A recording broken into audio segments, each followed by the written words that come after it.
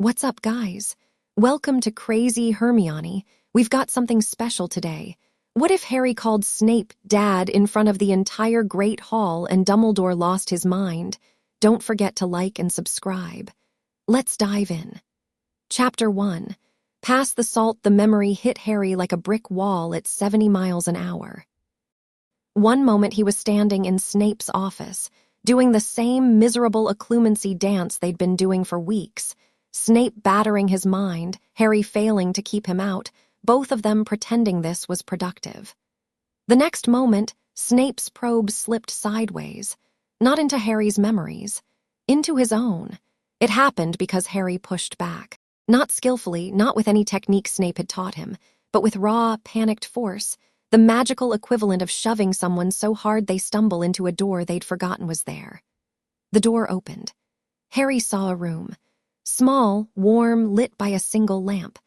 Lily Potter, no, Lily Evans, she looked too young to be anyone's wife, sat on a threadbare couch with her knees drawn up, and she was crying. Not the gentle, cinematic kind. The ugly kind, with snot and hiccups and mascara tracking down her cheeks. Snape, younger, thinner, without the permanent sneer etched into his face, sat beside her. Close. Too close for colleagues, too close for old friends who'd had a falling out, too close for anything that matched the story Harry had been told his entire life. "I can't tell him," Lily whispered. "Save, I can't. James would. James would what?" Young Snape's voice was raw. "He'd leave you, he'd lose his mind, let him. Lily, you don't understand. Dumbledore came to see me yesterday." Snape went very still. "He knows," Lily said. "About us, about the baby. He knows it's yours." The world dropped out from under Harry. He was still standing in Snape's office, still connected to the man's mind, but every nerve in his body had gone numb. He heard the next words as if from underwater. "He said the prophecy requires a Potter. The child of the Potters, born as the 7th month, dies. If anyone finds out the baby is yours," Lily's voice cracked. "He said there's a glamour, ancient magic. It can change the baby's appearance, lock away certain magical signatures, make him look like James in every way that matters. He said it's the only way to keep the baby safe." Number Snape was on his feet. "Absolutely not." "I won't let that old man. He said he'd obliviate you." Silence. "He said it with a smile, save, like he was offering to do you a favor." The memory shattered. Harry was wrenched backward so violently he stumbled into Snape's desk, knocking over a jar of pickled something that smashed across the stone floor. The office swam back into focus, dim, cold, lined with its grotesque specimen jars. Snape stood 3 feet away. His wand was raised, his face was the color of old parchment, and his hand was shaking. They stared at each other. "Get out," Snape whispered. Harry opened his mouth. "Get out!" Harry got out. He walked through the dungeon corridor with his ears ringing, and his hands numb, and his brain repeating, "It's yours. It's yours. It's yours," like a skipping record. He made it halfway up the stairs to the entrance hall before his legs gave out, and he sat down hard on the cold stone. A first-year Hufflepuff gave him a wide-eyed look and scurried past. Harry sat there for 11 minutes. He counted. He counted because if he was counting, he wasn't thinking. And if he wasn't thinking, he didn't have to deal with the thing that was trying to claw its way up from his stomach into his throat. At minute 12, he stood up, wiped his face with his sleeve, and went to find Hermione. She was in the library. Of course she was in the library. It was 9 o'clock on a Thursday, and Hermione Granger was in the library the way gravity was in effect, constantly, reliably, without exception. Harry dropped into the chair across from her. She looked up from an essay that was already 6 inches longer than required, took one look at his face, and set her quill down. "What happened?" "I need the restricted section." Hermione's eyes narrowed. "Why?" "Glamour charms, old ones, the kind that can change how someone looks permanently, from birth." "Harry, what?" "And memory charms. Specifically, obliviation of someone you're in a relationship with. Whether there's a way to undo it, whether proximity to certain people can crack it. I need everything." Hermione stared at him for a long, searching moment. Then she closed her essay, capped her ink, and said, "Tell me." So he told her, all of it. The memory, Lily's words, Snape's face, both the young one in the memory and the old one in the office. He told her in a low, flat voice that didn't sound like his own, and when he was done, Hermione's hands were pressed flat against the table and her knuckles were white. She stopped, started again. Harry, yeah. Dumbledore obliviated. Yeah, and your mum and Snape were. Hermione, I'm going to need you to get past the shock portion of this conversation, because I've only got about 48 hours before I do something very public and very irreversible, and I need a research partner, not a goldfish. She closed her mouth, opened it again. 48 hours until what? Harry looked at her. Something in his expression must have been answer enough, because Hermione took a slow breath, pulled her hair back into a knot, and said, Right, restricted section. I have a signed pass from Professor Vector for arithmetic source texts. I can stretch that to cover theoretical charm foundations. What's our framework? The glamour is real or it isn't. If it's real, there will be documentation. Dumbledore is thorough. There's no way he casts something this complex without research, and he does his research in this library. You want to find his sources. I want to find his sources. I want to understand what the glamour does beyond appearance, and I want to know how to break it. Hermione was already standing, gathering her things with the brisk efficiency of a general preparing for campaign. And if it's not real? If the memory was planted, or modified, or then Snape's a better actor than anyone in history, because the look on his face when that memory cracked open wasn't performance. That was a man watching his own grave get dug up. They moved through the library's back corridors, Hermione's vector pass getting them past the velvet rope with only a raised eyebrow from Madame Pince. The restricted section at night was a different beast than during the day. The book seemed to breathe, leather covers expanding and contracting in the dim light, and one volume on the far shelf was definitely growling. Glamour magic, Hermione muttered, running her finger along spines. Not standard glamours, those are in the regular charms section. We need bloodline glamours, inheritance concealment. That's old magic, Harry, pre-ministry. Try the genealogical section, 3rd row back. She shot him a look. How do you know where? Spent a lot of time in here 2nd year trying to figure out if I was Slytherin's heir, remember. They found what they needed in a book so old it didn't have a title anymore, just a leather cover embossed with a symbol that looked like an eye being sewn shut. Hermione handled it with cotton gloves she'd apparently been carrying in her bag, because she was Hermione, and of course she carried archival gloves. Here. She laid the book flat and pointed to a passage written in Latin, so archaic Harry could barely parse it, but Hermione translated on the fly, her finger tracing the words. Sanguinis velum, the blood veil, a glamour anchored not in appearance but in magical signature. It doesn't just change how you look. It suppresses inherited magical traits, reroutes the subject's magical core to mimic a different bloodline, and she trailed off. And what? And it requires the caster to be of significant magical power, because maintaining the veil across a lifetime requires an anchoring sacrifice. The caster binds a portion of their own magic to the subject permanently. Hermione looked up. Dumbledore tied a piece of his magic to you when you were a baby. Harry felt something cold settle in his chest. What happens to the magic that gets suppressed? Hermione read further, turning pages with increasing speed. It doesn't go away, it gets compressed, pushed down into a sort of magical reservoir that the subject can't access. The book says. She stopped again, and this time her face went genuinely pale. Hermione. It says that if the veil is broken, the suppressed magic releases all at once, and the longer the veil has been in place. She did the math visibly, her lips moving. 15 years. Harry, 15 years of compressed magical inheritance would be a lot. The book uses the phrase as a dam bursting upon the valley. Harry sat back in his chair. The cold thing in his chest was spreading, but it wasn't fear. It was something harder and quieter. It was the feeling of looking at a locked door and realizing you'd had the key the whole time and someone had sewn your pockets shut. There's more, Hermione said. The counteragent. There is a potion, actually not a spell. It's a modified heritage draft. The ingredients are.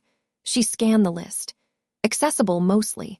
Moonstone, Fluxweed, a base of Alihatsi draft, Harry. This is basically a modified polyjuice framework. I can brew this.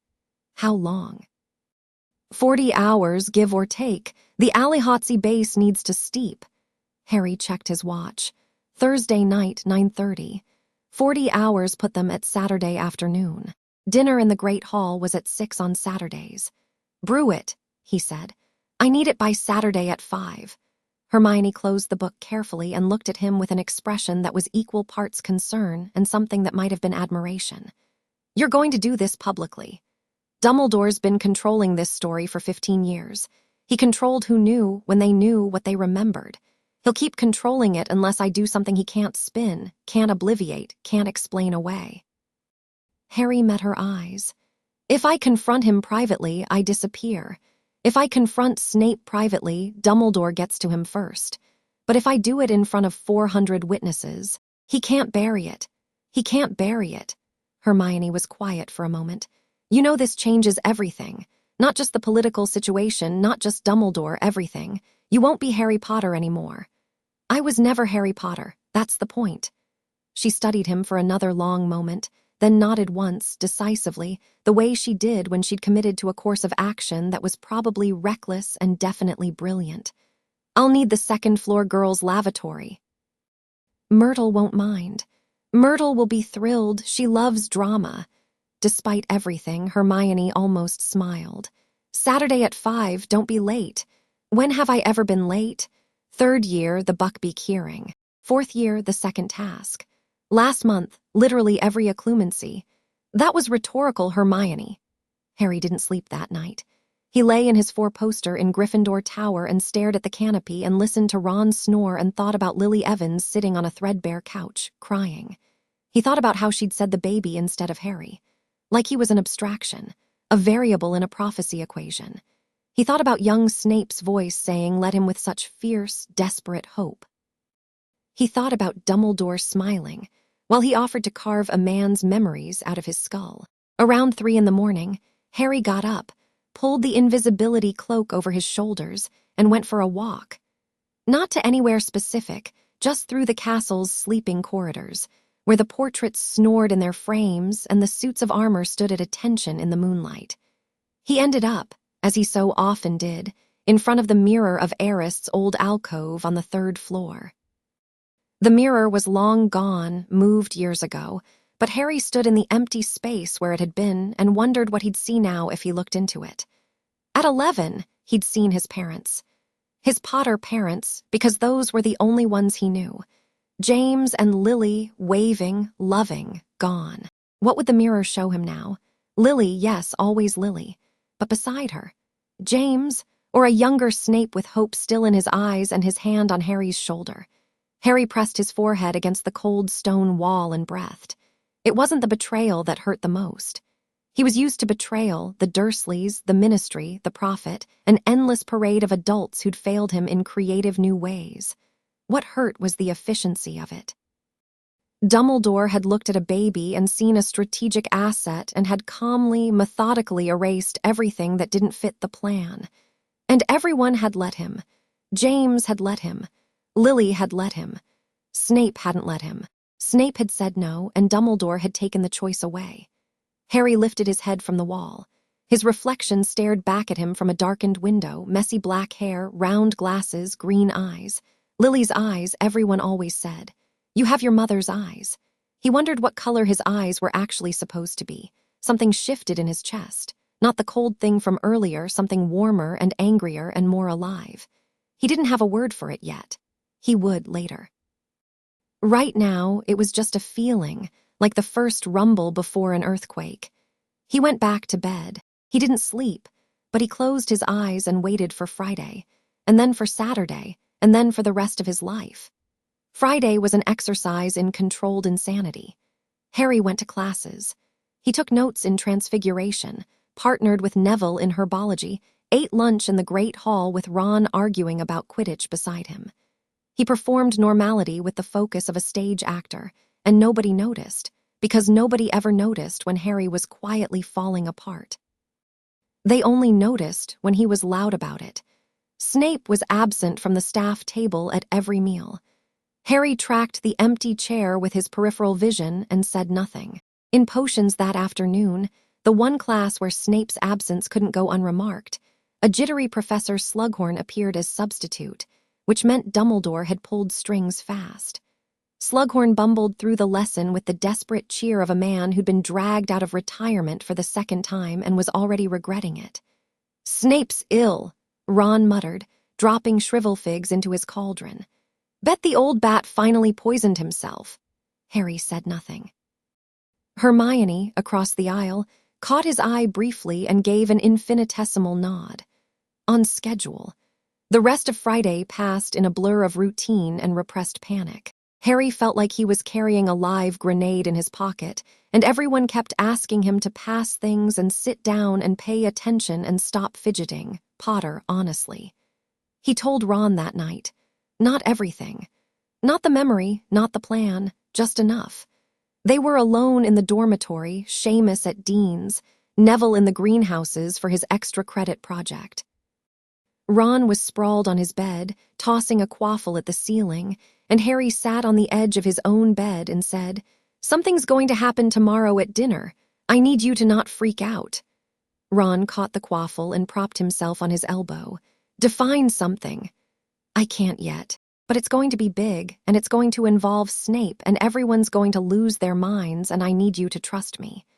Ron's face went through several complicated expressions.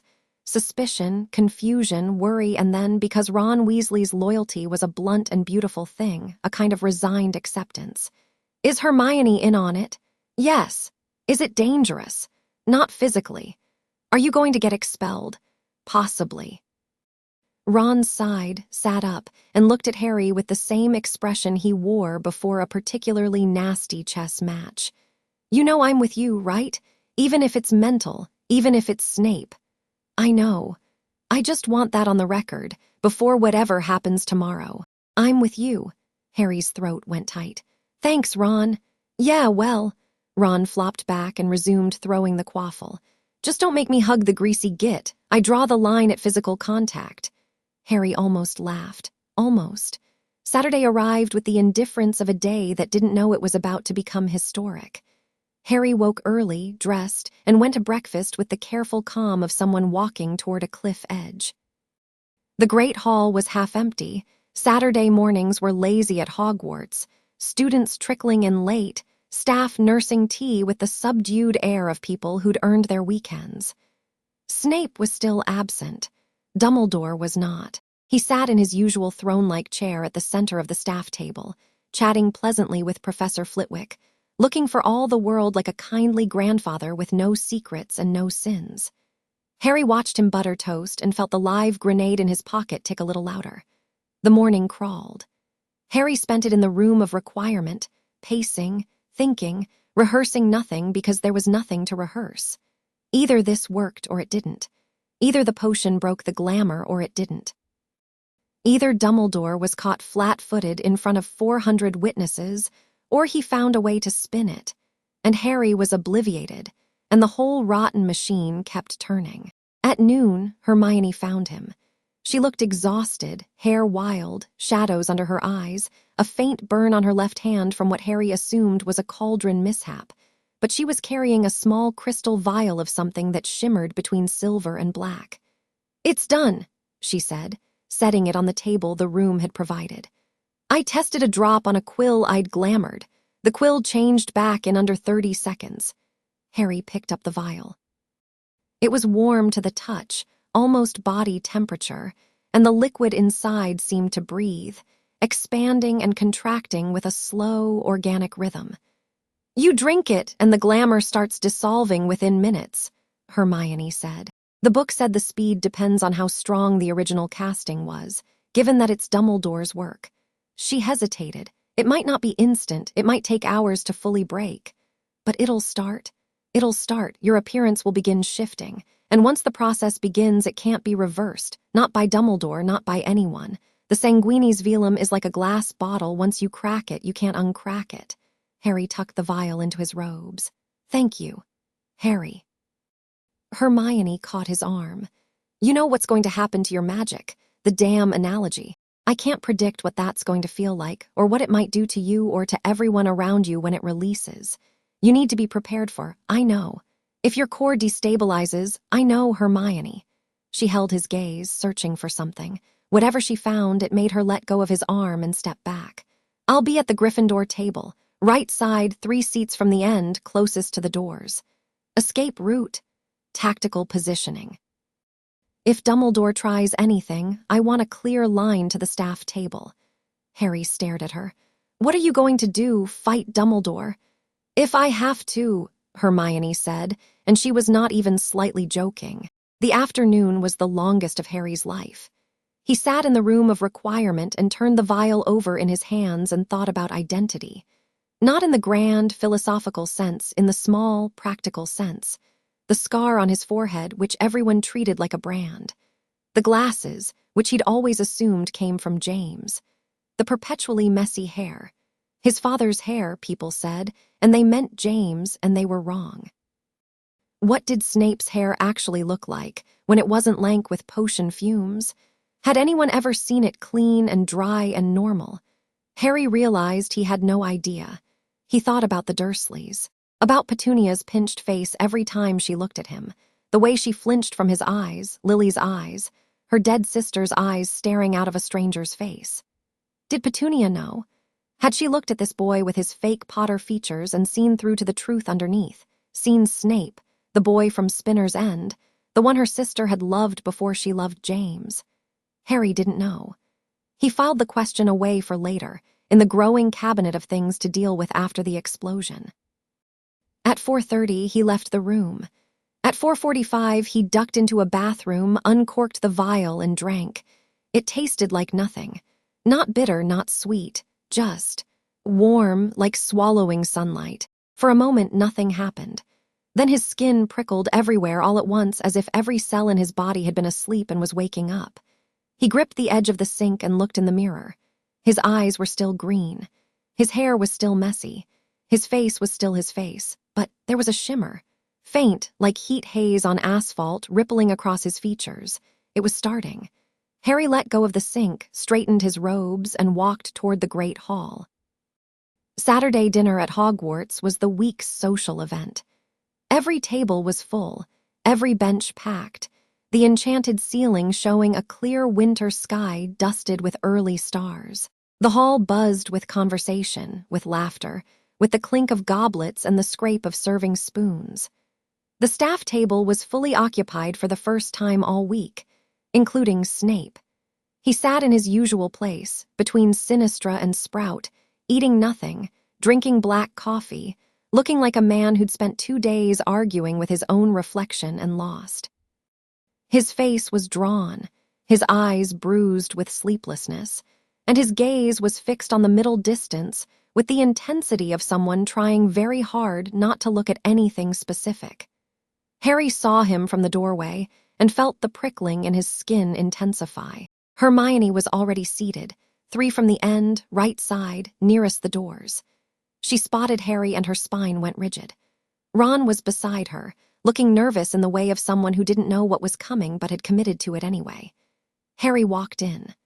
The Great Hall on a Saturday evening was a sensory assault, noise, color, movement, the smell of roast beef and Yorkshire pudding and pumpkin juice, but Harry moved through it like a man walking underwater.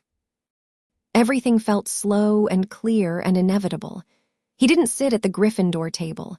Several people noticed this. Heads turned as Harry walked past his house table, past the Hufflepuffs, past the Ravenclaws. The buzz of conversation developed a questioning note. Harry Potter was walking toward the staff table, and he wasn't stopping. Dumbledore saw him first. The headmaster's fork paused midway to his mouth, and behind his half-moon spectacles something sharpened. Not alarm, not yet. Calculation. McGonagall saw him second. "Mr. Potter is everything," Harry ignored her. He walked straight to the section of the staff table where Snape sat, and he stopped directly in front of the man, close enough to reach across and take something from the table. Snape looked up. Their eyes met. Harry watched it happen, watched Snape see the shimmer on his skin, watched recognition and horror bloom across those sharp features in real time. Snape's coffee cup froze halfway to his lips. His mouth opened, but no sound came out. The great hall was getting quieter. Students were elbowing each other, craning their necks. Potter's at the staff table. What's he doing? Is he in trouble? Harry let the silence build for exactly 1 beat. Then he looked at the salt cellar sitting between Snape's elbow and Sinistra's plate. "Pass the salt, Dad," his voice carried. Not because he shouted. The acoustics of the Great Hall were designed for announcements, for Sorting Hat songs, for Dumbledore's start-of-term speeches. A clear voice at the staff table reached every corner of the room. 400 students heard it. The silence that followed was so complete that Harry could hear the candles flickering overhead. 400 people stopped chewing, stopped talking, stopped breathing. Every eye in the hall snapped to Harry, then to Snape, then back to Harry, as if watching a tennis match played with a live bomb.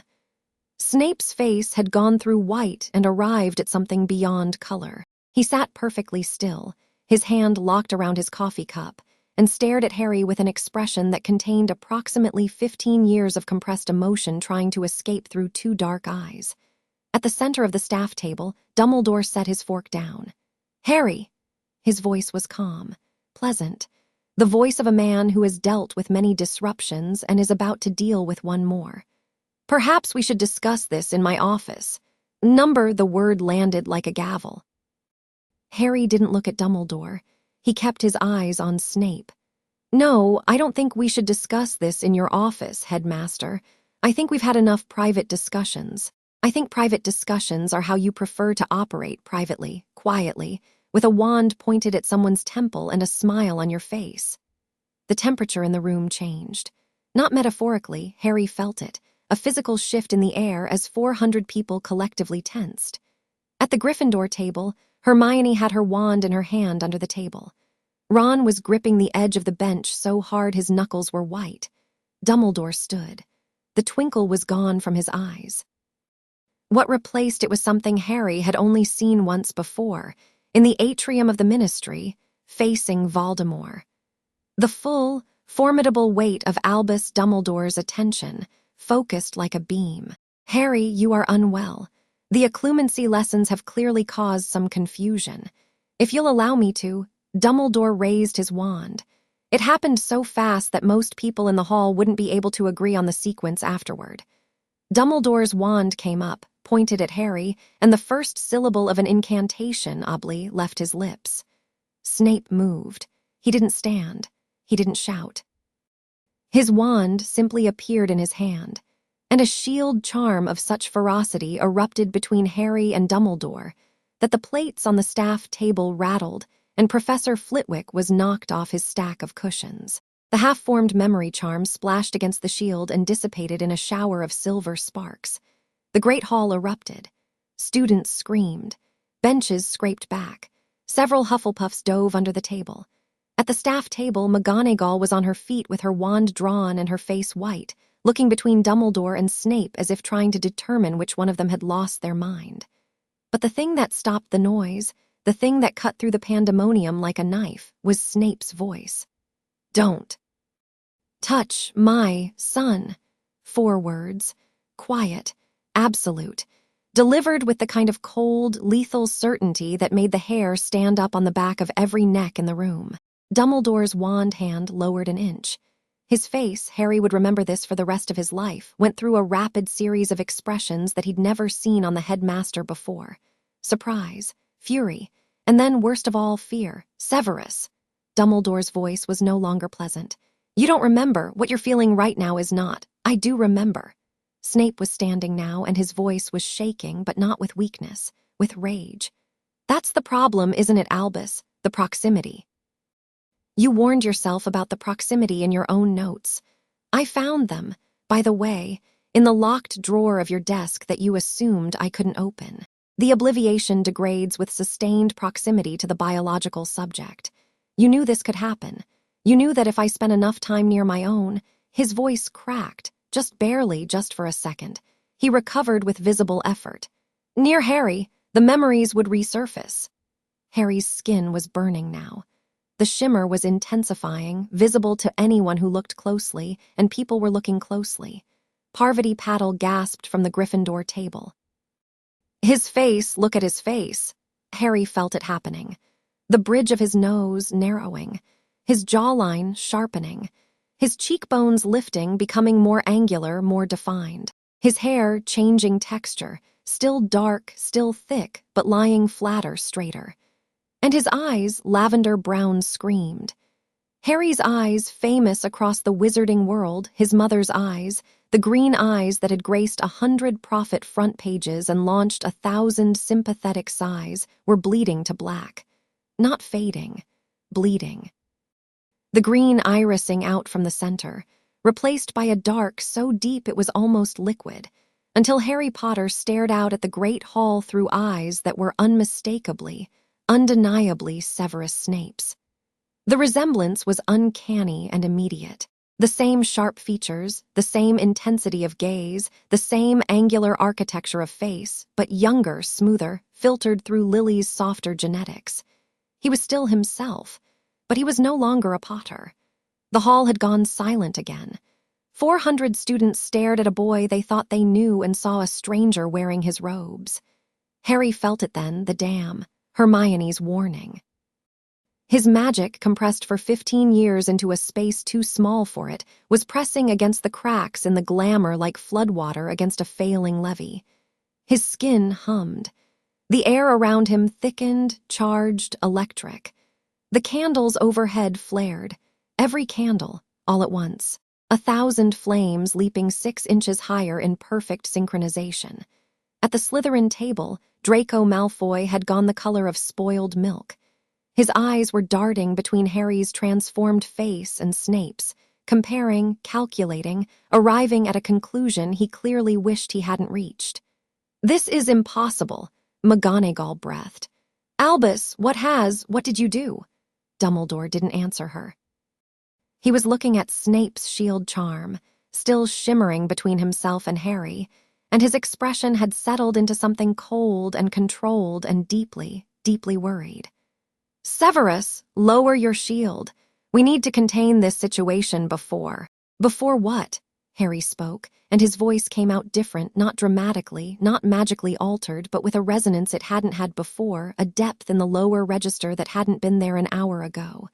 "Before everyone finds out what you did, too late." He turned to face the hall. 400 faces stared back at him. "My name is Harry," he said. "And until about 2 days ago, I thought I was James Potter's son. I wasn't, I'm not." He gestured to Snape, who stood rigid and trembling behind his own shield charm. "Professor Snape is my biological father. My mother was Lily Evans. I was born before she married James Potter, and when Dumbledore learned the truth, he placed an ancient glamour on me to make me look like a Potter, because his precious prophecy needed me to be one." The noise that rose from the student body was not a gasp or a scream or a murmur. It was a roar. 400 voices erupting in shock, disbelief, outrage, excitement, horror, glee, and every other emotion that adolescents are capable of experiencing simultaneously. Harry let it wash over him and felt absolutely nothing except the building pressure of his magic pushing at his skin, wanting out, wanting to stretch into the space it had been denied for a decade and a half. He turned back to Dumbledore. "You obliviated my father. You glamoured me at birth. You placed me with the Dursleys, people you knew would treat me like vermin when I had a living parent the entire time. Every year I've been at this school, I've sat in his classroom and he didn't know. He looked at me and he didn't know." Harry's voice was steady, but the magic wasn't. The goblets on the nearest tables were vibrating. A water jug cracked down the middle, sending pumpkin juice flooding across the Ravenclaw table. Dumbledore raised both hands, a placating gesture, a politician's gesture. "Harry, the prophecy required a sacrifice, and you decided it would be mine, and his, and my mother's. You decided and you didn't ask, and when someone objected, you took their memory away." Harry took a step closer to the staff table. The shield charm rippled but let him through, Snape's magic recognizing him, allowing him passage. "That's not the greater good, Professor, that's just control." Dumbledore's face tightened. For the first time in Harry's memory, the old man looked genuinely caught. Not outmaneuvered, Dumbledore was never outmaneuvered, but exposed. The mask had slipped, and 400 witnesses had seen what was underneath. "We will discuss this properly," Dumbledore said, and his voice was pure authority now, no warmth, no grandfather act. "In my office, tonight." "We'll discuss it whenever and wherever I choose," Harry said. "I'm done having private meetings where you set the terms." The magic surged. It wasn't intentional. Harry didn't cast a spell, didn't even reach for his wand. The compressed power simply escaped, like steam from a kettle, and the great hall felt it. The floating candles blew out, all of them, every single one, plunging the hall into a darkness lit only by the enchanted ceiling's starlight. Students screamed. In the sudden dark, Harry's magic was visible, a faint, pulsing luminescence that clung to his skin like foxfire, silver-white and crackling. It lasted 3 seconds. Then the candles reignited, all at once, burning brighter than before, and Harry was still standing in front of the staff table with his new face and his father's eyes and magic rolling off him in waves. Professor Flitwick, who had climbed back onto his cushion stack, said very quietly, "Oh my." Snape moved then. He came around the edge of the staff table, his shield charm dissolving, and stood beside Harry. Not touching him, not speaking, just there. Shoulder to shoulder with a boy he'd spent 5 years despising for a face that wasn't even real. They stood together, father and son, in front of a hall of witnesses, and for one suspended moment, nobody moved. Then Dumbledore did something that surprised even Harry. He sat down. Not in defeat, Dumbledore didn't do defeat, but in recognition that this battle in this arena was lost. He sat in his golden chair and folded his hands and looked at Harry and Snape with an expression of profound, calculating regret. "Very well," he said softly. "Very well." The great hall erupted again. Students were on their feet, shouting questions, grabbing each other, several crying for reasons they probably couldn't articulate. The staff table was in chaos, McGonagall demanding answers, Flitwick squeaking in academic excitement, Sprout looking like she might faint, Hagrid staring at Harry with huge, wet eyes and an expression of dawning comprehension. Umbridge. Harry had almost forgotten about Umbridge. She sat at the far end of the staff table in her pink cardigan, and she was not shocked or confused or upset. She was smiling. It was a small, toad-like smile, and she was writing something on a piece of parchment with her quill moving at furious speed. Harry clocked the smile and filed it away. Another problem for later. The cabinet was getting full. Hermione reached him first, having navigated the chaos of the hall with the determination of a salmon swimming upstream. Ron was right behind her, slightly green in the face but present, loyal there. "Harry," Hermione breathed, staring at his changed face. "Your eyes, I know. You look like him, I know." Ron was staring too, but he rallied faster than Harry expected. "Right, so, Snape's your dad." He looked at Snape, who was standing beside Harry with his arms crossed and his face unreadable. "Hello, Professor, this is weird. An understatement of remarkable proportions, Weasley," Snape said, and his voice was steady even though his hands, still crossed against his chest, were clenched into fists so tight his knuckles were bone white. The crowd was pressing closer. Students from every house were pushing toward the staff table, a wall of faces and noise and questions. Colin Creevey was taking photographs. The Weasley twins were high up on the Gryffindor bench, trying to see over the crowd, and Fred or George yelled, "Oi, Potter." "Do we call you Snape now?" Harry opened his mouth to answer, but his magic surged again. Another pulse, another flare of silver light that danced across his skin and made the nearest student stumble backward. The jug on the Hufflepuff table exploded. Ernie Macmillan caught a faceful of pumpkin juice. Snape's hand closed around Harry's shoulder. The magic steadied. Not stopped. It was still there, still pressing, still enormous, but the contact grounded it somehow, like an earth wire on a live cable. Harry felt the difference immediately. The wild, cresting pressure eased to a manageable hum. He looked at Snape. Snape looked back. Neither of them spoke, but Snape didn't take his hand away. "We're leaving," Snape announced to no one in particular, and began steering Harry toward the doors with the hand on his shoulder and the other hand holding his wand, eyes scanning the crowd like a man expecting an ambush. "Move, Granger. You too, Weasley. Unless you'd prefer to stay and answer questions." They moved. The four of them, Snape, Harry, Hermione, Ron, cut through the great hall like a ship through water, students parting before them with a mixture of awe and terror. Dumbledore watched them go. McGonagall called out, "Severus, Severus!" But Snape didn't turn. Umbridge was still writing. They made it through the great oak doors and into the entrance hall, where the noise of the great hall became a muffled roar behind them, and Snape walked fast enough that Harry had to jog to keep up, which was a new experience because Harry had never been short next to Snape before. But the glamour's removal had apparently not returned the 3 inches that the Potter genetics had allegedly provided. "Where are we going?" Ron panted. "My quarters," Snape said. "The headmaster's portraits report to him." "My quarters have had their frames removed since 1987. "You removed the portraits from your own rooms," Hermione said. "I value my privacy, Miss Granger, a concept you might acquaint yourself with given your involvement in what I can only describe as the most spectacularly reckless act of student rebellion in the history of this institution." "I helped brew the counteragent," Hermione said, with a slight lift of her chin. "I'd do it again." Snape shot her a look that might, in certain light from certain angles, have contained the faintest trace of approval. "Gryffindors." They descended into the dungeons. Snape's private quarters were behind a blank stretch of wall near the potions classroom. He pressed his wand to a specific stone, muttered something Harry didn't catch, and a door materialized. Beyond it was a sitting room that was almost aggressively sparse. A fireplace, 2 armchairs, a wall of bookshelves, a desk covered in papers. No portraits, no decoration. A single window that must have been magically installed because they were underground showed a dark, watery view of the Black Lake. Snape released Harry's shoulder, crossed to the fireplace, and stood with his back to the room for a long moment. Nobody spoke. Then Snape said, without turning around, "How long have you known?" 2 days, Harry said. "Since the occlumency lesson, I saw the memory. And you decided to, what? Announce it over dinner like a toast. I decided to make it impossible for Dumbledore to bury." Snape turned.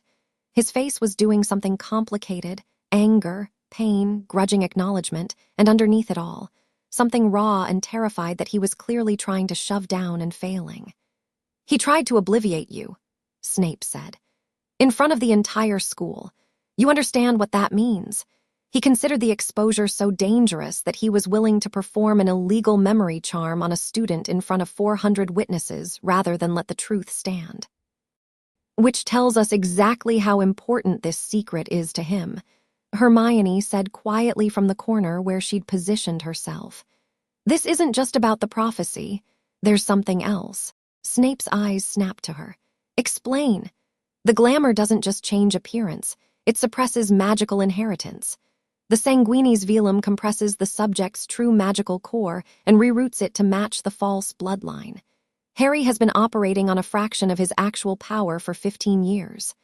Hermione pulled a folded piece of parchment from her robes, notes, covered in her cramped handwriting. "Dumbledore didn't just hide who Harry is, he hobbled him.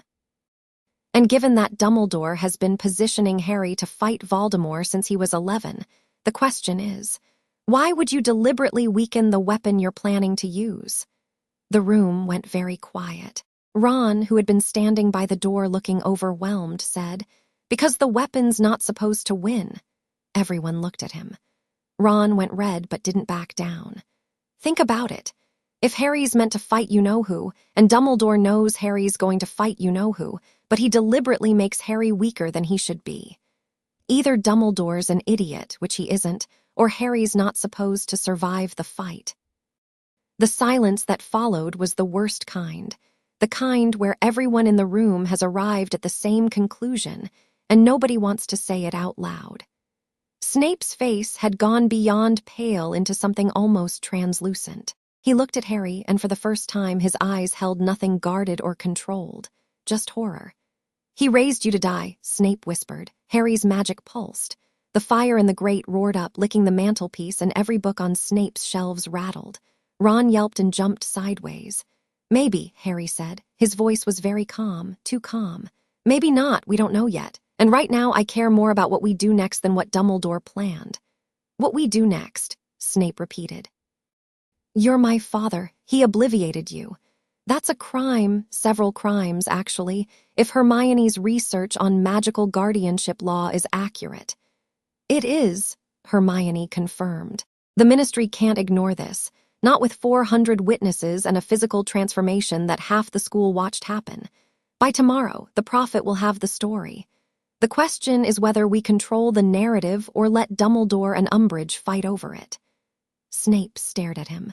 Then, very slowly, he sank into one of the armchairs and pressed his hands over his face. You're 15, he said through his fingers. You are 15 years old and you are strategizing like a war general, and I have missed all of it. I have missed everything. Harry didn't know what to do with that. He'd prepared for anger, for denial, for the cruel, dismissive Snape he'd known for 5 years. He hadn't prepared for grief. Hermione touched Ron's arm and tilted her head toward the door. Ron nodded, and they slipped out quietly, pulling the door shut behind them. Harry stood alone in his father's quarters and watched a man he'd hated for half a decade fall apart in a threadbare armchair. He sat in the other chair. The fire crackled between them. The black lake pressed against the enchanted window, dark and patient. I don't know how to do this, Harry said. Any of this. I don't know how to have a father, and I don't know how to stop being angry, and I'm not going to pretend I'm okay because I'm not. Snape lowered his hands. His eyes, Harry's eyes, they had the same eyes now, the same depthless black, were red-rimmed but dry. I am not a good man, Snape said slowly. I have done terrible things. I served the Dark Lord. I treated you abominably for 5 years because looking at you, looking at James Potter's face, was a torture I inflicted on myself daily. And now I learn that it wasn't even his face. A sound escaped him that might have been a laugh in a universe where anything was funny.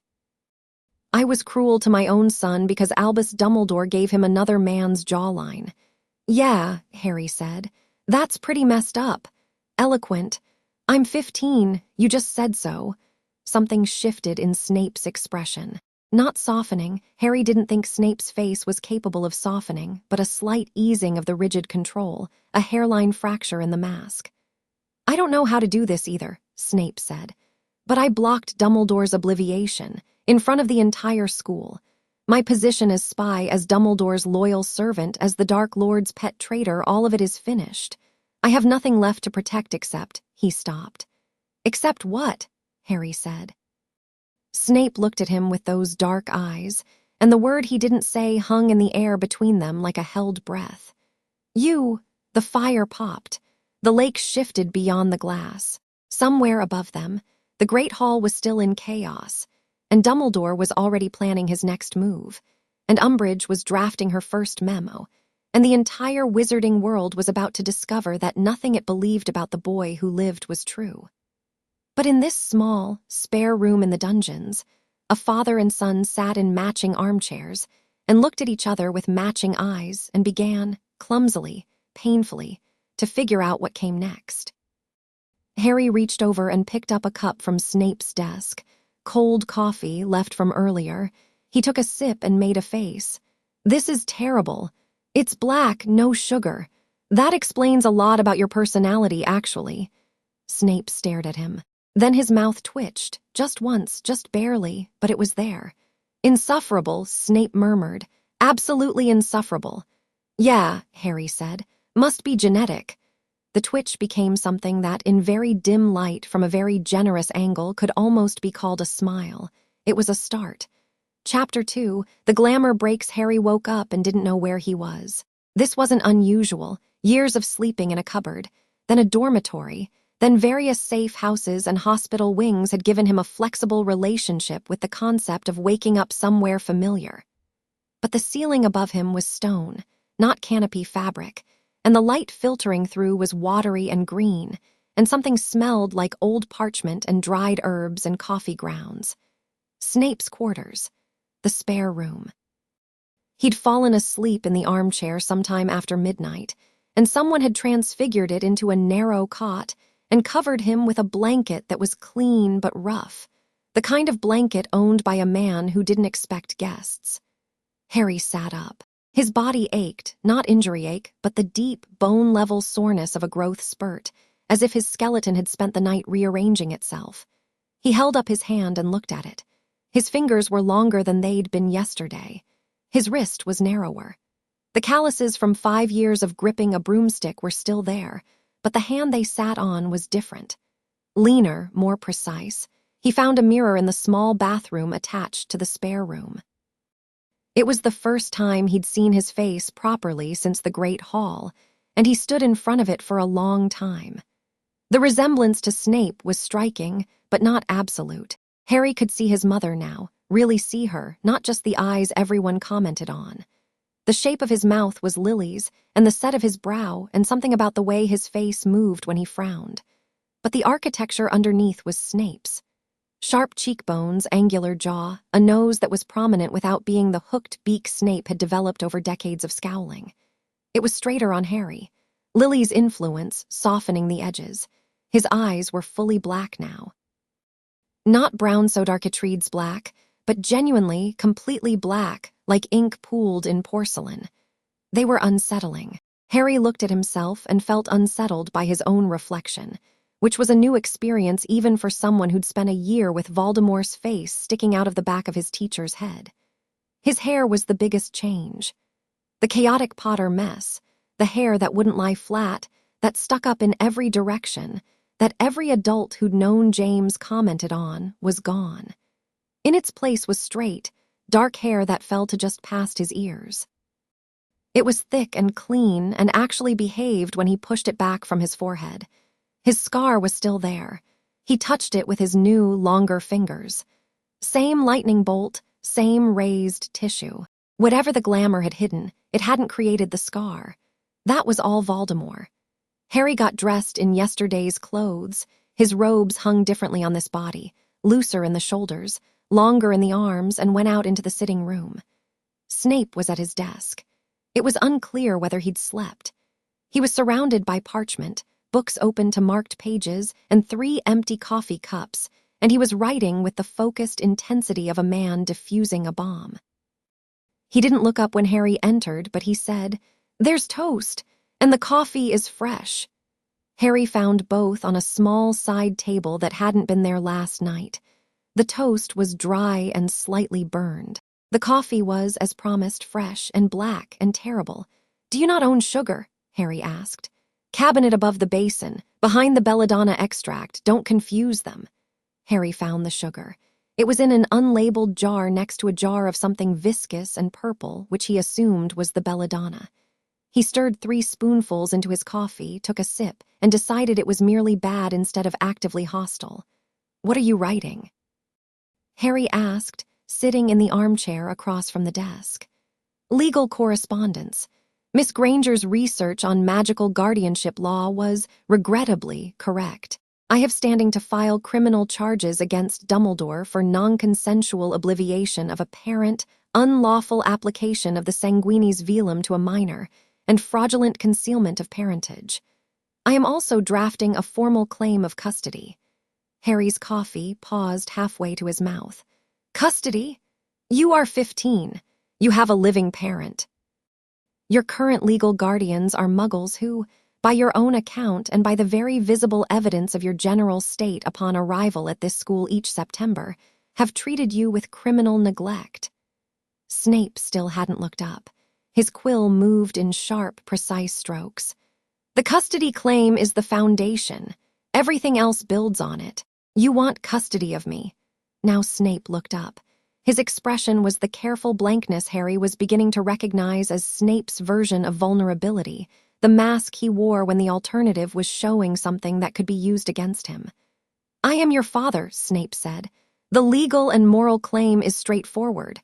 Whether you want—" He stopped. The quill paused. "That is a separate question." Harry thought about the Dursleys. About the cupboard under the stairs, and the locks on his bedroom door, and Aunt Petunia's face when she looked at him, and Uncle Vernon's fist when he didn't look at him. He thought about summers that lasted forever and Christmases that lasted longer, and the systematic, grinding loneliness of being an unwanted child in a house that had never been a home. "File the claim," Harry said. Snape's quill resumed writing. If his hand was slightly less steady than before, neither of them mentioned it. 20 minutes later, someone knocked on the door. Not the polite knock of a student or the brisk knock of a colleague. 3 sharp raps, followed by a pause, followed by 3 more. A pattern. Snape set down his quill and drew his wand. "Who taught you that knock, Granger?" "You did, sir." Hermione's muffled voice came through the stone. "3rd year, when you made us knock before entering the potions classroom. 3 pause 3. You said anything else was the auditory equivalent of a drunken troll." Snape opened the door. Hermione and Ron stood in the dungeon corridor, both looking like they'd been up all night. Hermione was carrying a leather satchel stuffed with parchment. Ron was carrying a plate piled with bacon and eggs, clearly liberated from the kitchens. "Brought breakfast," Ron said, edging past Snape with the carefully neutral expression of someone trying very hard not to make eye contact with the man he'd spent 5 years calling a greasy git. "Figured the toast situation down here would be dire." He set the plate on the side table and finally looked at Harry. His ears went pink and he blinked several times. "Mate, you look different. Like Snape ate Harry Potter and then got younger. It's deeply weird. I'm going to need a minute." "Take your time." "Thanks." Ron sat on the floor, there weren't enough chairs, and busied himself with a piece of bacon. Hermione was already unpacking her satchel onto any available surface. Parchment, clippings, a battered copy of Wizarding Law, a comprehensive reference, and what appeared to be a hand-drawn timeline covering the period from 1979 to 1981. "I didn't sleep," she announced, which was obvious. "I went to the library at 4 a.m. Madam Pince keeps the restricted section locked on weekends, but the arithmancy pass still works, and I've been cross-referencing everything I can find on the Sanguinis Velum, the prophecy, Dumbledore's published papers on protective magic, and the legal framework for what he did." She spread the timeline across Snape's desk, and Snape, to his credit, moved his own parchment aside without complaint. "The timeline is important," Hermione said. "Harry was born July 31, 1980. James and Lily married in early 1979. But according to the memory Harry saw, Lily was already pregnant when she told Professor Snape about Dumbledore's plan.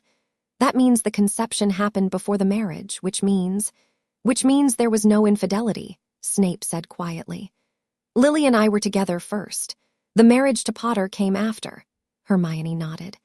"Dumbledore needed a Potter child for the prophecy. Lily was already pregnant with a half-blood child, Snape's child. So Dumbledore arranged the marriage, applied the glamour at birth, and presented Harry as the prophecy child. James went along with it. James knew," Harry's voice was flat. "He must have," Hermione said carefully. "He married Lily knowing she was carrying another man's child. He accepted the glamour. He raised you as his own." Harry stared at the timeline. 1979, 1980, dates and names and arrows connecting them. His entire origin story reduced to a diagram on parchment. "Why would James agree?" Ron asked through a mouthful of bacon. "I mean, sorry, Professor, but agreeing to raise Snape's kid as your own, that's a lot." Snape's jaw tightened, but he answered. Potter James was many things, but he was not stupid. He loved Lily. If Dumbledore came to him and said, "She's carrying another man's child, the child is crucial to a prophecy, and if you marry her and raise the boy as a Potter, you'll save the wizarding world," James would have done it. He was, at his core, exactly the self-sacrificing hero everyone believed him to be. There was no bitterness in Snape's voice, just a flat, tired statement of fact, which was somehow worse. "And the obliviation?" Harry asked. "When did that happen?" "After the birth," Snape said. He sat back in his chair and stared at the ceiling. "I remember now. It's coming back in fragments, not all at once. I remember holding you. You were very small and very red and very angry, and you had dark eyes, and I—" He stopped. Something moved across his face like a shadow. "I remember being happy, which should have been my first clue that something was about to go horribly wrong, because I am never happy." Ron made a sound that might have been a suppressed laugh. Snape ignored him. The next memory I have is waking up in my rooms at Spinner's End with a headache and a conviction that Lily Evans had married James Potter, and that was that. The grief was real. The memories behind it were fabricated. The room was quiet for a moment. Then Hermione pulled another piece of parchment from her satchel. "There's something else. I found this in a supplementary text on the Sanguinis velum. It's a side effect of long-term application that the original book didn't cover." She laid the parchment flat. "The glamour doesn't just suppress magical inheritance. Over time, it creates a feedback loop. The compressed magic has to go somewhere, so it cycles back into the subject's core, reinforcing itself, building pressure. In young children, this can cause accidental magic surges. In adolescence, the surges get worse," Harry said, thinking of every unexplained magical incident since he'd started Hogwarts. Blowing up Aunt Marge, the Patronus that drove off 100 Dementors, the way his wand had fought Voldemort in the graveyard with a power that seemed to come from somewhere beyond his own ability. "Much worse," Hermione confirmed. "And the longer the glamour stays in place, the more volatile the eventual release. Harry, the book estimates that a 15-year Sanguinis velum on someone with even an average magical core would produce a release event equivalent to—" She consulted her notes. "A Class 4 magical detonation." "And Harry's core isn't average," Ron said, no longer eating. "No," Hermione agreed. "It's not. Professor Snape, what's the Prince family's magical classification?" Snape was very still. The Prince line was classified as a Category 1 magical bloodline by the Ministry in 1743, one of 12 families to receive the designation. It means the baseline magical potential is extraordinary, Hermione finished. Which means Harry's compressed magical inheritance isn't a Class 4 detonation waiting to happen. It's higher, possibly much higher. Harry looked at his hands. The foxfire glow from last night was gone, but he could feel his magic differently now, not as a tool he reached for when he needed it, but as a constant presence, a second heartbeat, a pressure in his blood that was both exhilarating and slightly terrifying, like standing on the edge of something very high and feeling the wind push at your back. "What do I do about it?" he asked. "You learn to control it," Snape said, "quickly before it controls you. And before Dumbledore tries something else," Hermione added. "Which he will, this morning probably. He's had all night to plan." As if summoned by the word morning, a second knock came at the door. This one was neither patterned nor polite. It was a single, authoritative rap, followed by the door swinging open without invitation. Minerva McGonagall stood in the corridor.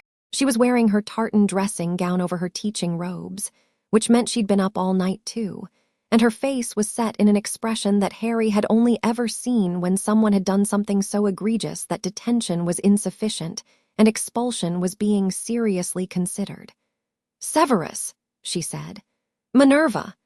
I have spent the last 10 hours questioning Albus Dumbledore in his office. He has been evasive, condescending, and intermittently apologetic, which is the combination that makes me want to transfigure him into a footstool." She stepped into the room, took in the scene, Snape at his desk, Harry in the armchair, Hermione surrounded by research, Ron on the floor with bacon, and her lips thinned. "I see you've assembled a war council. A reasonable precaution, given that the headmaster attempted to obliviate a student during dinner. Yes, we need to discuss that." McGonagall closed the door behind her and warded it with a flick of her wand. Not a simple locking charm, but something layered and complex that made the air shimmer. "What I'm about to say does not leave this room." She looked at each of them in turn. Ron swallowed his bacon nervously. Hermione nodded. Harry said nothing.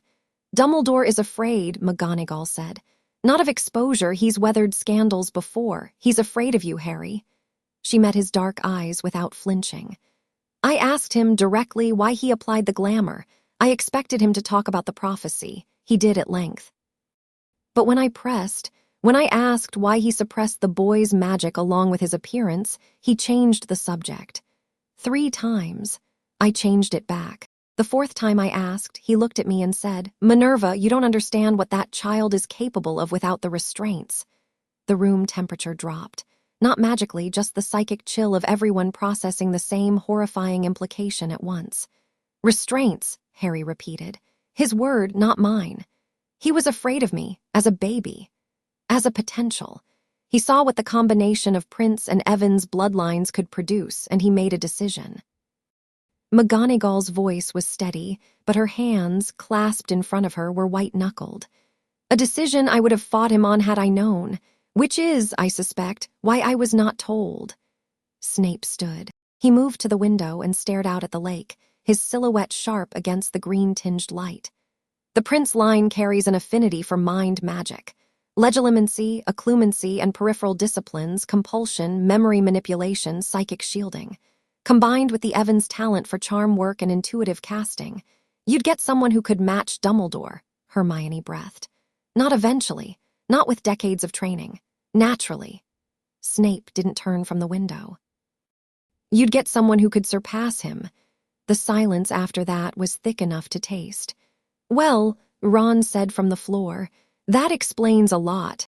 McGonagall smoothed her dressing gown with the brisk gesture of someone setting aside emotion in favor of practicality. "I came to warn you. Dumbledore has sent word to the full Order of the Phoenix requesting an emergency meeting tonight. He has also written to the Ministry, ostensibly about Umbridge, but I suspect the subtext is about Harry.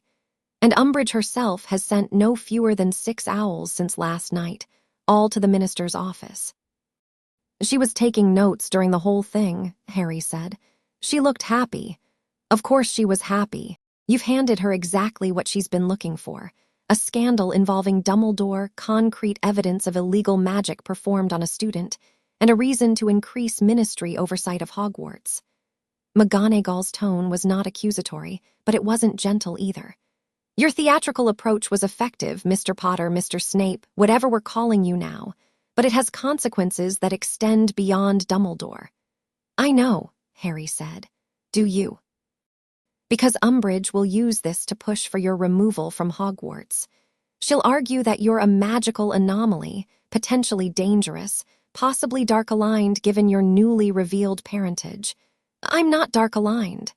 "I know that. She doesn't care. She cares about ammunition, and you've given her a full arsenal." McGonagall met his eyes. "I'm not here to scold you. What Dumbledore did was unconscionable, and I say that as someone who has trusted the man with my life for 40 years. But you need to understand the political landscape you've just stepped into." "He understands," Snape said from the window. "He may be 15, but he's not naive. Are you, Harry?" The use of his first name, his actual first name, without the surname that Snape had always spat like a curse, landed differently than anything else said that morning. Harry looked at Snape's back, at the rigid line of his shoulders, and understood that the question was sincere. Snape wasn't testing him or mocking him, he was checking. "I'm not naive," Harry confirmed, "and I have a plan." McGonagall raised an eyebrow. "A plan." "Hermione has a plan," Harry amended. "Which I've agreed to, which makes it my plan." "It's a collaborative plan," Hermione said diplomatically, and pulled yet another sheaf of parchment from her apparently bottomless satchel. "The key issue isn't Dumbledore or Umbridge individually. It's that they both want to control Harry's narrative. Dumbledore wants to contain the damage and restore his authority. Umbridge wants to exploit the chaos for ministry power. If Harry plays defense against both of them, he loses. He gets pulled apart. "So don't play defense," Ron said. Everyone looked at him again. "What?" he shrugged. "It's chess. If 2 players are both coming at your king, you don't retreat. You attack a third position they can't ignore."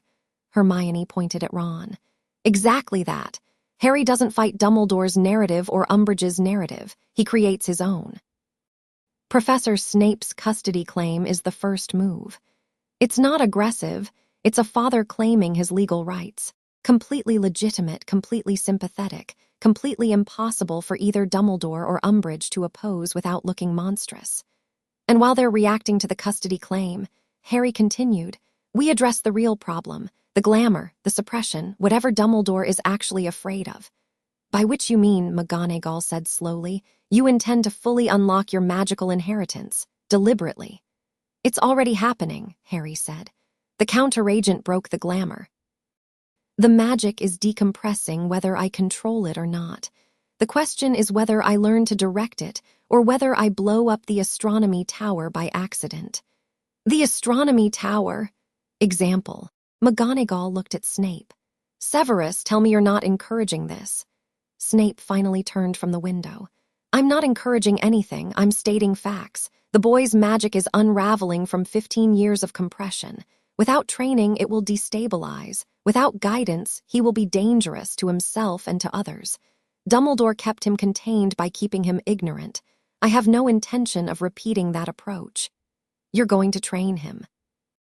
I'm going to teach him the Prince family disciplines, starting today.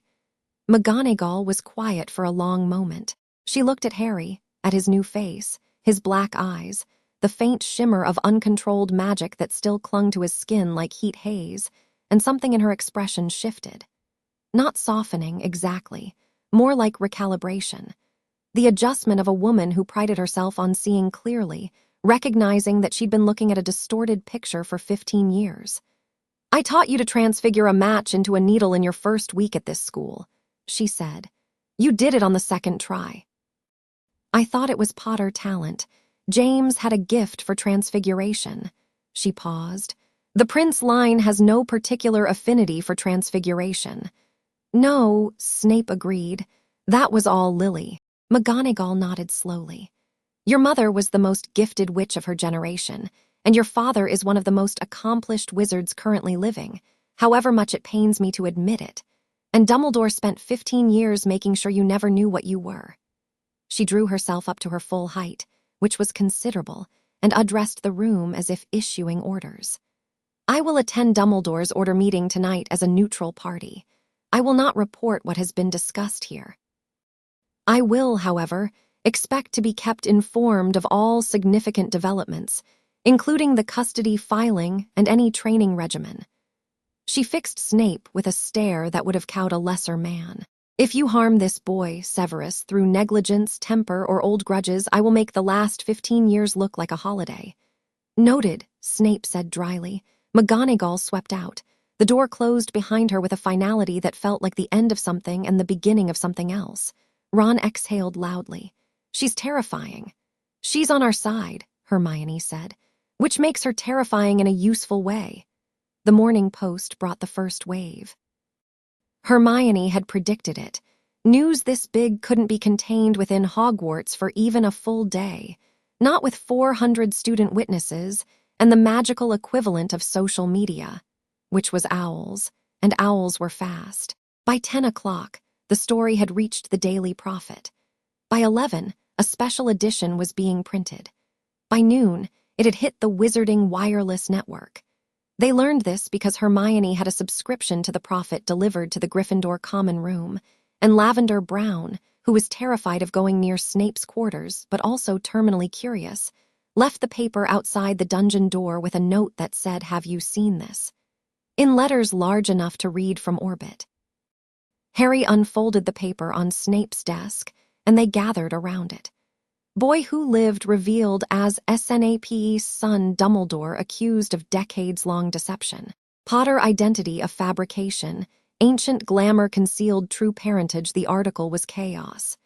Half accurate, breathlessly sensational, and accompanied by a photograph that someone, Colin Creevey, almost certainly had taken in the Great Hall. Harry, mid-transformation, his eyes half green and half black, standing in front of Snape with magic crackling around him. It was a striking image. It looked like a painting of a dark wizard's origin story. Well, that's not great, Ron said, reading over Harry's shoulder. They're calling you the half-blood deception. That's going to stick. Let them call me whatever they want. Harry scanned the article. It was mostly speculation. Nobody at the Prophet had actual sources, just student accounts relayed through parents, each one more garbled than the last. One version had Snape declaring Harry as his heir in a blood ritual. Another had Harry challenging Dumbledore to a duel. A third claimed Voldemort was involved somehow, because the prophet couldn't write a story about Harry without shoehorning Voldemort in. But buried in the middle of the article was a quote from a senior ministry source, Umbridge, obviously, that made Harry's stomach tighten. The ministry is deeply concerned about reports of uncontrolled magical phenomena surrounding Mr. Potter. A magical anomaly of this nature poses potential risks to the student body and staff of Hogwarts. Educational decree proceedings are being considered to ensure the safety of all.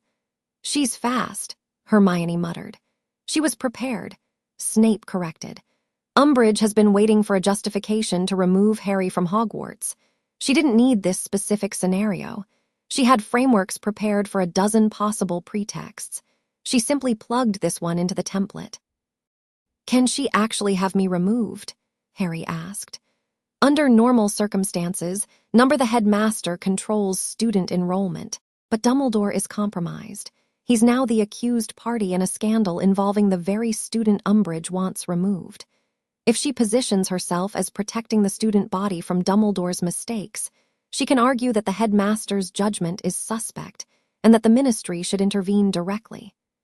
She plays Dumbledore's crime against him to justify taking more power, Hermione translated. She doesn't care about Harry's welfare. She cares about precedent. "So we need to act before she does," Harry said. "The custody claim," Snape said, returning to his desk and picking up his quill. "Filed today. Hand-delivered to the Department of Magical Family Services by..." He paused, considering. "Not Owl. Owls can be intercepted. I need someone I trust to physically walk this into the ministry." "I'll go," said a voice from the doorway. They all turned. The door, which McGonagall had warded, was still closed, but the fireplace was active, and standing in front of it, brushing soot from his shabby robes, was Remus Lupin. He looked terrible. Not ill-terrible, that was his baseline, but shaken terrible, the kind of rattled that went bone-deep. His eyes were red. His hands were unsteady. He looked like a man who'd received the worst news of his life and then immediately apparated into a fireplace. "Remus," Snape said. His voice was carefully neutral. "Severus." Lupin's voice was not neutral at all. It was rough and raw and barely controlled. "Is it true?" Snape said nothing. He gestured to Harry. Lupin looked at Harry. Really looked, the way someone looks when they're searching for a ghost in a stranger's face. Harry watched him take in the black eyes, the sharp features, the straight hair, watched him not find James, and watched the impact of that absence hit Lupin like a physical blow. "My God," Lupin breathed. "You look, Lily, you look so much like Lily underneath the..." He stopped, swallowed. "The ears, you have her ears. I never noticed before, but with the rest of it changed." "Lupin," Snape said sharply. "Focus." Lupin tore his gaze from Harry and fixed it on Snape with an intensity that bordered on violence. "You and Lily." "Yes, before James." "Yes. And Dumbledore obliviated me, glamoured the child, arranged the marriage." "Yes." Lupin's hands clenched at his sides. For a moment, Harry thought the werewolf was going to hit Snape, not out of anger at Snape, but because Snape was there and the person Lupin actually wanted to hit was 7 floors up in a tower office. "I was James's friend," Lupin said, his voice cracking. "I was at the wedding. I held Harry when he was born. I looked at that baby and I thought he had James's chin and Lily's eyes, and I never questioned it because why would I? Why would anyone?" Dumbledore said. He broke off and pressed his hand over his mouth. "I'm still me," Harry said quietly. Lupin lowered his hand. His eyes were bright and wet. I know you are, it's just..." He took a shaky breath. "I've spent 15 years grieving 2 friends and trying to see them in you, and one of those friends is standing in this room very much alive and very much your father, and I don't know what to do with that yet." "Join the club," Ron muttered from the floor. "We're all confused." "There's bacon." Something between a laugh and a sob escaped Lupin. He wiped his eyes with his sleeve and straightened up, visibly pulling himself together with the practiced efficiency of a man who'd spent a lifetime dealing with things that were unfair. "You said you need someone to file paperwork at the ministry." "Custody claim," Snape confirmed. "Filed with the Department of Magical Family Services. It needs to arrive before Umbridge can file whatever she's planning." Give it to me. Lupin held out his hand. I'll go now. I know people in family services, remnants of the old crowd who remember Lily, who'll make sure it's processed quickly and quietly. Snape regarded him for a moment. Old hostility flickered in his expression. Decades of bad blood, schoolyard cruelty, the tangled web of marauders and grudges, and a woman they'd all loved in different ways. But it flickered and died, replaced by something more pragmatic. The paperwork is not yet complete. I need— Snape looked at Harry. Your signature, as the minor child consenting to the custody transfer. Harry took the quill Snape offered. The parchment was dense with legal language, but he'd had Hermione vet the framework and Snape draft the specifics, and he trusted both of them more than he trusted anyone else in the world at this moment. He signed. The ink glowed faintly gold when it dried, a magical binding, the document recognizing the legitimacy of the claim. Snape signed below him. The gold intensified, then settled. Done, Snape said, rolling the parchment and sealing it with his wand. He handed it to Lupin. If anyone at the Ministry attempts to delay processing, I'll handle it, Lupin said. He took the scroll, tucked it into his robes, and looked at Harry one more time. I'm going to have a great many questions when I get back. Get in line, Harry said. Lupin's mouth twitched. A sad, familiar smile that Harry recognized from third year, from late nights in the defense office, from a man who had lost everything and kept finding reasons to be kind. Then he stepped back into the fireplace, threw down flue powder, and vanished in a swirl of green flame. The training started that afternoon. Snape cleared the sitting room of furniture with a series of efficient vanishing spells, leaving a bare stone space roughly 20 feet square. He warded the walls, the floor, and the ceiling with layers of protection so dense that the air hummed. The Prince family disciplines are not taught at Hogwarts, Snape said, standing at one end of the cleared room with his wand at his side. They are not taught at any institution. They have been passed from parent to child within the Prince line for over 400 years. The Ministry classifies several of them as restricted magic, which means you will not speak of this training to anyone outside this room. Hermione and Ron are already complicit in enough illegal activity to warrant expulsion and possible prosecution. A little more won't matter. Snape's tone was dry, but his eyes were intent. The core discipline is occlumency. You've been failing at it for weeks under my instruction, but that was because I was teaching you the standard method: brute force mental shielding, wall building, resistance. It's effective for most wizards. It was never going to work for you. Why not? Because you're a prince. Our minds don't build walls, they build mazes. Harry blinked. Mazes. The Prince affinity for mind magic isn't about keeping people out. It's about letting them in and making sure they never find what they're looking for. A wall can be broken. A maze is self-sustaining. The deeper an intruder goes, the more lost they become. And the maze itself is alive. It learns. It adapts. It uses the intruder's own memories and expectations against them. This was more than Snape had ever explained about occlumency. In their previous lessons, the instruction had consisted largely of clear your mind and you're not trying hard enough, which Harry now understood was because Snape had been teaching him someone else's technique, teaching a fish to climb a tree. Show me, Harry said. Snape raised his wand. Legilimens. The familiar pressure against Harry's mind, the intrusion, the forced entry began. But instead of pushing back, instead of building walls or forcing his mind blank, Harry did what Snape had told him. He let the maze grow. It happened instinctively, like breathing, like his magic had been waiting for permission. One moment Snape's consciousness was driving into his mind like a spear. The next, the mental landscape shifted. Corridors appeared. Doorways opened to rooms that contained fragments of memory, not the memories Snape was searching for, but decoys. Wrong turns, dead ends. The corridor to Harry's true memories twisted away like a path through fog, always visible, never reachable. Snape hit a wall that wasn't a wall.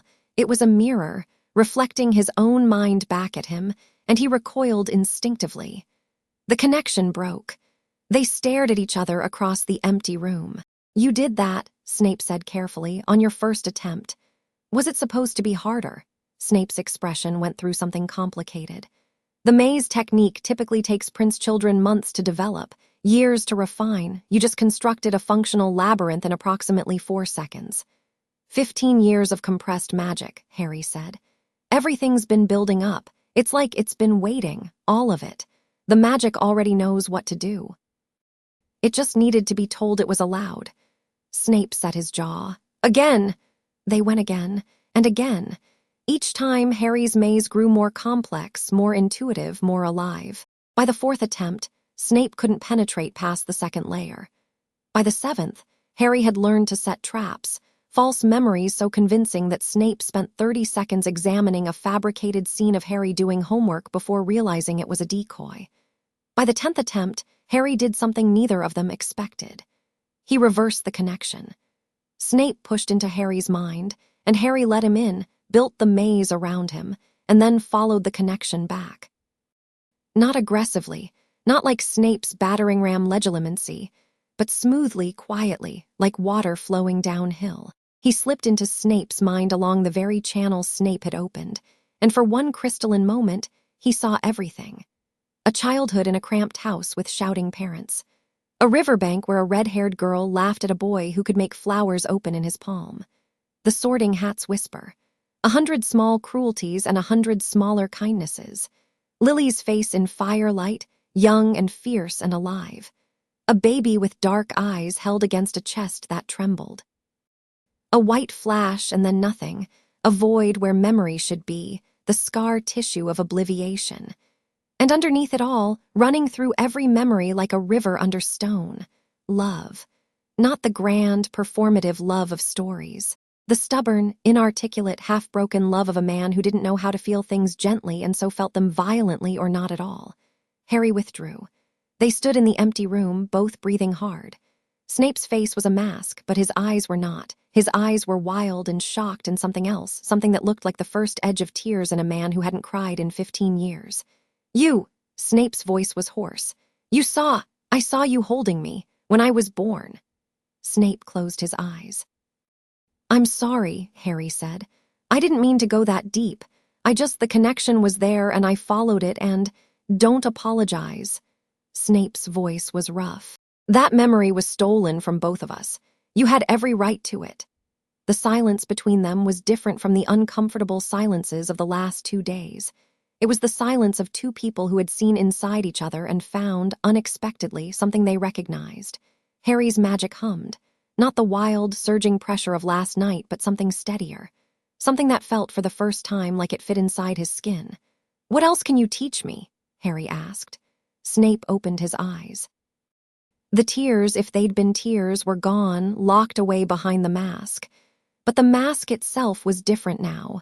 Less rigid. Less a defense and more a choice. Everything, Snape said. I can teach you everything. At 6 o'clock, Dumbledore's order meeting convened and Harry showed up uninvited. He'd considered not going. Hermione had argued for a careful, strategic approach, gather more information, solidify the legal position, don't provoke Dumbledore before the custody claim was processed. It was good advice, sound advice. The kind of advice that would have served him well. Harry ignored it.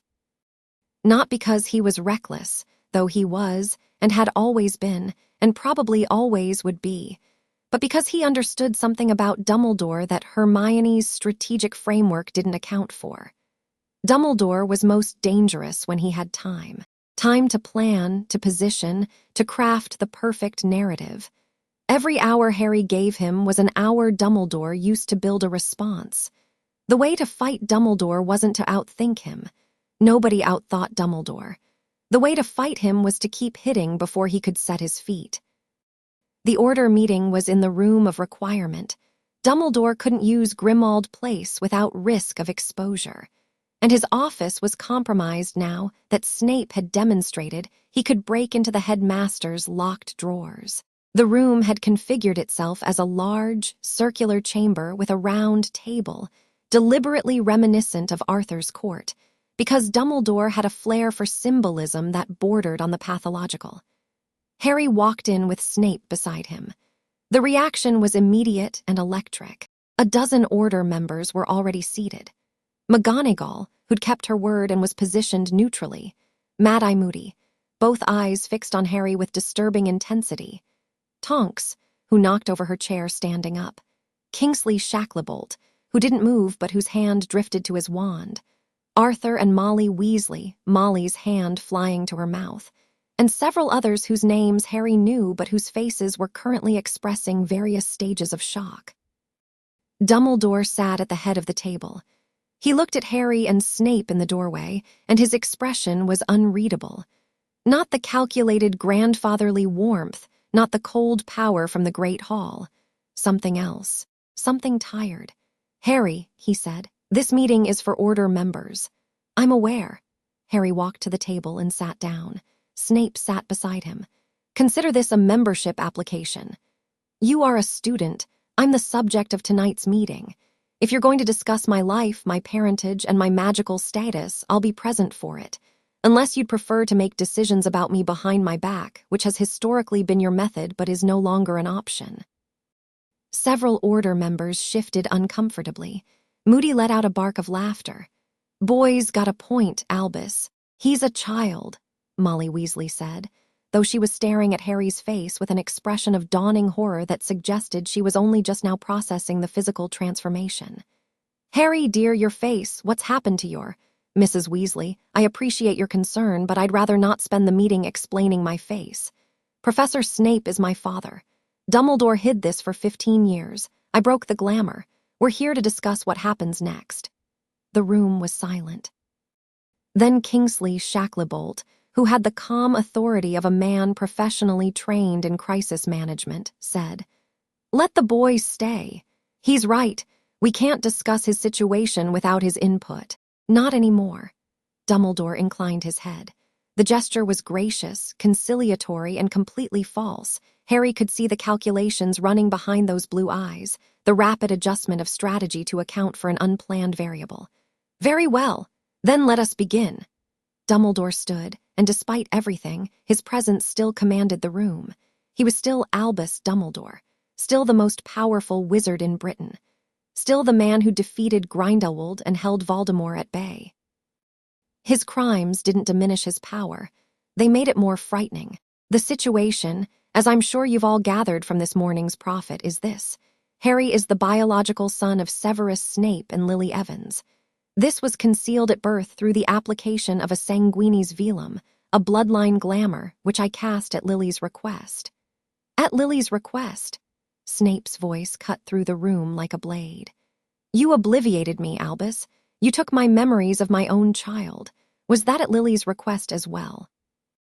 Lily understood that the prophecy— Lily was 20 years old, pregnant, terrified, and being manipulated by the most powerful wizard in Britain.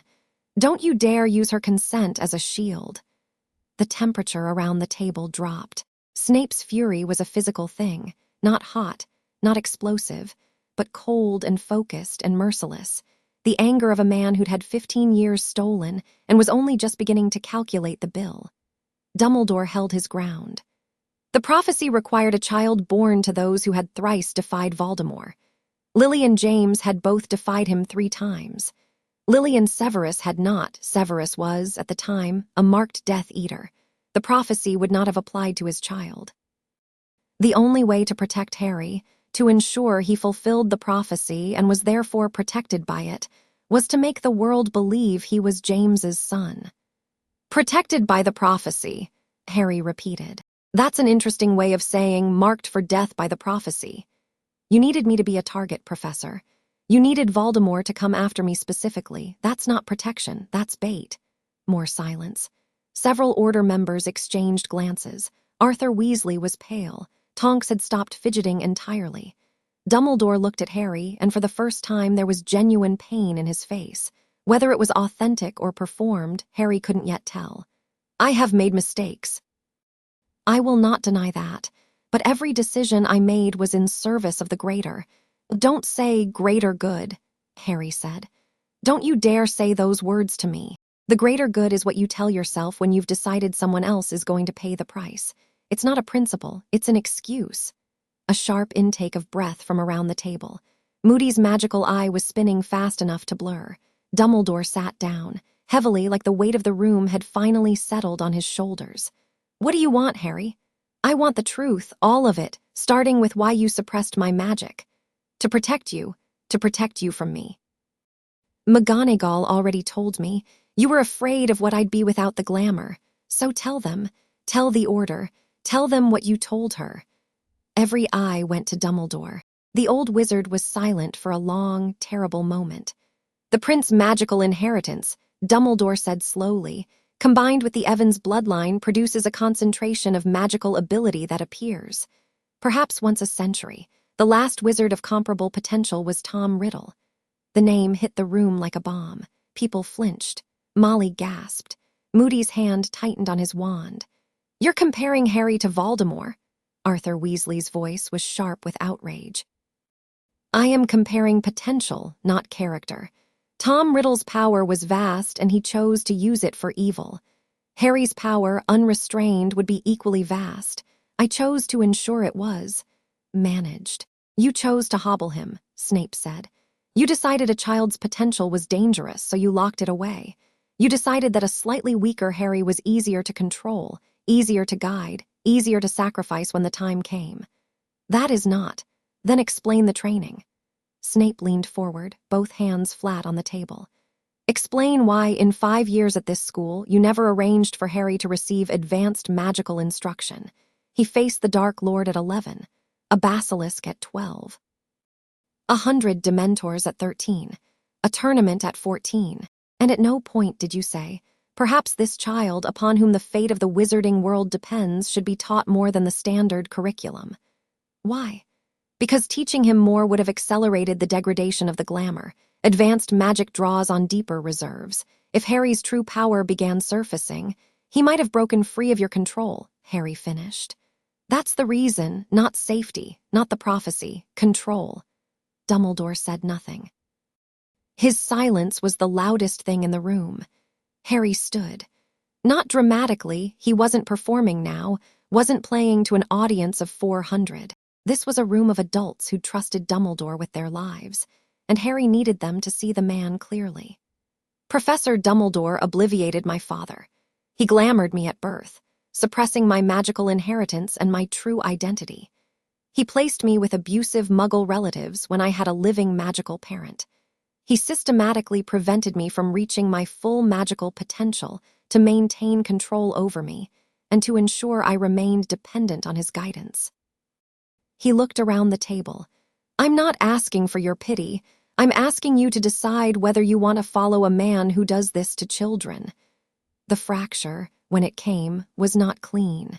It was messy and painful and deeply human. Moody spoke first. "The boy has a point, Albus. I followed you for decades, and I'd follow you still against the Dark Lord, but this—" He shook his scarred head. "This is bad business." "He's a child," Molly said again, but now her voice was directed at Dumbledore, and it was not kind. "He's 15, Albus. You put a 15-year-old through all of that when his own father was right there, cooking potions in the dungeon while his son faced, oh God." Her voice broke. "The tournament, the graveyard, and Severus didn't even know." "I didn't know," Snape confirmed quietly. "I stood in the Dark Lord's circle and watched that boy bleed, and I thought he was James Potter's son, and I hated myself for caring, and I didn't know." Arthur Weasley put his arm around Molly. Tonks was openly crying. Kingsley's face was carved from stone. Dumbledore looked around the table at the people who had trusted him, fought for him, nearly died for him, and he saw something that Harry suspected the great wizard had never truly confronted before. Doubt. "I am not your enemy," Dumbledore said. "Voldemort is your enemy. Whatever mistakes I have made, and I see now that they were profound, the war remains. The prophecy remains. Tom Riddle remains. We cannot afford to fracture." "Then stop giving us reasons to," Harry said. "No more secrets, no more greater good. No more decisions about my life made without my knowledge. I will fight Voldemort, I have no choice about that, and we all know it. But I'll fight him as myself, as Harry Snape, with my full power and my father beside me, on my terms, not yours." Dumbledore held Harry's black eyes for a long, measured moment. Then he nodded, once, slowly. On your terms, he agreed.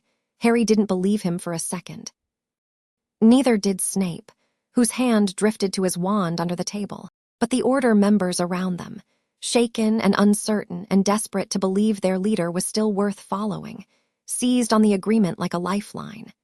The meeting dissolved into logistics, security concerns, ministry response, Umbridge countermeasures. Harry sat through it, contributing when necessary, watching Dumbledore with the careful attention of someone who'd learned, finally, that the most dangerous person in the room wasn't always the one who looked dangerous.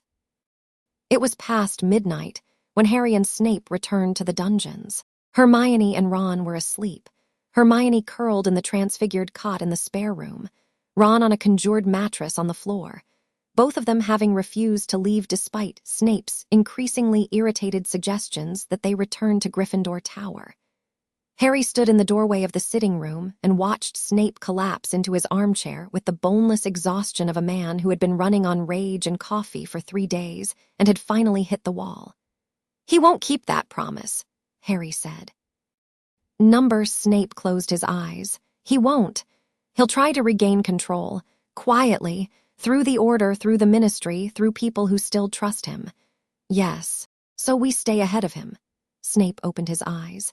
In the dim firelight, they looked like Harry's, like looking into a mirror that showed a future self, older and harder and carved by grief. "I meant what I said earlier. I can teach you everything. The Prince disciplines, the combat techniques, the advanced mind magic. You have the talent, more talent than I've seen in." He stopped himself. "More than I had at your age, significantly more. How long until I'm good enough to face Voldemort?" Snape regarded him with an expression that was almost gentle. "Almost. You faced Voldemort in a graveyard with a fraction of your power and a 4th-year education, and you survived. You've always been good enough, Harry. Now you'll be more than enough." Harry sat down. The fire was dying, embers glowing in the grate, and the room was warm and quiet and, despite everything, safe. Safer than he'd felt in years, maybe ever, because for the first time in his life, someone was choosing to protect him. Not because of a prophecy, not because of a debt, not because of the greater good, because he was their son. "Dad," Harry said, testing the word, tasting it. Snape flinched, just slightly. Then steadied. "Don't push it," he muttered. "Too late. I said it in front of 400 people. It's canonical now." "That is not how the word canonical works." "Dad, stop it." "Dad, I will assign you detention until you graduate." "You can't give your own son detention. It's a conflict of interest." Snape glared at him. Harry looked back with perfect innocence and eyes that were a mirror of Snape's own, and the absurdity of it, the sheer cosmic ridiculousness of this situation, of these two people, of this impossible day, cracked something open between them. Snape's mouth twitched. Harry grinned. It wasn't a happy ending. It wasn't an ending at all. It was a beginning, messy and uncertain and terrifying. Tomorrow would bring Umbridge and the Ministry and Dumbledore's next move, and the ever-present shadow of Voldemort. Tomorrow the wizarding world would wake up to a new reality, and most of them wouldn't know what to do with it. But tonight, in a dungeon room with no portraits on the walls and a dying fire in the grate, Harry Snape sat across from his father and felt, for the first time in 15 years, like he was exactly where he was supposed to be. Chapter 3. Blood and Magic. Harry's wand exploded on Monday morning. Not metaphorically. Not in the soft, dramatic sense of his magic surged, and the wand couldn't handle it. The Holly and Phoenix feather wand that had chosen him at age 11, the brother wand to Voldemort's, the wand that had saved his life in the graveyard, simply detonated in his hand during a routine levitation charm, spraying splinters of holly wood across Snape's sitting room and embedding a shard of phoenix feather in the stone ceiling. Harry stood in the middle of the room holding a smoking stump and staring at his hand, which was unburned and unhurt, because the magic that had destroyed the wand hadn't touched him at all. It had flowed through him like water through a pipe, and the pipe on the other end, the wand, had burst from the pressure. "Well," he said, "that's inconvenient." Snape, who had flattened himself against the bookshelf when the explosion happened, straightened up and brushed holly splinters from his robes. His expression cycled through alarm, assessment, and something that landed in the neighborhood of grim vindication. The core mismatch, he said. I should have anticipated this. Core mismatch. Your wand was matched to you under the glamour. Ollivander selected it based on your suppressed magical signature, the Potter mimicking signature Dumbledore's spell projected. Your actual signature is fundamentally different. The wand has been struggling with the discrepancy since Saturday night, and your magic has finally outgrown it entirely. Harry looked at the smoking remains of the wand that had been his constant companion for 4.5 years. He felt a pang of loss that surprised him. It was just a tool, just wood and feather, but it had been his. The wand chooses the wizard, and this wand had chosen a boy who didn't really exist. I need a new wand. You need a wand that matches your true signature, which means Ollivander. Ollivander's is in Diagon Alley. I can't exactly pop down to London in the middle of term. But Ollivander makes house calls for exceptional circumstances, and a wizard whose magical core has shifted so dramatically that he's destroying wands certainly qualifies. Snape picked up a quill and began writing. I'll send word. In the meantime, do not attempt to use anyone else's wand. The core mismatch could produce similar results or worse. So I'm wandless. Temporarily. Harry flexed his fingers. The magic was still there. He could feel it humming under his skin, restless and eager, like a horse straining at a bit. Without the wand to focus it, the sensation was diffuse, omnidirectional, a current looking for a channel. He pointed his empty hand at a book on Snape's desk and thought Accio. The book rocketed off the desk, crossed the room in a blur, and slammed into his palm so hard it stung. Snape stared at the book, then at Harry's hand, then at Harry. Wandless magic, Snape said carefully, is an advanced discipline that most adult wizards never master. Those who do typically manage simple cantrips, lighting a fire, summoning small objects. What you just did was a full-power summoning charm without a focal point. It felt easy. That's what concerns me. Harry turned the book over in his hands. Advanced potion-making, property of the half-blood prince. He almost laughed. This is yours. Obviously. You wrote in your textbook. I improved my textbook. There is a difference. Snape took the book back with the careful possessiveness of someone reclaiming something personal. The wandless casting is another consequence of the decompression. Your magic is looking for outlets. The wand was a bottleneck, now it's gone, and the magic is flowing through whatever channel it can find. Your hands, your voice, your intent. Is that dangerous? Everything about your current situation is dangerous. The question is whether it's dangerous to you or to everyone around you. Snape set the book down. We need to accelerate the training. How are your shields? Harry closed his eyes and reached for the maze. It was there, not just there, but expanded, growing overnight like a living thing. The corridors were deeper, the mirrors more numerous, the false memories more elaborate. He could feel its architecture the way he could feel his own skeleton, intrinsic and structural. Strong, he said. Show me. Snape raised his hand, no wand either, Harry noticed, and the legilimency probe hit his mind like a thrown stone. Harry caught it, redirected it, and sent Snape's consciousness spiraling through 3 layers of false memory before depositing him gently back out, like a bouncer escorting a drunk to the door. Snape blinked. You're doing that with a degree of finesse that took me a decade to develop. Like I said, the magic already knows, I'm just letting it. Something shifted in Snape's expression. Not the guarded mask, not the careful neutrality, something more complex. It took Harry a moment to identify it because he'd never seen it on Snape's face before. Pride. Get dressed, Snape said, turning away before the expression could settle.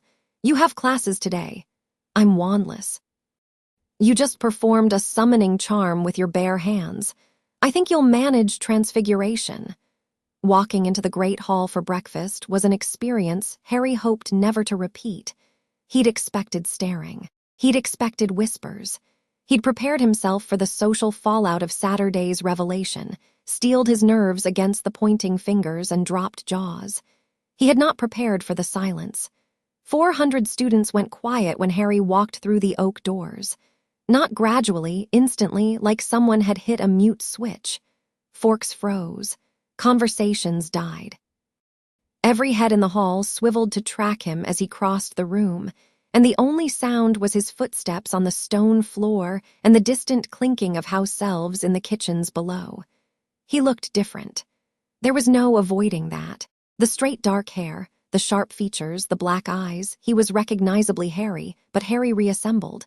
Harry as he should have been, and the cognitive dissonance was apparently enough to strike an entire school mute. He sat at the Gryffindor table. Hermione was already there, a wall of textbooks arranged around her plate like fortifications. Ron was beside her, eating eggs with the determined focus of someone using breakfast as a coping mechanism. "Morning," Harry said. "Morning," Hermione replied, not looking up from her book. "They're all staring at me." "Yes, it's a lot. Eat your toast, Harry." Harry reached for the toast rack. Across the hall, at the Slytherin table, Draco Malfoy was staring at him with an expression that defied easy categorization.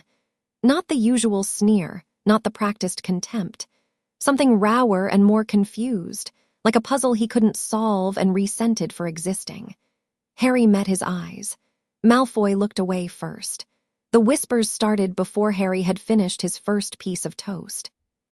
They began at the Hufflepuff table, Ernie Macmillan, predictably, holding court with a cluster of wide-eyed third years, and spread outward in concentric rings, growing louder and more distorted as they went.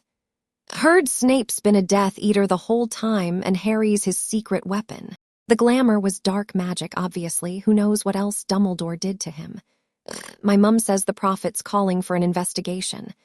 He blew out every candle in the hall. Did you see that? Just poof, all of them. "Eyes are creepy though, right? Like looking into a well." "Charming," Harry muttered. "It'll die down," Hermione said. "Give it a week. A week of being a zoo exhibit. You've been a zoo exhibit since you were 11. At least now they're staring at the real you." That landed harder than Hermione probably intended. Harry looked down at his toast and felt the truth of it settle in his chest. The strange, bittersweet relief of being seen as himself, even if himself was someone he was still learning to recognize. The post arrived in the usual chaos of wings and dropped parcels. Harry expected nothing. His owl post had been minimal since the prophet had turned on him last year, but 3 owls broke from the flock and landed in front of him, carrying letters sealed with unfamiliar crests. Hermione snatched them before he could reach. "Let me check for hexes." "Hermione, last year you got 3 howlers and a letter that gave Neville boils." "I'm checking." She ran her wand over each envelope, deemed them safe, and handed them back. The first was from Gringotts. "Dear Mr. H. Snape, nay Potter, Gringotts Wizarding Bank has been made aware of your recent change in legal identity and magical signature. As a consequence, the Potter family vault, Vault 687, may no longer recognize your magical imprint for access purposes. Furthermore, as the acknowledged heir of the Prince bloodline, you may have standing to claim the Prince family vault, Vault 211, which has been held in trust since the death of Eileen Prince in 1985. We request your presence at your earliest convenience to resolve these matters. Yours in profit, Griffook Senior Account Manager." Harry passed the letter to Snape, who had appeared behind him with the silent menace of a man who'd spent 20 years sneaking up on students and saw no reason to stop just because one of them was his son. Snape read it, his expression tightening. "The Prince Vault, my mother's family." He folded the letter and tucked it into his robes. "We'll deal with this after the ministry situation stabilizes." The second letter was from an unfamiliar witch, a solicitor, offering pro bono legal representation in the matter of your unlawful identity concealment, and citing an interest in establishing precedent for magical guardianship rights. Hermione took this one and began annotating it immediately. The third letter bore the seal of the Ministry of Magic. Harry opened it and read it aloud, quietly enough that only Snape, Hermione, and Ron could hear. "Dear Mr. Potter," they're still using Potter, "by order of Dolor's Jane Umbridge, High Inquisitor of Hogwarts, you are hereby required to present yourself for a magical stability assessment at 2 p.m. today in the High Inquisitor's office. Failure to comply will result in immediate suspension, pending a full ministry review of your magical status. This assessment is mandated under Educational Decree Number 29, pertaining to students whose magical abilities are deemed to present a potential risk to the school community. Harry set the letter down. She made up a new educational decree, Ron said. Overnight, Hermione confirmed. She must have had Fudge sign it by emergency owl. Snape took the letter, read it again, and set it down with the precise, controlled movements of someone resisting the urge to set it on fire. She's forcing a confrontation. If you comply, she controls the assessment and can manufacture any result she wants. If you refuse, she has grounds for suspension. So I don't comply and I don't refuse, Harry said. I show up and make the assessment irrelevant. How? Harry looked at his empty hands. The magic hummed under his skin. By demonstrating that my magical stability isn't a question anyone in that room is qualified to answer. Snape regarded him for a long moment. Then the corner of his mouth did the thing again, the almost twitch, the ghost of something that wasn't quite a smile but was in the same postcode. Eat your breakfast, Snape said. You'll need the energy. Classes were surreal. Harry attended Transfiguration first period, walking into McGonagall's classroom without a wand and sitting in his usual seat as if nothing had changed. McGonagall noted his presence with a crisp nod and didn't comment on his appearance, his parentage, or the fact that half the class was openly gawking at him instead of paying attention. Today we are practicing vanishing spells on vertebrate subjects, she announced. Mice, 1 per student, wands ready. Professor, Harry said. I don't have a wand. Every head turned. Mr. Snape, McGonagall said, and the use of the name sent a visible ripple through the room. Are you telling me you intend to vanish a mouse without a wand? If you'll allow it. McGonagall studied him over her spectacles. Something passed between them, an understanding, perhaps, or a challenge, or the acknowledgement that the rules of engagement had fundamentally changed. Proceed, she said. Harry held out his hand over the mouse. The spell was simple in theory. The vanishing spell directed an object into non-being, into everything, a complete dissolution of physical form. With a wand, it required precise incantation and intent. Without one. Harry focused. The magic rose in him, smooth and warm, and the mouse vanished. Not slowly, not partially, not with the stuttering, imperfect results that characterized most fifth-year attempts. The mouse was there, and then it was gone, completely and instantly, as if it had never existed. The class was silent. McGonagall walked to Harry's desk, looked at the empty space where the mouse had been, and said, 10 points to Gryffindor. Then she moved on. Brisk, professional, as if a student performing wandless vanishment at 15 was perfectly normal and not the kind of thing that would make the theoretical magic journals lose their collective minds. Harry appreciated her more in that moment than he ever had before. Seamus, beside him, whispered, Mate, what the hell? Long story. Your eyes are black. I noticed. And you just vanished a mouse with your hand. Also noticed. Are you okay? Like generally? Harry looked at Seamus, freckled, earnest, slightly singed from a lifetime of accidental explosions, and felt a rush of affection for the sheer normalcy of the question. Not are you dangerous? Not are you dark, just are you okay? Getting there, Harry said. Charms was similar. Flitwick, who had witnessed the Great Hall incident from close range and had spent the weekend in what Harry suspected was a state of academic rapture, could barely contain himself. Mr. Snape, may I call you Mr. Snape? Wonderful, would you be willing to demonstrate the silencing charm for the class, given your current, unique circumstances? Harry silenced his bullfrog with a pointed finger and a thought. The frog continued its croaking motions but produced no sound. Flitwick actually clapped.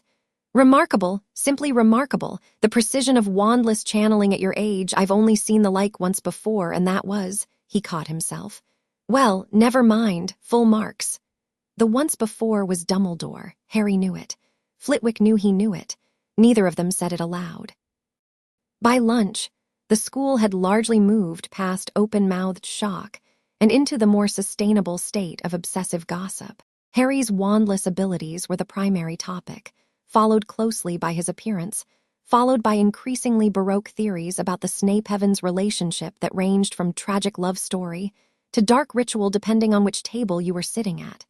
Harry ate lunch quickly and spent the remaining time before his 2 o'clock appointment with Umbridge in Snape's office, where his father was pacing. "The assessment is a trap," Snape said for the 4th time.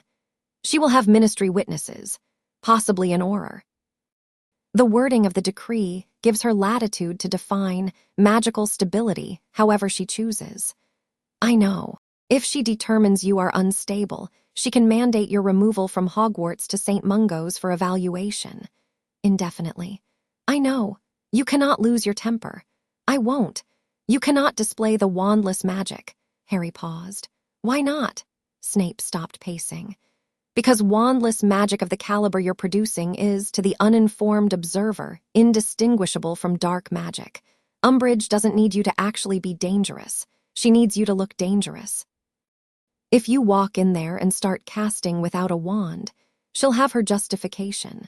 And if I walk in there and pretend to be normal, she'll claim the glamour made me unstable and I need to be removed for my own protection."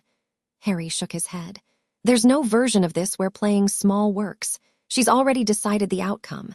The only question is whether I go quietly or make it expensive for her." Snape studied him. "What are you planning?" "I'm planning to be exactly what Dumbledore was afraid of, right in front of her. And then I'm going to ask her, very politely, if she has any concerns. That is either brilliant or suicidal. Those have never been mutually exclusive for me." Umbridge's office was exactly as hideous as Harry remembered. Pink walls, lace doilies, decorative plates with gambling kittens, and the faint smell of perfume that had been applied with a fire hose. It was a room designed to infantilize, to make the occupant feel small and powerless against the overwhelming force of bureaucratic femininity. Harry walked in at 2 o'clock precisely. Umbridge was seated behind her desk, flanked by 2 ministry officials Harry didn't recognize, a thin man with a clipboard and a heavy-set witch with the flat, bored expression of someone who processed forms for a living. No Auror, which was interesting. Either Umbridge hadn't managed to secure one on short notice, or she was confident she wouldn't need one. "Mr. Potter," Umbridge said sweetly, "do sit down." "It's Snape," Harry said, "and I'll stand, thanks." The sweetness didn't flicker. "Mr. Potter, your legal name has not yet been. The custody claim was filed with the Department of Magical Family Services yesterday morning and accepted for processing. My legal name is pending formal change. In the interim, I prefer Snape." The thin man with the clipboard made a note. Umbridge's smile tightened by approximately 1 millimeter. "Very well, Mr. Snape." She said it like it tasted bad. "You are here for a magical stability assessment, as mandated by Educational Decree Number 29. Yes, I received the letter. Before we begin, I'd like to know who these people are and what qualifications they hold to assess magical stability." The heavy-set witch looked up from her forms. "Madam Griselda Hopworth, Department of Magical Accidents and Catastrophes, Assessment Division. And you've assessed magical stability before." "I assess accidental magic incidents in children under 11, mostly. So no experience with post-glamour magical decompression in adolescent wizards." Hopworth blinked. "I number that's not a standard, because it's not a standard situation.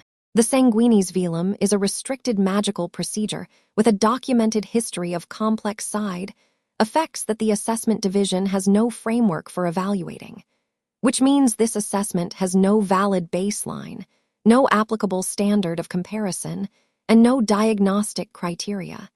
It's a bureaucratic exercise designed to produce a predetermined outcome." The room was very quiet. Umbridge's smile had frozen in place. "Mr. Snape," she said, and now the sweetness had an edge like glass, "you are a 15-year-old student. You are not qualified to evaluate ministry procedures. And you're a political appointee with no background in magical theory, assessment methodology, or child welfare. But here we are." Harry met her eyes. "Go ahead, assess me." Umbridge's jaw tightened. She nodded to Hopworth, who produced a wand and a small crystal orb that Harry recognized as a standard magical resonance detector, the kind used to measure accidental magic in young children. "If you could hold the orb, please," Hopworth said. Harry took it. The moment his fingers closed around it, the crystal lit up, not the gentle glow it was designed to produce, but a blinding white radiance that filled the room and made the clipboard man shield his eyes. The orb vibrated in Harry's palm, humming at a frequency that made the decorative plates rattle on their hooks. Hopworth snatched it back. The glow died instantly. That can't be right," she muttered, shaking the orb and peering into it. "The resonance reading is off the scale. The orb maxes out at level 7. This is higher," Harry said. "Significantly." Hopworth looked genuinely unnerved. "The last time I saw a reading above level 7 was a diagnostic on the Hogwarts wards themselves." Umbridge's quill was moving across parchment at a furious pace. "So the subject demonstrates dangerously elevated magical resonance." "Make a note, Mr. Filkins." "Elevated isn't dangerous," Harry said. "Dumbledore's resonance would read off this scale too. Are you going to assess him? Dumbledore's magic is not the result of a dark ritual. The Sanguinis Velum isn't a dark ritual. It's a restricted charm. The distinction matters legally. And my elevated resonance is the result of Dumbledore removing the charm. If my magic is dangerously elevated, it's because Dumbledore suppressed it for 15 years without my knowledge or consent. The dangerous party in this scenario is the man who cast the spell, not the child he cast it on." Umbridge set her quill down. The sweetness was fully gone now, replaced by the cold, flat expression that Harry had seen when she'd assigned him detention with the blood quill. The real Umbridge, stripped of pretense. "Mr. Snape, I am going to be very direct with you." She leaned forward. "You are a student at this school. Your magical status has been fundamentally altered by the removal of a long-standing enchantment. You have demonstrated uncontrolled magical surges in front of the entire student body, and your newly revealed parentage connects you to a known former Death Eater.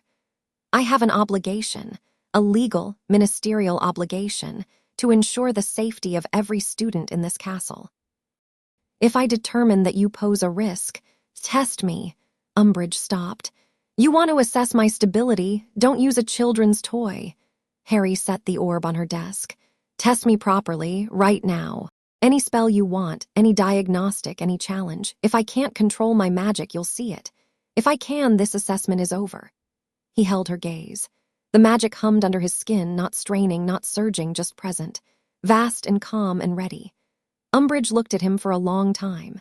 Her toad-like eyes narrowed, and Harry could see the calculation happening, the risk assessment, the political angles, the question of what would happen if she pushed this boy and he pushed back.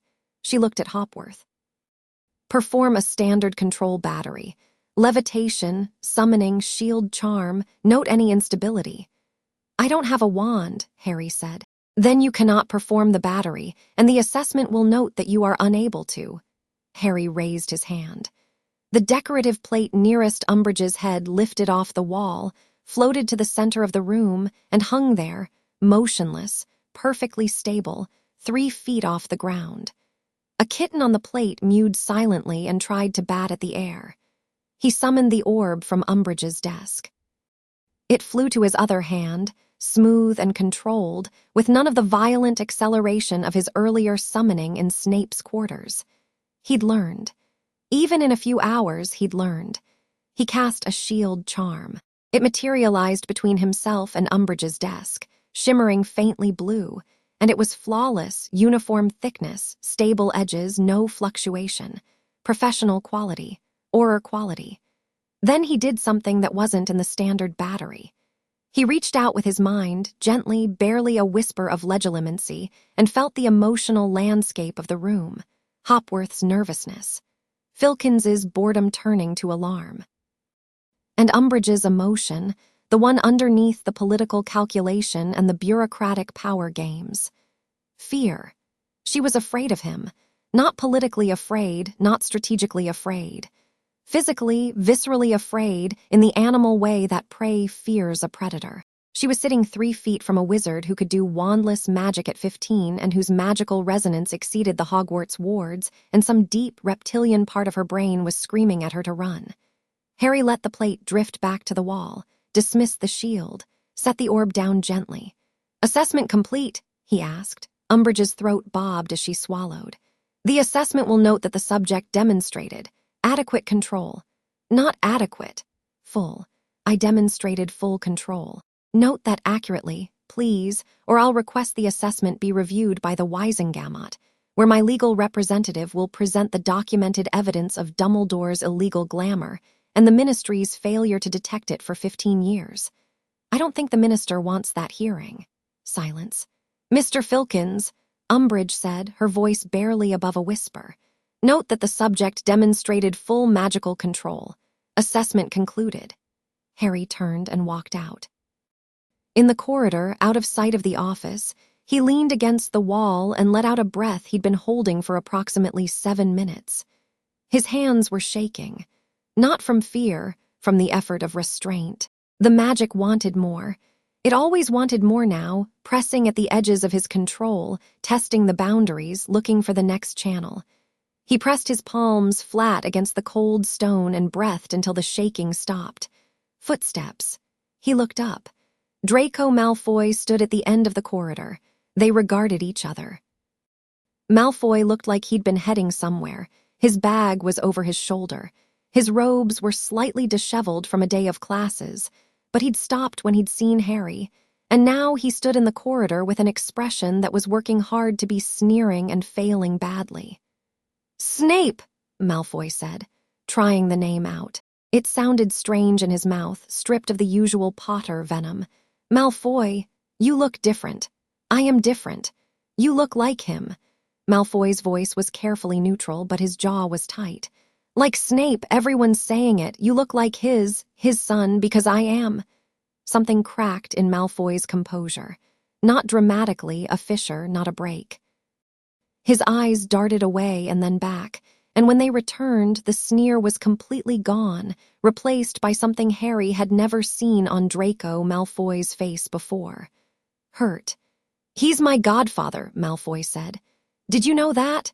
Snape is my godfather. He's been, since I was born, he's been the one person in my family who—" He stopped, swallowed, started again with visible effort. "And now you walk in, and you're his actual son, and everyone's acting like this is some beautiful revelation, and nobody's asking what it does to." He cut himself off. Jaw clenched, eyes bright, furious with himself for saying too much. Harry looked at him, really looked, without the lens of 5 years of rivalry and mutual contempt. Draco Malfoy, who performed cruelty like a second language, because it was the first language of every adult in his life. Draco Malfoy, whose godfather had been the one island of something real in a sea of political performance. Draco Malfoy, who was standing in a corridor and telling Harry he was afraid of being replaced and hating himself for the vulnerability. "I'm not going to take him from you," Harry said. Malfoy flinched. "I didn't say, you didn't have to. And I'm telling you, Snape being my father doesn't make him less your godfather. I'm not competing with you for him. You don't know what you're talking about." "Maybe not. But I know what it's like to feel like you're losing the only person who gives a damn about you. And I know that feeling is worse than almost anything." Malfoy stared at him. The corridor was empty, silent, lit by torches that cast long shadows across the stone.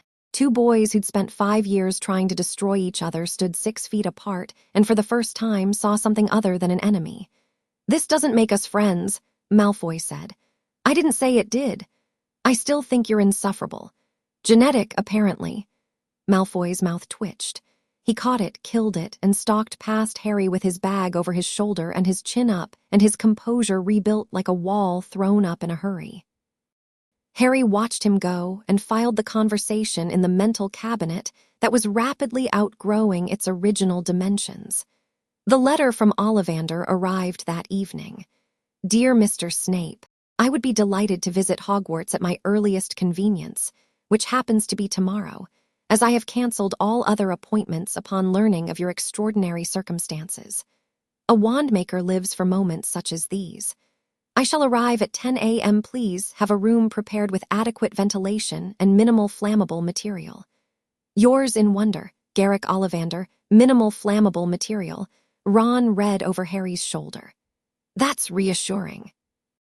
Ollivander is eccentric but thorough, Snape said. He'll match you correctly.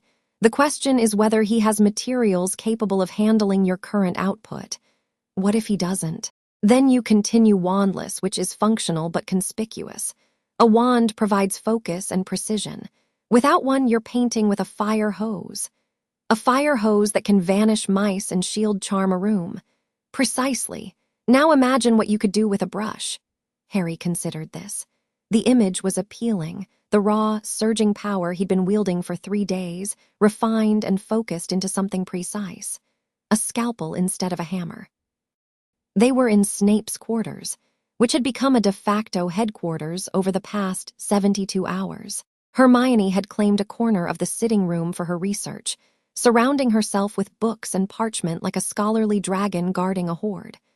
Ron had established a secondary base on the floor near the fire, where he played chess against himself, winning every time, which he insisted was still an achievement. Snape tolerated their presence with the resigned irritation of a cat who'd been adopted by a litter of puppies. "The order meeting," Harry said, changing subjects. "McGonagall said Dumbledore was afraid of me. She said he told her I'm comparable to Riddle." Snape's quill paused. "He told the Order the same. Is it true? In terms of raw magical potential, possibly. The Prince Evans combination is exceptional. But potential is not destiny, Harry. Riddle was shaped by isolation, cruelty, and a complete absence of human connection. You were shaped by." He paused, apparently searching for the right word to describe the Dursleys. "Also isolation and cruelty," Harry supplied. "And yet you are not Tom Riddle, which suggests that the determining factor is not circumstances but choices." Snape set his quill down. "Dumbledore has spent decades believing that power corrupts absolutely. It's why he fears you, why he feared Riddle, why he fears himself. He cannot conceive of vast power wielded by a person who simply chooses to be decent. Can you?" Snape looked at him. "I'm looking at it." The words hung in the air, unexpectedly heavy. Harry opened his mouth, found nothing adequate to say, and closed it again. "Don't get emotional," Snape said, picking up his quill. "It was an observation, not a compliment." "It sounded like a compliment." "Then you need your ears checked. Must be the Evans genes. Your mother was also selectively deaf." Harry grinned. The grin felt different on his new face, wider, sharper, probably slightly alarming given the black eyes, but it felt right in a way that the old grin never quite had. Like wearing a shoe that finally fit. Ollivander arrived the next morning at 10 o'clock precisely, carrying a leather case the size of a coffin and wearing an expression of barely contained glee. They met in an empty classroom on the ground floor that Snape had cleared, warded, and stripped of anything that could burn, shatter, or become projectile. The desks and chairs had been vanished. The windows were reinforced. The stone walls were layered with cushioning charms. My, Ollivander said, setting his case on the floor and opening it with reverent care. My. When I heard the news, I confess I wept. Not from sorrow, from excitement. A wizard remade. A magical signature reborn. I have been in this business for 63 years, and I have never had the opportunity to match a wand to a core that has undergone the Sanguini's velum reversal. He turned his silvery eyes on Harry. They widened. "Oh," he breathed. "Oh, yes, I see it. The Potter signature is gone entirely. This is... Mr. Snape, may I?" He reached out and took Harry's hand, turning it over, studying the palm and fingers with the intensity of a jeweler examining a diamond. The Prince bloodline. Very old, very deep. And the Evans contribution, Lily Evans, oh, she was a remarkable witch, remarkable, the intuitive channeling, the adaptive magic. You're a hybrid, Mr. Snape. Best of both worlds. Can you match him? Snape asked from the corner where he was standing with his arms crossed and his wand ready. Match him. Oh, I'll do more than match him. I'll build him something worthy. Ollivander opened his case fully, revealing rows upon rows of wand components, woods, cores, metals, crystals, each nestled in velvet-lined compartments. But this won't be a standard selection. The usual method, presenting finished wands and seeing which one responds, won't work here. Your resonance would overwhelm any standard wand. We need to construct from scratch, custom build, which means we start with the wood. He laid out 6 blocks of wood on the stone floor, each about a foot long and rough cut. Holly, your old wood, unlikely to match now but worth testing. You, elder, blackthorn, ebony, and this. He placed the last block with particular care. Aspen. Aspen, Harry asked. The wood of the revolutionary, the duelist, the wizard who refuses to be what others expect. Aspen wands are rare because aspen trees are communal. They grow in connected groves, sharing root systems. An aspen wand bonds to a wizard who draws strength from connection. Harry held his hand over each block in turn. Holly, nothing. You, a faint buzz, then silence. Elder, a sharp jolt that made him pull back. Blackthorn, warmth but shallow. Ebony, a deep, resonant hum that vibrated up his arm. Aspen. The moment Harry's hand passed over the aspen block, the wood sang. Not audibly, magically, a harmonic vibration that ran from the wood through his hand and into his core, like a key turning in a lock. The block split itself down the center, shedding rough bark and revealing heartwood that was pale gold and faintly luminous. Aspen, Ollivander whispered, eyes shining. Oh, yes. He picked up the heartwood with trembling hands and set it aside. Now the core. This is where it gets interesting. He produced a series of small vials and containers from the case. Phoenix feather, your old core, but the twin to the Dark Lord's wand, and I suspect your new signature will reject the association. Dragon heartstring, powerful but blunt, not suited to your precision. Unicorn tail hair, stable, loyal, excellent for charm work but insufficient for your range. Thunderbird tail feather, adaptive, powerful, designed for sensing danger. He paused and reached into a compartment at the very bottom of the case. From it, he drew a small glass cylinder containing what looked like a strand of liquid silver.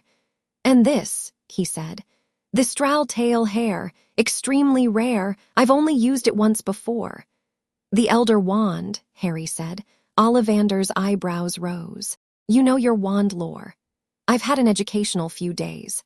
The Stral hair is unstable in most wands. It requires a wizard who has confronted death, truly confronted it, not merely been threatened by it, and come through with their will intact. It bonds only to a master, and it acknowledges only a master who understands loss. Harry thought about the graveyard, about Cedric's body hitting the ground, about the green light and the cold voice and the absolute certainty that he was going to die. He picked up the cylinder. The Thistral hair inside it moved, coiled toward his fingers through the glass, pressing against the surface, reaching for him. I thought it might, Ollivander said softly. The wand-making took 3 hours. Ollivander worked with an intensity that bordered on trance, shaping the aspen wood with tools so small they were nearly invisible, carving channels for the core with microscopic precision.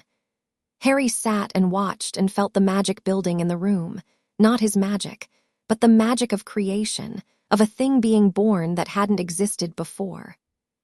Snape watched too, from his corner, and his expression was the unguarded one, the one Harry was learning to read, the one that meant Snape was feeling something too large for his face to contain and was trying to shrink it through sheer force of will. At 1 o'clock, Ollivander set the finished wand on the stone floor and stepped back. It was beautiful. 12 inches, aspen, pale gold with a grain that seemed to shift in the light. Simple, elegant, nothing ornate, nothing flashy, just clean lines and perfect proportions and a sense of rightness that radiated from it like heat. Pick it up, Ollivander said. Harry picked it up. The world changed. Not dramatically, not the explosive rush of the glamour breaking, not the volcanic surge of compressed magic escaping. This was different. This was focus.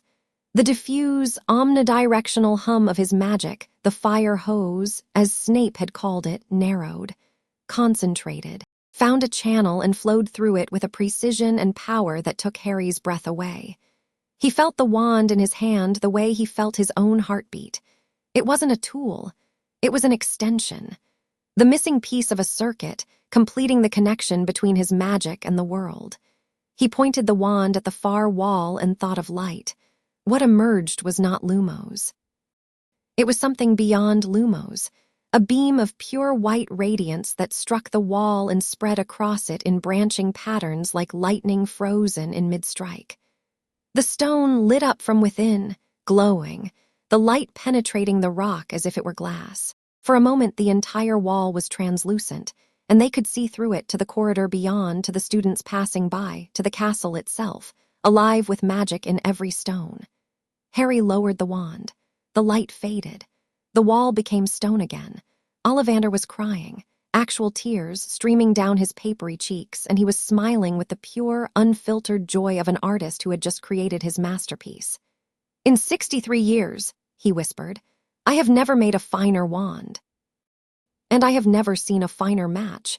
Snape said nothing, but he was standing straighter than he had been, and his arms had uncrossed, and he was looking at Harry with the expression Harry had seen once before in the training room after the maze.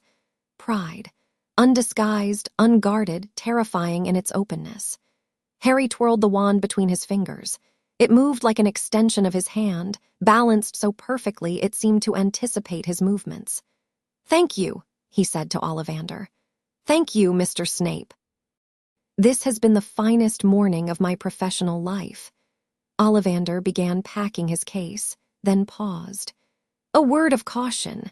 The Aspen-Thistral combination is powerful beyond measure, but it is also responsive beyond measure. It will amplify your intent, all of it. Joy, anger, fear, love.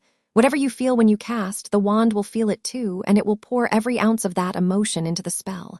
Be careful what you feel, Mr. Snape. This wand will make it real." He left, carrying his coffin-sized case and humming to himself. Harry and Snape stood alone in the empty, warded classroom. "Try something," Snape said. Harry raised the wand and cast a Patronus. The stag erupted from the wand tip and filled the room, not the translucent, silver-mist stag of his previous castings, but a creature of solid light, so bright it cast shadows, so real Harry could see individual hairs on its coat. It was enormous, easily twice the size of his old Patronus, and it moved with a vitality that suggested actual consciousness. But as Harry watched, the stag's form flickered, shifted. The antlers receded. The body changed proportions. The stag was becoming something else, something sleeker, lower to the ground, with a longer body and a different gait. A doe. The Patronus was a doe. It stood in the center of the room, luminous and perfect and unmistakable, and it turned its head to look at Snape with silver eyes that were impossibly, heartbreakingly gentle. Snape made a sound. A small sound, involuntary and raw, as if someone had reached into his chest and squeezed. His hand came up to his mouth. His Patronus. His Patronus was a doe, had always been a doe, for Lily. And now Harry's Patronus was a doe too. The doe walked to Snape. It pressed its nose against his hand, the hand that was covering his mouth, and he felt it. Harry could see that he felt it, the magical warmth of the Patronus against his skin, because Snape's eyes closed and his shoulders dropped, and for one unguarded moment, he looked like a man who had been given back something he thought he'd lost forever. The Patronus faded. The room dimmed. Snape lowered his hand and opened his eyes and looked at Harry, and neither of them spoke because there were no words for this, no language adequate to the weight of what had just passed between them. Harry put the wand in his pocket. "Lunch!" "Yes," Snape said, his voice rough. "Lunch!" They walked to the great hall together, side by side, and if anyone noticed that Snape's eyes were red-rimmed and Harry's step was lighter than it had been in days, they had the good sense not to comment. The Daily Prophet's afternoon edition arrived with the headline Harry had been expecting. Ministry demands investigation into Dumbledore's glamour scandal. Fudge calls for independent inquiry. Umbridge. The safety of our children is paramount. Harry read it at the Gryffindor table while Hermione annotated and Ron provided increasingly creative profanity. She's using my assessment to justify an investigation, Harry said, even though the assessment cleared me. The assessment cleared you of instability, Hermione corrected. She's pivoting. She's not going after you anymore, she's going after Dumbledore. The investigation is about his actions, the glamour, the obliviation, the placement with the Dursleys. If the Ministry investigates Dumbledore, they gain leverage over Hogwarts, over the Order, over everything. So she's using me as ammunition against Dumbledore. You were always going to be ammunition for someone. The question is whether it's ammunition we can control. Hermione spread her latest parchment on the table. It was a web diagram of political relationships, and it was terrifyingly detailed. Dumbledore's position is weakening. The Order is fractured. Half of them are questioning his judgment, and the other half are defending him but less confidently. The Ministry is emboldened. Umbridge has a mandate. And somewhere in the shadows, Voldemort is watching all of this and planning. Voldemort, Harry said. The name landed differently now. Not with the old, instinctive fear, with something colder and more analytical. The prophecy, born to those who have thrice defied him. If I'm not James's son, then the prophecy's applicability is in question, Hermione finished. Lily defied Voldemort 3 times, but did Snape. He was a Death Eater. If anything, he served Voldemort rather than defying him. Until he turned spy, Ron said. That's defiance, isn't it? Once, maybe twice if you count the information he fed the Order, but 3 times. Hermione shook her head. The prophecy is specific. Born to those who have thrice defied him. If Snape hasn't defied Voldemort 3 times, the prophecy might not apply to Harry at all. The implications settled over the table like fog. Which means, Harry said slowly, either I'm not the prophecy child and never was, and Dumbledore's entire strategy is built on a lie, or the prophecy is more flexible than the literal reading suggests, or there's a defiance we don't know about. 3 options, Hermione agreed.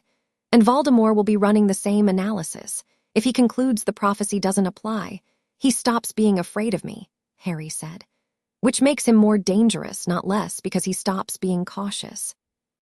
Or, Ron said, staring at the chess match he'd abandoned earlier, he concludes the prophecy does still apply, because there's something about Snape's defiance that he doesn't know about, something Dumbledore knows and hasn't told anyone. They looked at each other. Another secret, Harry said. Another bloody secret, Ron confirmed. Harry pushed back from the table and stood. The new wand hummed in his pocket, warm against his thigh. The great hall buzzed around him with the noise of hundreds of lives continuing as normal while his own spiraled into increasingly complex territory. He made a decision. I'm going to talk to Dumbledore. Hermione's head snapped up. Harry, not as a supplicant, not as a student being summoned to the headmaster's office. I'm going to walk in there and I'm going to ask him directly about Snape's defiance and the prophecy, and if he lies to me, I'll know. How? Harry tapped his temple.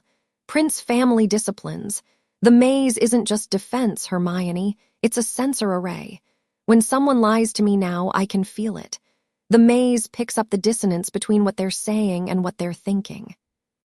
Hermione looked at him with an expression that combined admiration, concern, and the specific frustration of a person who had just realized their best friend had become a human lie detector and was about to use this ability on the most powerful wizard in Britain. At least take Snape with you. Number this one I do alone.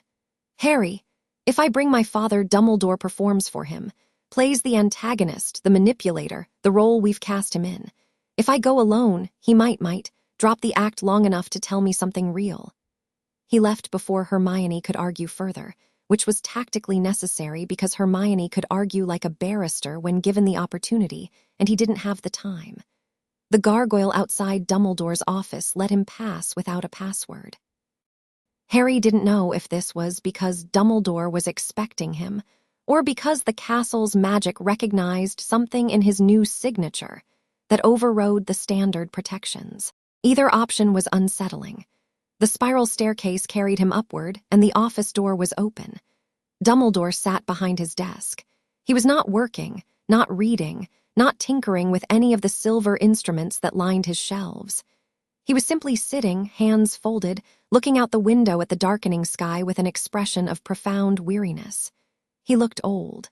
Not the performative, twinkly-eyed old of his public persona, genuinely, deeply old.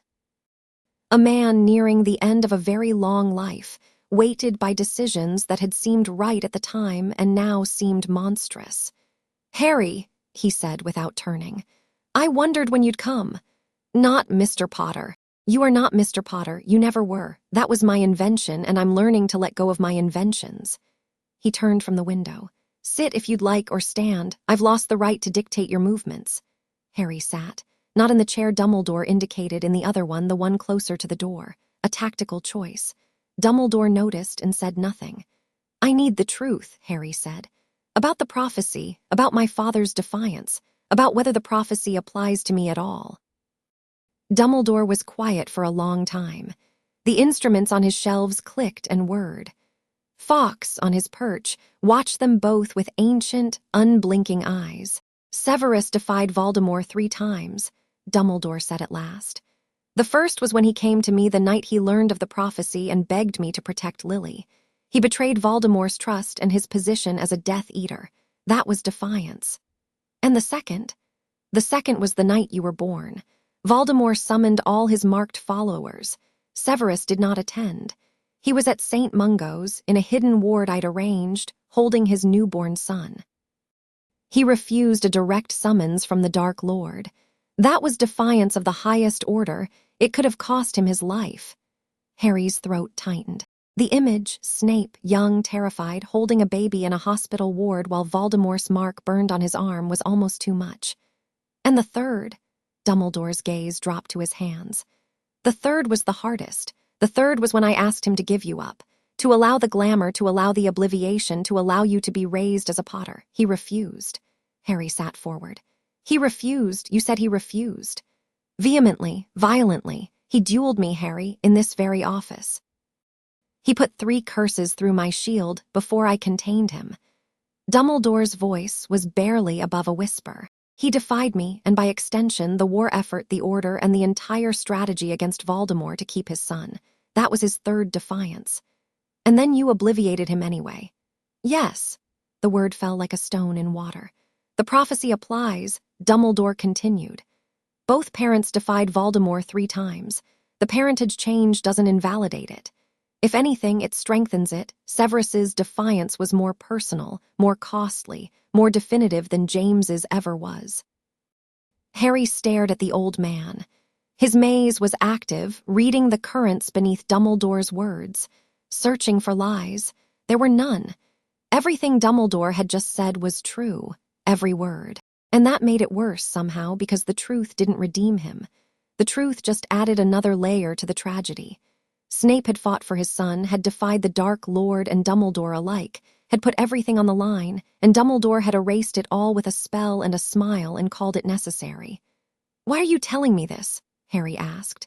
"Because you asked, and because I promised at the Order meeting to stop keeping secrets." Dumbledore paused. "And because I am beginning to understand, too late, far too late, that the boy I tried to control was never the one who needed controlling. Meaning that I spent 15 years afraid of your potential, and now that your potential is unleashed, you are sitting across from me having a civilized conversation instead of tearing this office apart. The monster I feared doesn't exist. It never did."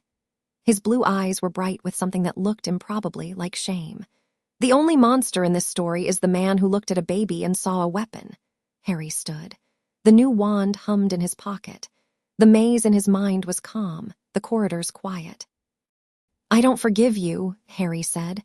"I want to be clear about that. I wouldn't expect you to. But I'm not going to destroy you either. That's not what this is about. This is about what comes next, the war, Voldemort, the prophecy. We have a common enemy, and I won't let personal grudges compromise the fight. That is remarkably mature. Don't compliment me, you lost that right too." He walked to the door, paused, turned back. "Snape fought for me in this office, and you beat him and took his memory." "Yes. How do you live with that?" Dumbledore looked at him with eyes that were old and tired and haunted and held no answers. "Poorly," he said. Harry left. The staircase spiraled him down, the gargoyle closed behind him, and he walked through the castle's darkening corridors toward the dungeons, toward his father, toward the small spare room that was starting to feel like the first real home he'd ever had. He didn't look back. The news from the ministry arrived at breakfast on Wednesday. Lupin's owl, a battered gray screech owl named Misery, because Lupin had a sense of humor that matched his circumstances, dropped a sealed letter next to Harry's porridge.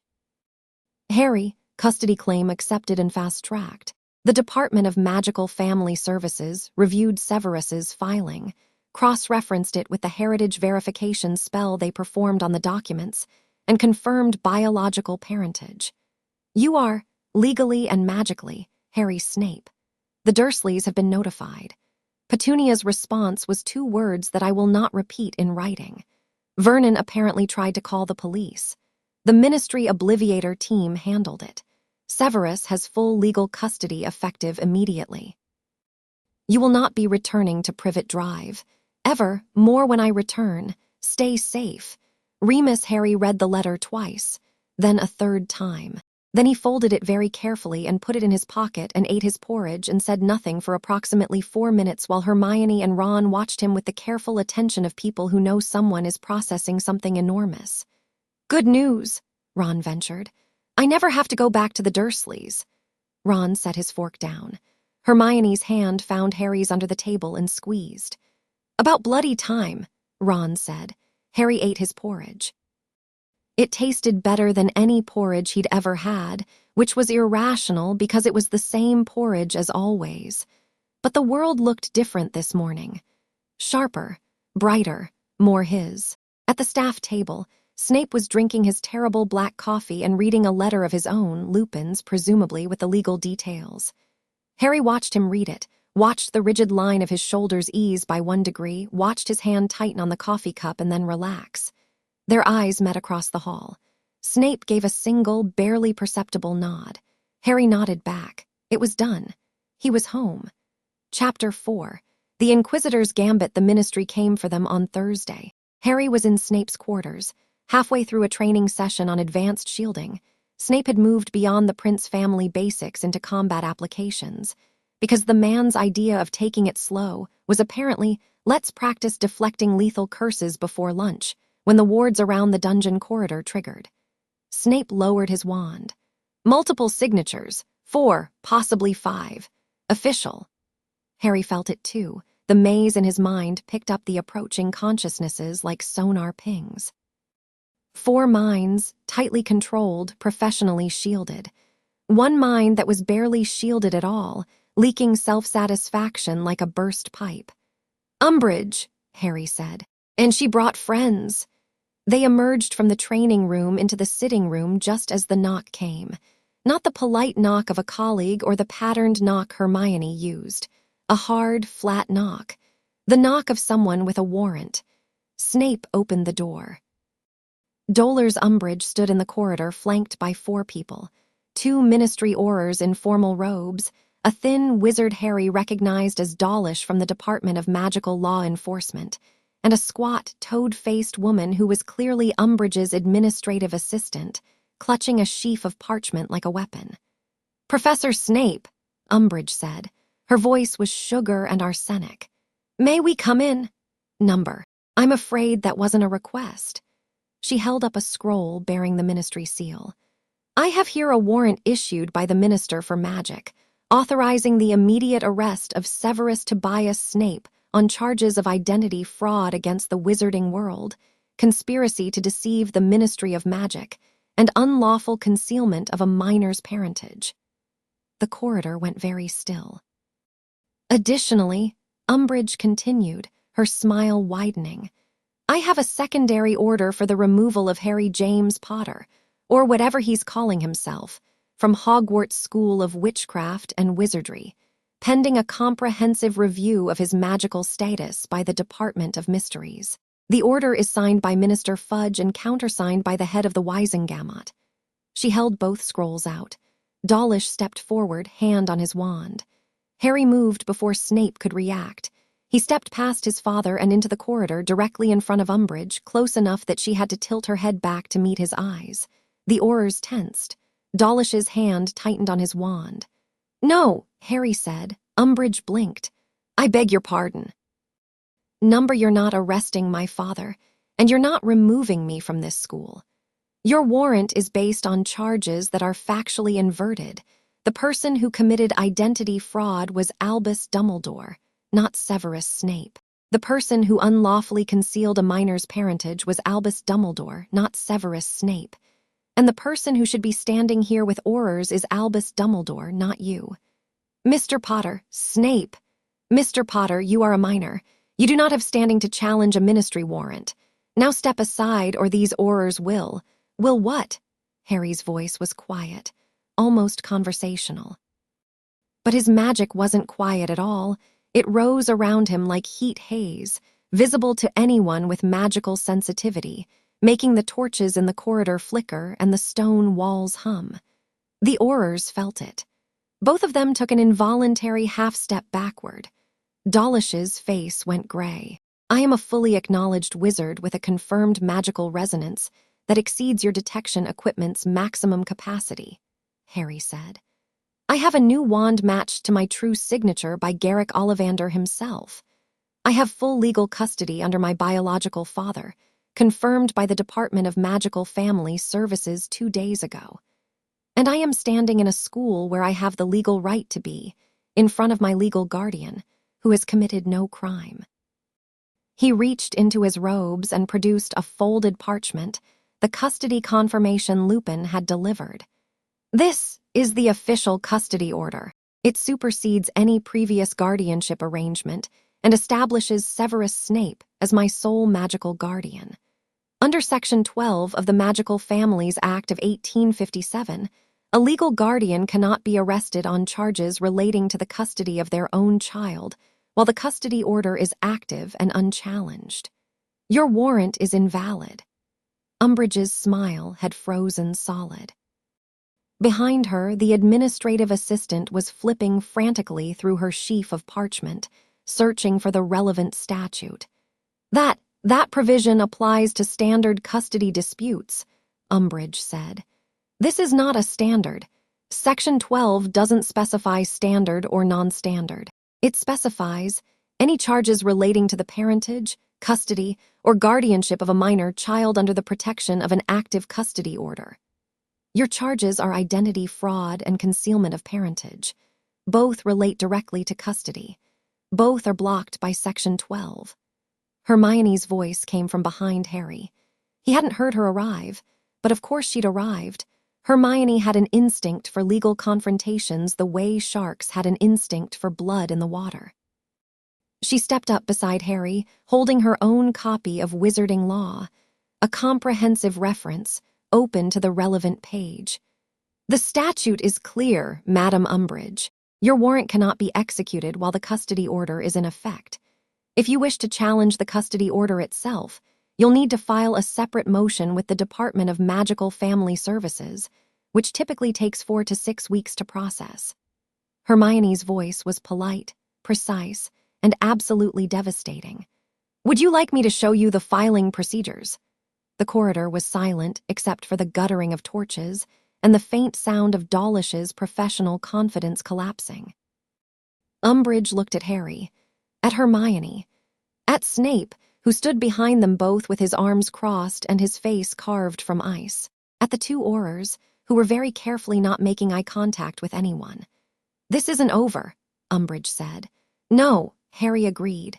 "It isn't, but it's over for today. Take your warrant back to the minister and tell him that the next time he sends Aurors to arrest an innocent man, he should make sure his paperwork is in order." Umbridge turned and walked away. Her heels clicked on the stone with the sharp, metronomic precision of someone maintaining control through sheer force of will. Dawlish and the Aurors followed. The administrative assistant scurried after them, still flipping through parchment. Harry waited until the footsteps faded. Then he leaned against the corridor wall and let out a long breath. "Section 12 of the Magical Families Act," Snape said behind him. "Hermione found it at 3 in the morning." "Of course she did." Snape looked at Hermione, who was clutching her law book to her chest with the flushed, adrenaline-bright expression of someone who had just stared down 4 ministry officials and won. "Miss Granger, when you graduate, you should consider a career in magical law. You would be terrifying." "Thank you, Professor." It was not entirely a compliment. "I know, I'm taking it as one anyway." Ron appeared at the far end of the corridor, slightly out of breath. "Did I miss it?" "Neville said Aurors were heading to the dungeons, and I ran, but the staircases—" "You missed it," Harry said. "Hermione defeated the Ministry with a book." "So, a normal Tuesday, then. It's Thursday." "Is it? This week has been about 9 years long." They retreated into Snape's quarters and closed the door. The wards hummed back into place. Harry sat in what had become his armchair, the one on the left, slightly closer to the fire, and stared at the ceiling. "She'll be back," he said. "That was a skirmish. She's going to escalate. The custody order blocks the arrest warrant, but it doesn't block everything." Hermione agreed, settling into her research corner. "She can still push for the educational decree route, removing you from Hogwarts on grounds of danger to the student body. The stability assessment cleared you, but she can argue that was insufficient, that new evidence has emerged, that the circumstances have changed." "She'll keep manufacturing pretexts until one sticks," Snape said. "That's how the Ministry operates, not through single decisive actions, but through attrition. They file, they delay, they refile. They drown you in process until you're too exhausted to fight." "So we stop playing defense," Harry said. "Ron was right the other day. We need to attack a position they can't ignore." "What position?" Ron asked from the floor. Harry looked at Snape. His father's expression was unreadable, but Harry could feel the currents beneath it through the connection they were developing, not legilimency exactly, more like an ambient awareness, the Prince-family bond that grew stronger with proximity and trust. Snape was thinking the same thing Harry was thinking. He could feel it. "The blood bond," Harry said. Snape nodded slowly. "The blood bond." Hermione looked up from her book. "What blood bond?" Snape moved to his bookshelf and pulled down a volume so old its spine was held together with what appeared to be dragon sinew. He opened it to a marked page and laid it on the desk. "The vinculum sanguinis," he said. "Blood bond. An ancient magical rite, pre-ministry, pre-Hogwarts, older than the statute of secrecy. It is a public, irrevocable declaration of blood relation between parent and child. Once performed, the bond cannot be broken, denied, or legally challenged. No warrant, no decree, no act of the Wisengamot can override it because it doesn't operate within the legal system. It operates within the framework of magic itself." Ron sat up. "It's above the law. It predates the law. The Ministry's authority derives from magical contracts. The vinculum sanguinis derives from blood and intent. It's like comparing a lease agreement to the foundations of a building. One exists within the structure, the other is the structure." "Why haven't you done this already?" Hermione asked. "Because it's not a private rite. It must be performed publicly, witnessed by a significant magical community in a place of magical power. The witnesses aren't decorative, their presence and attention anchor the bond in collective magical consciousness. The more witnesses, the stronger the bond." "The courtyard," Harry said. "At Hogwarts, in front of the student body. The entire student body, the staff, and anyone else who can be present. The castle itself serves as the place of power. Hogwarts is one of the most magically saturated locations in Britain. Performing the vinculum here would create a bond of extraordinary strength. And once it's done, Umbridge can't touch us," Harry said. "The Ministry can't separate a blood-bonded parent and child. It would be like trying to arrest gravity." Hermione was already reading the book, her eyes moving at a speed that suggested she was absorbing the information directly into her bloodstream. "The ritual is complex. There's a verbal component, declarations from both parent and child. A magical component, the blood offering. And she stopped. "What?" "The magical response. If the bond is accepted by the ambient magic, by the place itself, the participants receive what the book calls a mantle. A permanent magical augmentation derived from the bonding. Father and son share a portion of each other's magical strength." "Share?" Harry looked at Snape. "Meaning you'd get access to some of my magic." And you to mine.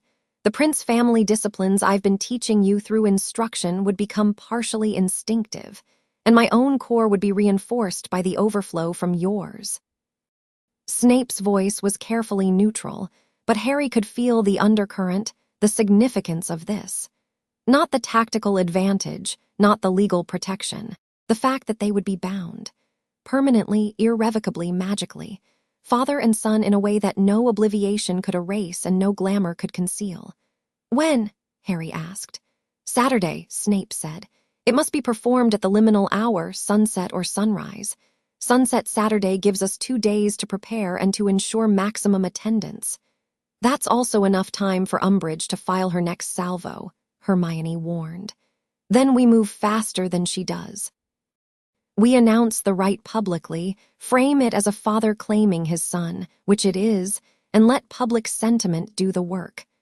The prophet is already covering the story. If we give them a spectacle, they'll cover that too. And if Umbridge tries to stop a father from bonding with his child in front of the wizarding press..." "She looks like a monster," Ron finished. "She is a monster," Harry said. "But yes, she looks like one too." The announcement went out Friday morning. Harry didn't make it.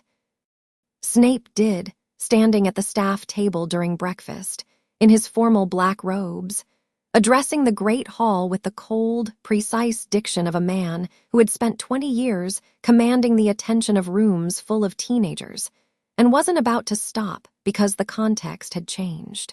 "Tomorrow evening at sunset, in the main courtyard, I will perform the vinculum sanguinis, the blood bond, with my son Harry." His voice carried to every corner of the hall with the effortless projection of a man who didn't need a sonorous charm to make himself heard. "This is a public rite. All students, staff, and members of the public are welcome to attend and serve as witnesses. The bond is an ancient and honorable magical tradition, and I invite the school community to share in it." He sat down, picked up his coffee, drank it black and terrible as always. The hall erupted. But the eruption was different from Saturday's, less shocked, more excited. The story had been percolating all week, transforming in the student body's collective consciousness from scandal to saga. Harry Snape, the hidden son. Snape, the tragic father. Dumbledore, the manipulator. It had all the ingredients of a story students wanted to tell, and the blood bond was the next chapter. Within an hour, every student in the school knew about the ritual. Within 2 hours, the prophet had been contacted. By whom, Harry wasn't sure, but he suspected the Weasley twins, who had an entrepreneurial approach to information distribution. By noon, the story was on the wireless. The response was enormous. Owls flooded the school, letters of support, letters of outrage, interview requests, a formal inquiry from the Department of Mysteries, politely declined, and a howler from someone who apparently believed Snape was a vampire and Harry was his thrall, which detonated in the Great Hall and screamed for 45 seconds before Ron hit it with a silencing charm. Umbridge was conspicuously absent from meals. Harry tracked her movements through the maze. She was in her office, writing furiously, sending owl after owl to the ministry. He could feel her mind from 3 floors away, a tight, frantic knot of calculation and rage. "She's planning something," he told Snape that afternoon. "Obviously, the question is whether she plans to prevent the ritual or to use it. Use it how? If the ritual fails, if the bond is rejected, if the magic doesn't respond, it would publicly invalidate your claim to be my son. It would destroy everything we've built." "Can the ritual fail?" Snape was quiet for a moment. "The vinculum sanguinis is a truth-telling rite. The blood doesn't lie and the magic doesn't pretend. If we are father and son, the bond will form. If we're not, we are." "I know, but Umbridge doesn't need the ritual to actually fail. She needs doubt. If she can create enough ambiguity, a challenge during the rite, a disruption of the magic, a planted expert questioning the results, she can spin it." "Then we make sure there's no room for ambiguity," Harry said. "We make it so powerful, so visible, that nobody in that courtyard can question what they saw." Snape looked at him. "You understand what you're committing to. The bond is permanent."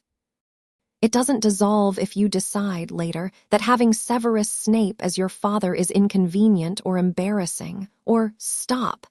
I'm being practical. You're being afraid, and I get it. But I've spent 15 years without a father, and I've spent this week with one, and I know which one I prefer. Harry held his gaze. I'm not going anywhere, are you? Snape's jaw worked. The mask shifted, and beneath it something raw and desperate flickered before he locked it down again. No, he said quietly. I'm not going anywhere. Then stop asking and start preparing. We've got a ritual to perform. Friday evening brought an unexpected visitor. Harry was in the spare room, his room. He'd started thinking of it. With the narrow cot and the rough blanket and the enchanted window showing the lake, when Snape knocked on the door. You have a guest, Snape said, and his tone was the particular shade of neutral that meant he had strong feelings about the guest and was suppressing them with professional-grade effort. Harry came out to find Draco Malfoy standing in the sitting room, looking profoundly uncomfortable. He was holding a book, an old one, leather-bound, with the black family crest embossed on the cover. Malfoy! Snape! Draco's eyes darted to Snape and back. Can we talk, privately? Harry glanced at his father. Snape's expression gave nothing away, but he inclined his head fractionally and retreated to his desk, where he resumed writing with the studied intensity of someone who was absolutely going to listen to every word but wanted plausible deniability about it. Harry led Draco to the spare room. They stood on opposite sides of the small space, and the awkwardness was thick enough to cut. I heard about the ritual, Draco said. Everyone's heard about the ritual. My father heard about it too. He sent me an owl. Draco's jaw tightened. He told me to make sure it doesn't happen. Harry went very still. Lucius sent you to sabotage the ritual. He sent me to prevent it, disrupt it, discredit it, whatever it takes. The Dark Lord, Draco's voice dropped. The Dark Lord is watching. My father says the parentage revelation has changed his calculations. If you're Snape's son, if the prophecy still holds, then the Dark Lord's strategy shifts. He wants you weak, divided, separated from Snape. The blood bond would make that impossible. So Voldemort wants the ritual stopped. Draco flinched at the name but nodded. And your father sent you, his 16-year-old son. To stop it, Harry's voice was flat. What were you supposed to do exactly? Disrupt the rite. There's a counter-incantation. If spoken at the right moment during the blood offering, it can corrupt the bond. Turn it toxic. The book, he held up the leather-bound volume. My father sent this. It has the incantation. He said it was simple enough that I couldn't mess it up. Draco's voice cracked on the last sentence, and Harry heard the echo of 1,000 similar instructions, delivered with the same casual contempt. Simple enough that even you can manage it, Draco. Don't embarrass the family, Draco. Don't fail me, Draco. Are you going to do it? Harry asked. Draco looked at him. His gray eyes were bright and hard and absolutely terrified. I'm here, aren't I, in Snape's quarters, telling you about it. If I were going to do it, why would I be standing here with the book in my hand instead of hiding it in my robes until tomorrow? Because you want me to talk you out of it. Because I want, Draco stopped. His hand tightened on the book's spine until his knuckles went white. He's my godfather, Snape. He taught me to brew my first potion when I was 7. He came to the manor every Christmas. He was the only person in my entire life who ever told me I could be better than my father. His voice was barely a whisper now. And now he has a real son, and my father wants me to destroy that, and I can't, I won't. The book dropped from his hand and hit the floor with a thud. Harry looked at the book, at Draco, at the boy who had been his enemy for 5 years and who was standing in his room, shaking, having just committed what amounted to treason against Voldemort. Does anyone else know about the counter-incantation? Harry asked. My father, probably the Dark Lord. If my father sent me the book, it's because the Dark Lord ordered it through him. So if you don't do it, they'll know you refused. Yes.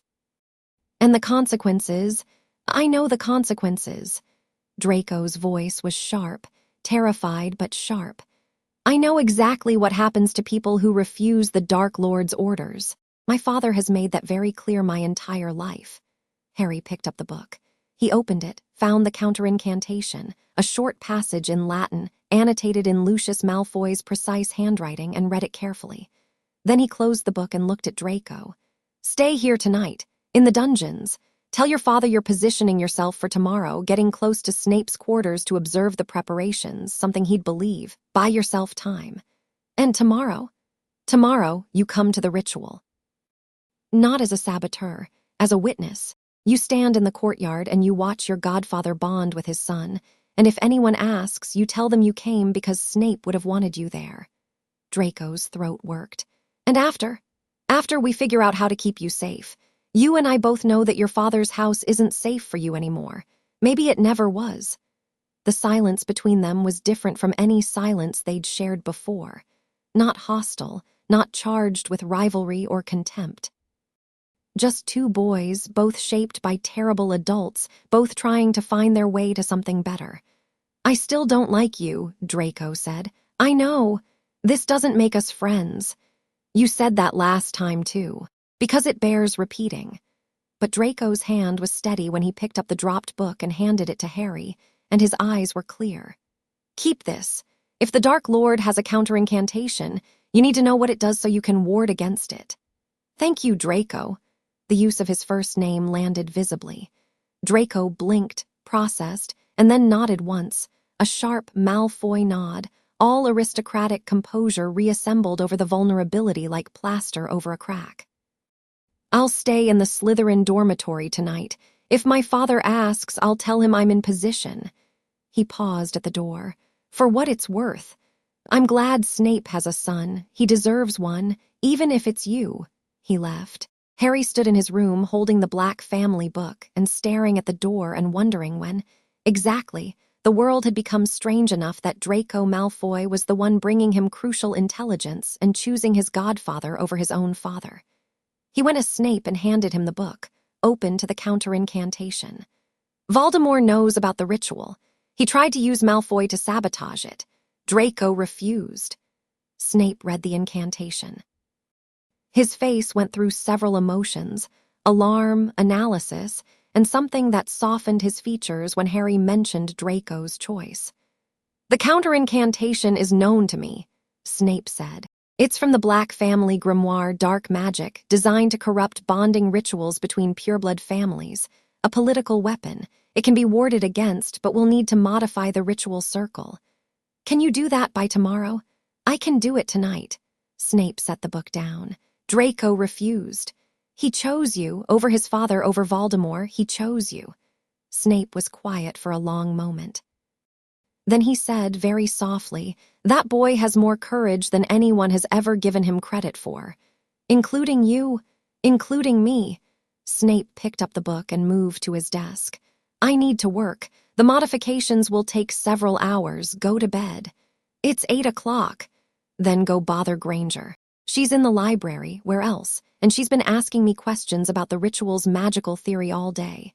Take over for me before I hex her out of academic curiosity." Harry grinned and left. In the corridor, he paused and looked back through the open door. Snape was already deep in work, his quill moving with focused intensity, surrounded by books and parchment, building the architecture of a spell that would bind them together forever. His father, working through the night to protect him. Harry closed the door quietly and went to find Hermione. Saturday dawned clear and cold and perfectly still. Harry woke at 5 and couldn't go back to sleep.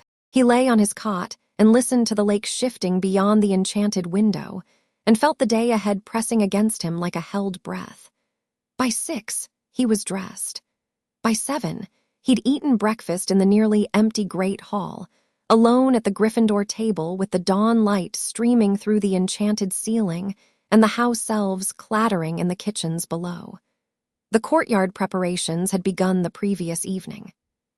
Snape had laid the ritual circle himself, a complex geometric pattern drawn in silver on the flagstones, incorporating wards against the Black family counterincantation and reinforcing channels that would direct the ambient magic of the castle into the bond.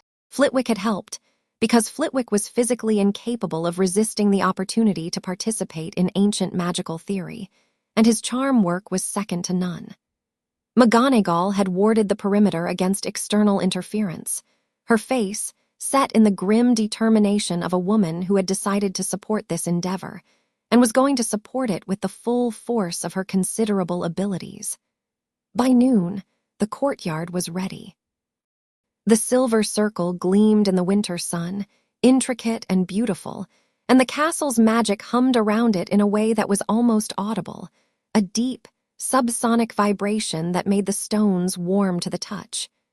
Students began gathering at 3. By 4, the courtyard was packed, not just students but staff, ghosts, house elves peering from doorways, and a contingent of press that included 2 prophet photographers, a wireless reporter, and Luna Lovegood's father, who had shown up uninvited with a notebook and a camera that appeared to be made of cheese.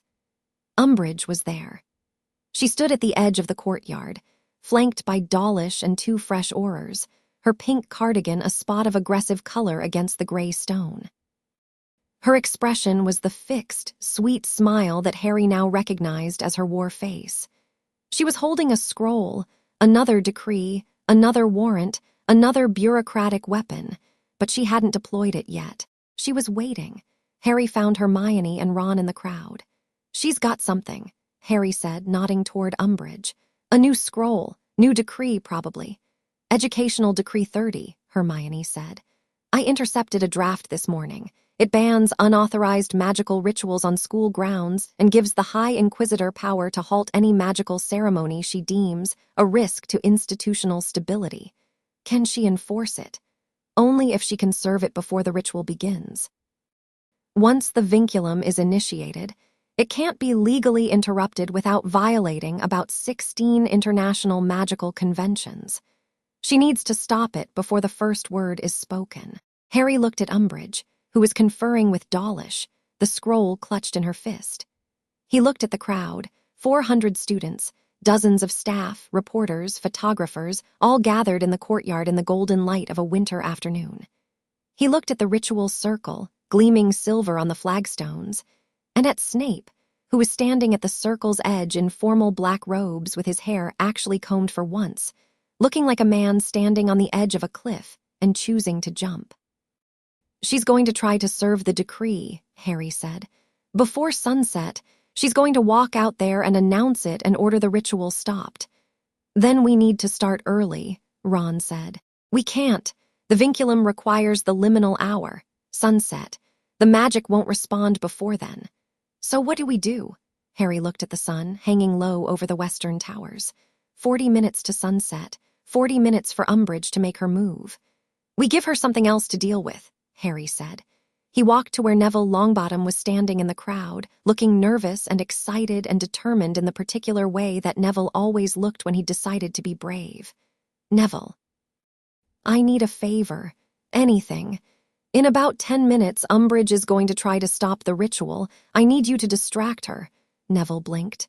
"How? You're a prefect candidate, you're a pureblood, and you're the other boy the prophecy could have referred to. Walk up to her and ask, loudly, whether the ministry has investigated whether the prophecy applies to you instead of me now that my parentage has changed. Do it in front of the reporters." Neville's eyes widened as he processed the implications. She'd have to respond. The prophet's right there. If she dismisses the prophecy question, she looks negligent. If she engages with it, she's stuck in a conversation she can't leave without looking. Exactly. "Harry, that's brilliant. It's manipulative, I'm not proud of it." "I am. Give me 10 minutes. Neville straightened his robes, squared his shoulders, and walked toward Umbridge with the steady gait of a boy who'd faced down his worst fears in a brightly lit room at the Department of Mysteries in another timeline, and would do it again here if necessary. Harry watched him go and felt a fierce, burning pride in his friend that had nothing to do with strategy and everything to do with courage. 20 minutes to sunset. The sky was turning gold and amber over the towers. The courtyard crowd was growing restless, the buzz of conversation rising, reporters checking their cameras, students jostling for position. Harry walked to the ritual circle. Snape was waiting. They stood on opposite sides of the silver pattern, facing each other across 10 feet of inscribed stone. The castle hummed beneath them. The crowd pressed close, a wall of faces and eyes, and held breath. At the edge of the courtyard, Neville was engaging Umbridge in what appeared to be an increasingly animated conversation. Umbridge was trying to extricate herself.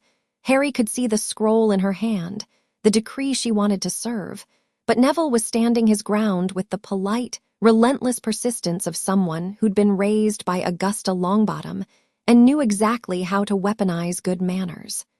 The prophet reporter was scribbling frantically. 15 minutes. The sun touched the top of the western tower. "Harry," Snape said. Harry looked at his father. Snape's face was the mask, the careful, controlled blankness, but his eyes were not. His eyes were terrified and hopeful and fierce and vulnerable all at once, and Harry realized that for all the strategic importance of this ritual, for all its legal and political implications, the thing that mattered was much simpler than any of that. A man who'd had his son stolen was about to claim him back. "I'm ready," Harry said. 10 minutes. The sun was halfway behind the tower. The light in the courtyard turned from gold to amber to the deep, luminous orange of a winter sunset, and the silver circle on the flagstones began to glow.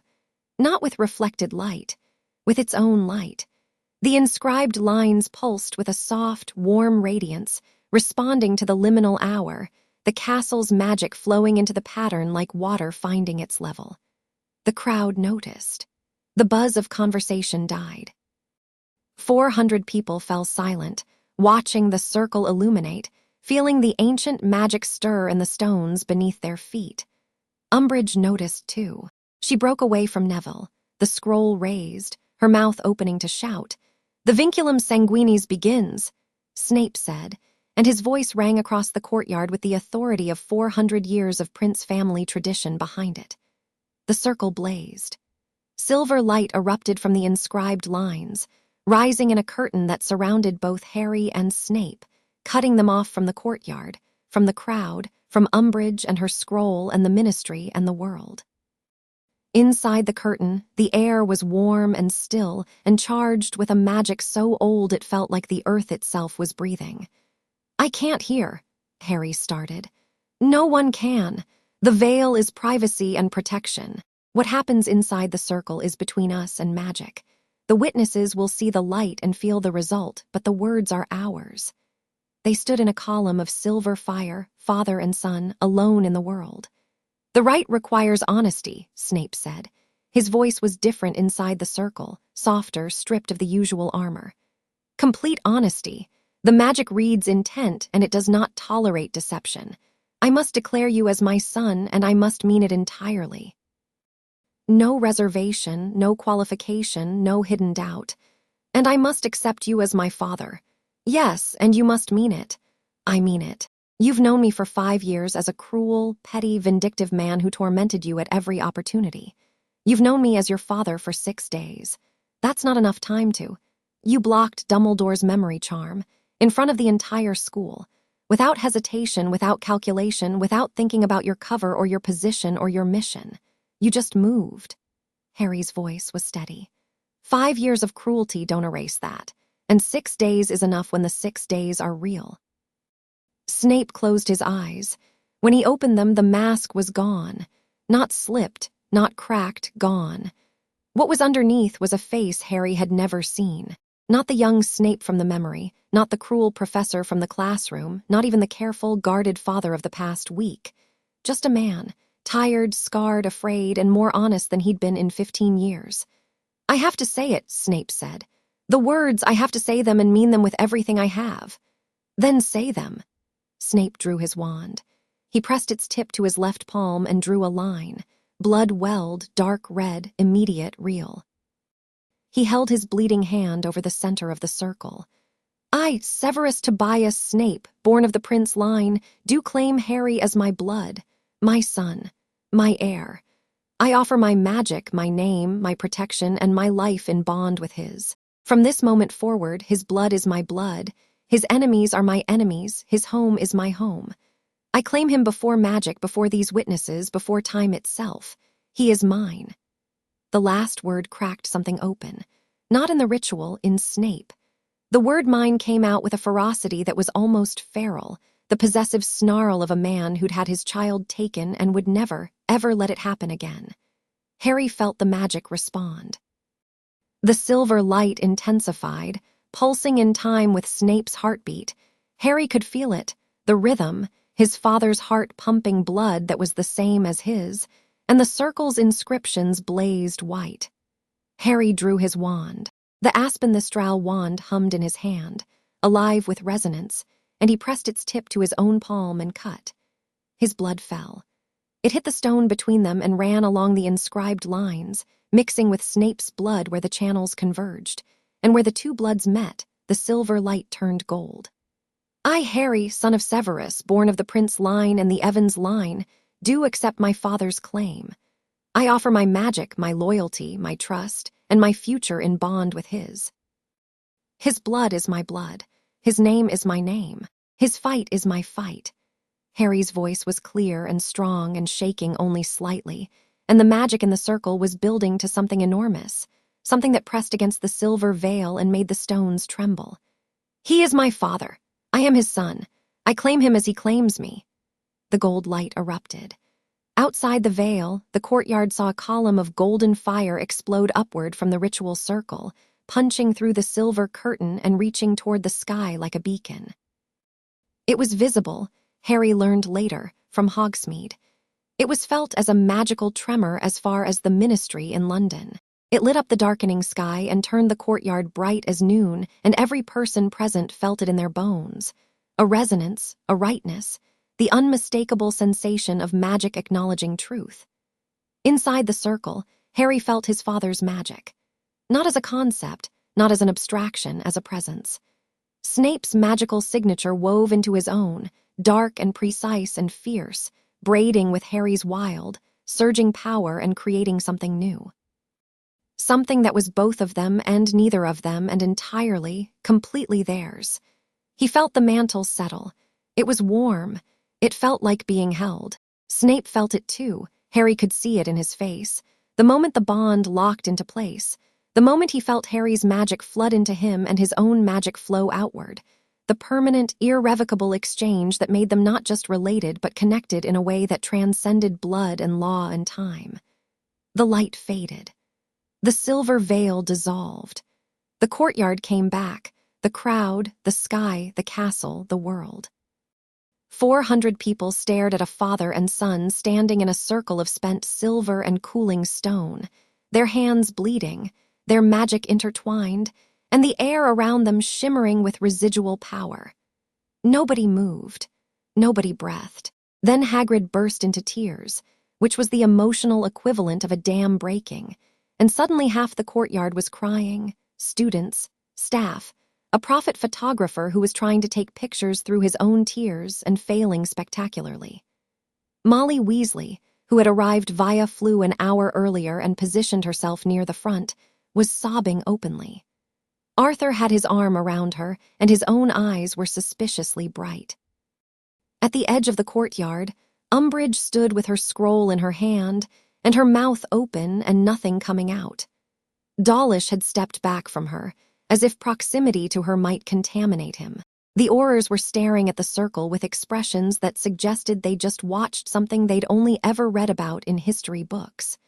Neville Longbottom, standing where he'd held Umbridge at conversational bay for 20 crucial minutes, looked at Harry across the crowd and nodded once. Harry nodded back. Draco Malfoy was in the crowd. Harry found him near the back, half hidden behind a group of Slytherin seventh years.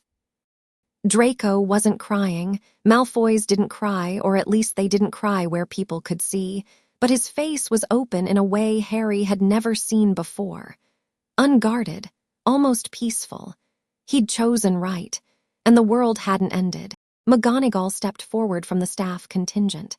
Her face was wet, but her voice was iron. The vinculum sanguinis is witnessed and accepted.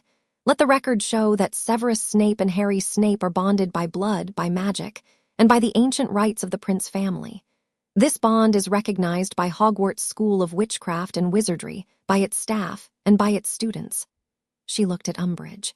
Any objections from the Ministry may be filed through the appropriate channels, in writing. After the weekend, Umbridge's scroll hung limp in her hand. Her face was the color of her cardigan, a mottled, furious pink, She opened her mouth, closed it, opened it again.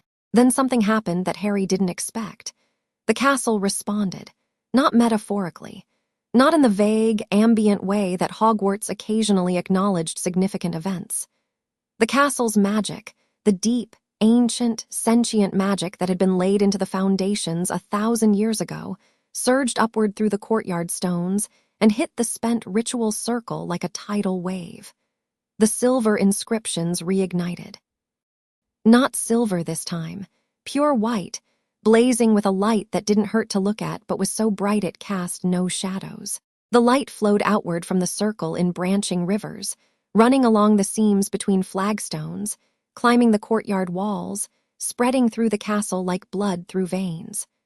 Hogwarts was accepting the bond.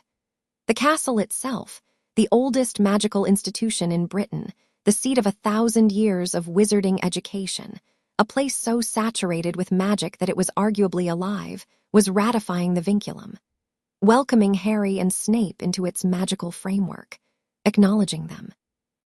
The light reached Umbridge. She stepped back. The light didn't chase her, it simply stopped at her feet, as if the castle had drawn a line. Umbridge's educational decrees were pinned to the walls behind her. The light touched them. The parchments curled, browned, and crumbled to ash. Every educational decree, every one of them, reduced to nothing by a castle that had just decided, in its ancient, inscrutable wisdom, that it had had enough. Umbridge's face went from pink to white.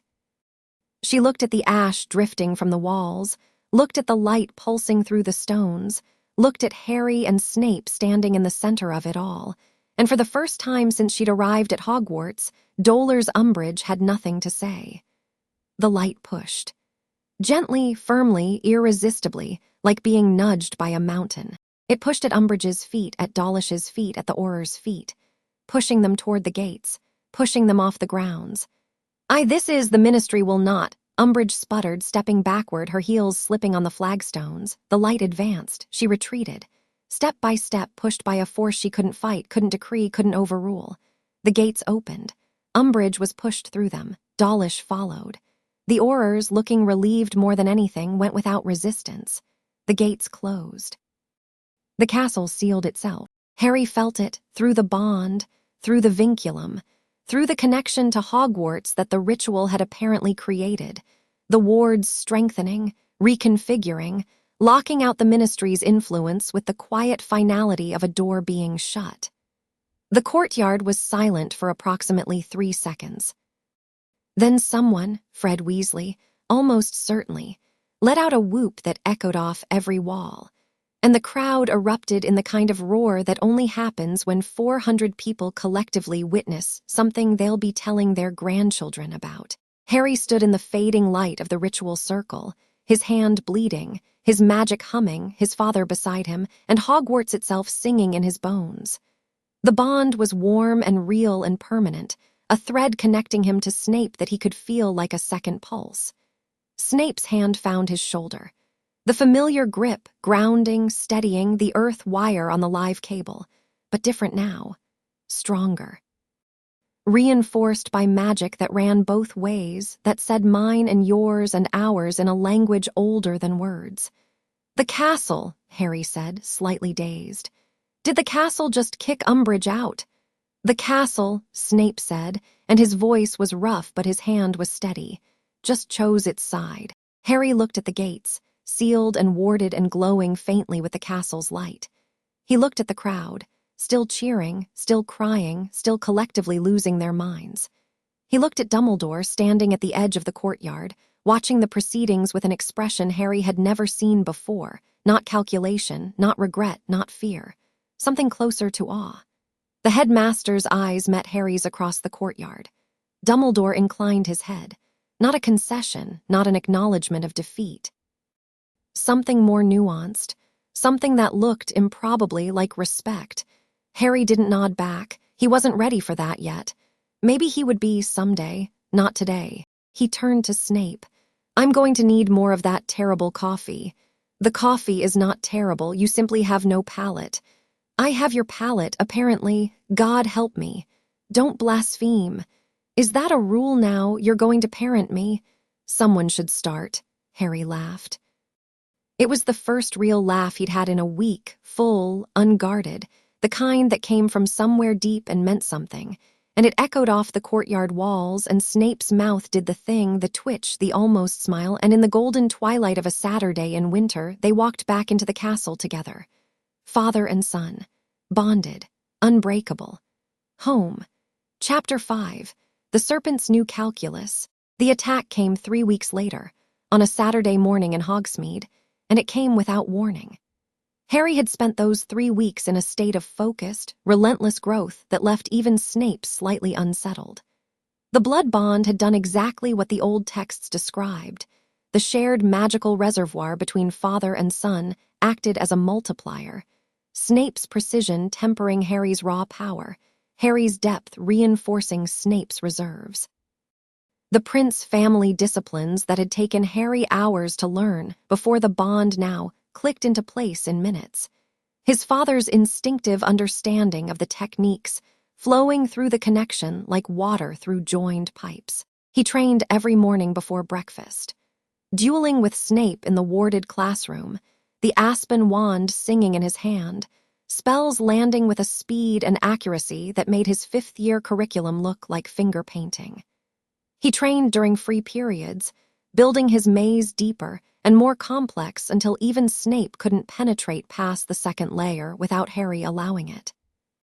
He trained in the evenings, working through the Prince family grimoire that Snape had retrieved from the newly opened Prince Vault at Gringotts, a book so old it was written on vellum, and so dangerous it bit anyone who opened it without Prince blood. The school watched. They couldn't help it. Harry Snape was a different creature than Harry Potter had been, and the transformation went deeper than appearance. He moved differently, with the contained, deliberate economy of someone aware of how much power they were carrying and how little effort it would take to break something. He spoke differently, fewer words, more weight behind each one. His father's precision infected his speech patterns in ways that were sometimes funny and sometimes slightly intimidating.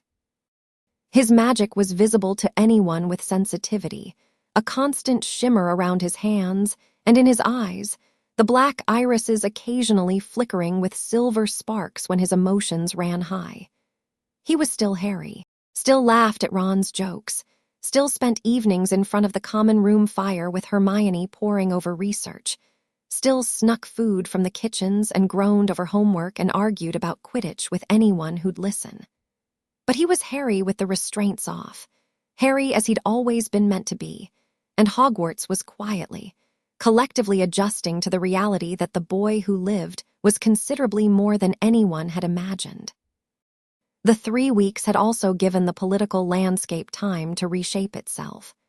Umbridge's ejection from the grounds had been front-page news for 4 consecutive days, and the ministry's response had been a masterpiece of institutional embarrassment. Fudge had tried to frame the castle's actions as a dangerous magical anomaly requiring immediate investigation.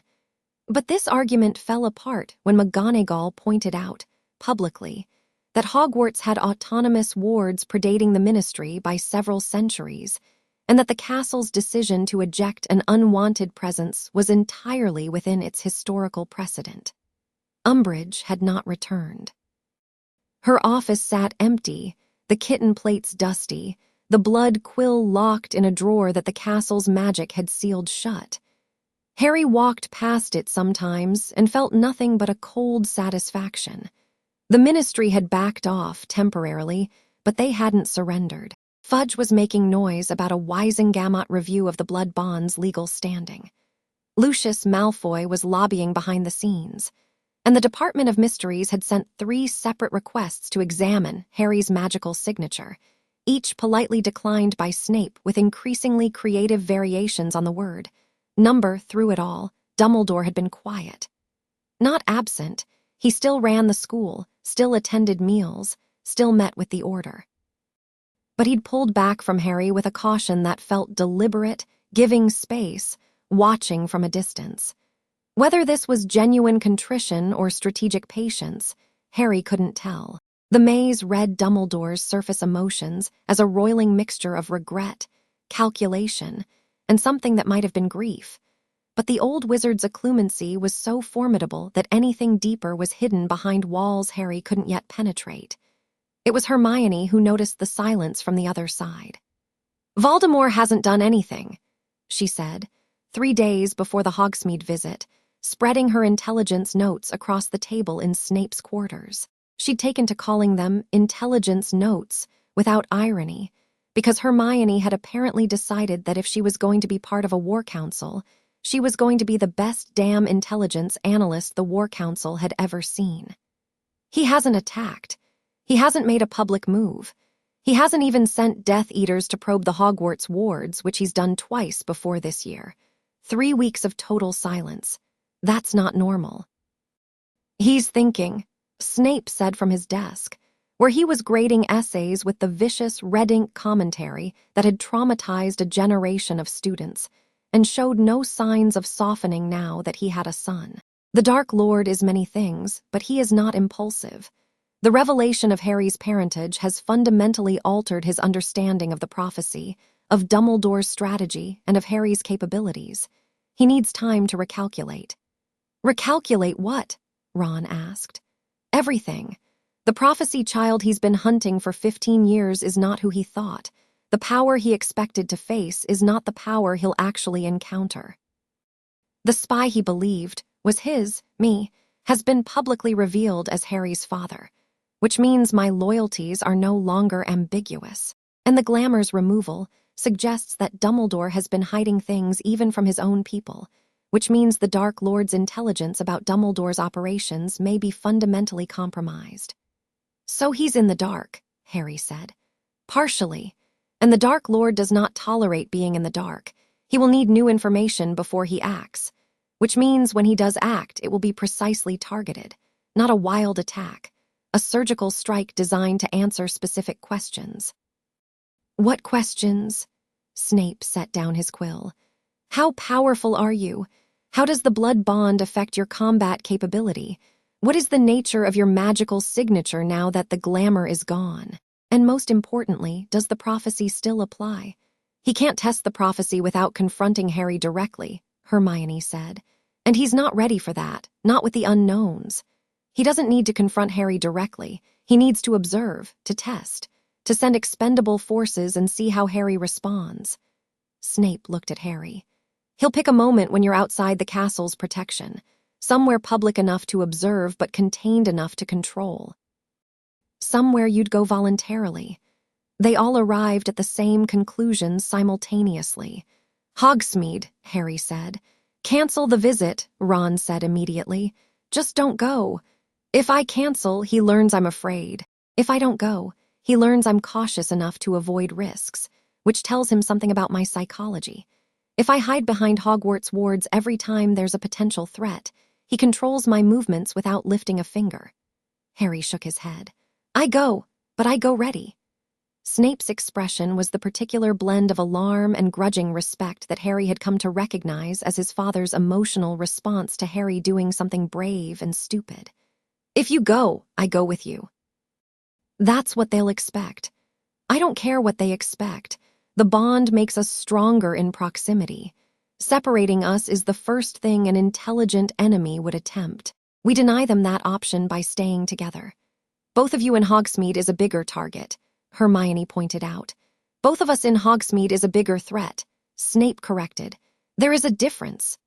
The argument went back and forth for another hour, but the conclusion was foregone. Harry would attend the Hogsmeade visit. Snape would accompany him, ostensibly as a chaperone. Hermione would coordinate with McGonagall to have Order members positioned at key points in the village. Ron would manage communications using the DA's enchanted galleons, repurposed as a signaling network. It was a good plan. Thorough, defensible. It wasn't enough. The morning of the Hogsmeade visit was crisp and bright, the kind of late winter day where the sun was blinding and the air was sharp enough to cut.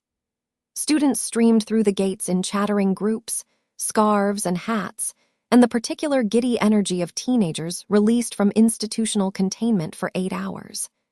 Harry walked with Ron and Hermione, Snape a deliberate 10 paces behind, close enough to respond, far enough to give Harry the appearance of independence. The aspen wand was warm in Harry's pocket. The bond hummed between him and Snape, a steady background pulse that sharpened when either of them felt anything strongly, like a shared emotional sonar. The village looked normal. Honeydukes was packed, Zonko's was blaring music, Madame Puddifoot's was doing a brisk trade in couples who'd apparently decided that pink doilies and overpriced tea were acceptable substitutes for genuine romance. Hagrid was outside the Three Broomsticks, arguing with a goat that had escaped from the Hog's Head. Harry felt the attack before he saw it. The maze pulsed. Not the gentle awareness of nearby mines that he'd grown accustomed to, a sharp, sudden alarm like a tripwire in his consciousness. Multiple hostile mines, tightly shielded but not invisible, converging on the village from 3 directions. "Dad," Harry said. Snape was already moving. The bond had carried Harry's alarm to him instantaneously, and his wand was in his hand before Harry finished the word. "How many?" Snape asked, falling into step beside Harry. Harry closed his eyes for half a second, reading the maze's input. 8, no, 10, coming from the North Road, the East Path, and... He opened his eyes. Apparitions' signatures, they're appearing inside the village. The first crack of apparitions split the air above the high street, and a figure in black robes and a silver mask materialized on the roof of Honeydukes. Then another, and another. Death Eaters were apparating onto the rooftops of Hogsmeade in rapid succession, bypassing the ground-level wards that the Order had set up by arriving above them. 10 of them, arrayed along the rooflines of the main street like crows on a wire, their masks reflecting the winter sun. Students screamed. The orderly flow of teenagers along the high street devolved into instant chaos, bodies running in every direction, children falling, the younger ones crying, the older ones drawing wands with shaking hands. Harry didn't run. He stepped into the center of the high street and raised his wand, and the Aspen-Thistral combination responded to his intent like a living thing.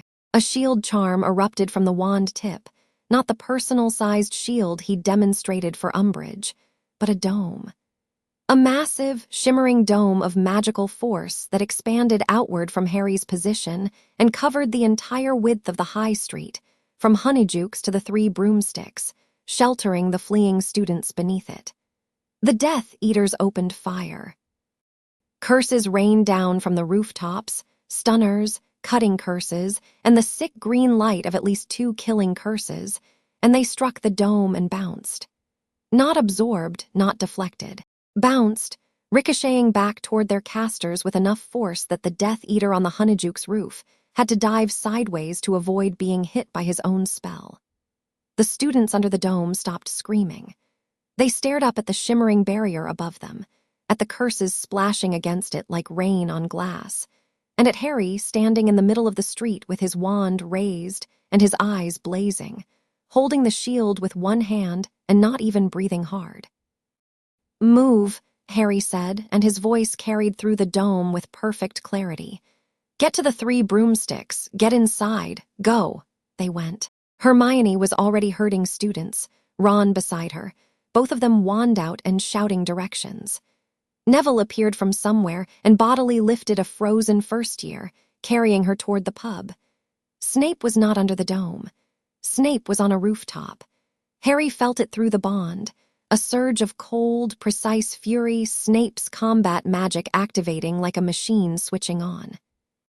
His father had apparated to the roof of Zonko's. Sight-along wasn't the only apparition trick a spy knew, and was engaging 2 Death Eaters simultaneously. His wand worked so fast it was almost invisible, curses and counters flowing in a seamless, devastating stream. The Death Eater on the left went down in 3 seconds.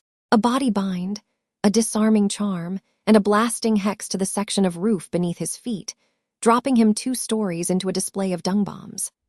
The one on the right lasted 5 seconds longer, long enough to send a killing curse that Snape sidestepped with the casual economy of a man who'd been dodging lethal magic for 20 years, before Snape's counterattack.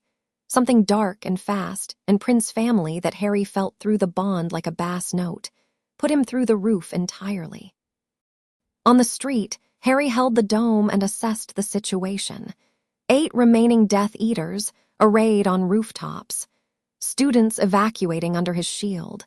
Snape engaging targets on the eastern side. Order members, he could feel Tonks and Kingsley arriving at the village perimeter, too far away to engage immediately. One of the Death Eaters dropped from the rooftop into the street. Not fleeing, advancing. Directly toward Harry, wand raised, moving with a confidence that said this wasn't a rank-and-file operative. The mask was different. Silver, like the others, but with serpentine engravings around the eyes. Harry's maze read the mind behind it, disciplined, focused, analytically curious. This was the observer. This was the one Voldemort had sent to watch. "Impressive shield," the Death Eater said, his voice smooth and cultured beneath the mask. "The Dark Lord will be interested to know you can maintain area defense at this scale. Can you fight and shield simultaneously, I wonder?" He raised his wand and cast. Not a curse, a probe. A testing spell designed to evaluate Harry's response rather than to harm him. Harry let the probe hit the dome, absorbed it, analyzed its magical signature through the wand's thistral core, which hummed with recognition. Then he did something the Death Eater didn't expect. He dropped the shield. The dome vanished. The street was open, the students already inside the 3 broomsticks, the last stragglers being pulled through the door by Hermione. Harry stood alone on the cobblestones with his wand at his side and 10 feet of empty air between himself and a man who served Lord Voldemort. "You wanted to see what I can do," Harry said. "So watch." He moved. The aspen wand carved the air and reality bent around it. Harry's first spell was a disarming charm, basic, first year, the spell he'd used against Voldemort in the graveyard a year ago, but channeled through his unshackled core and his bonded magic and his prince inheritance, it was something else entirely. The charm didn't just target the Death Eater's wand. It targeted his magic, the connection between wizard and weapon, the fundamental bond that allowed a wand to channel its master's power.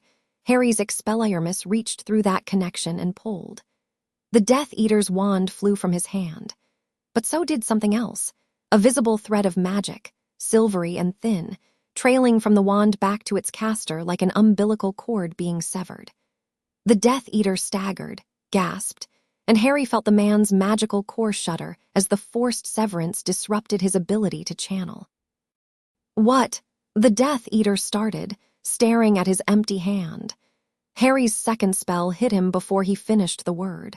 A stunner, bright red, precise as a laser that struck the man's centermass and dropped him like a puppet with cut strings. He hit the cobblestones and didn't move.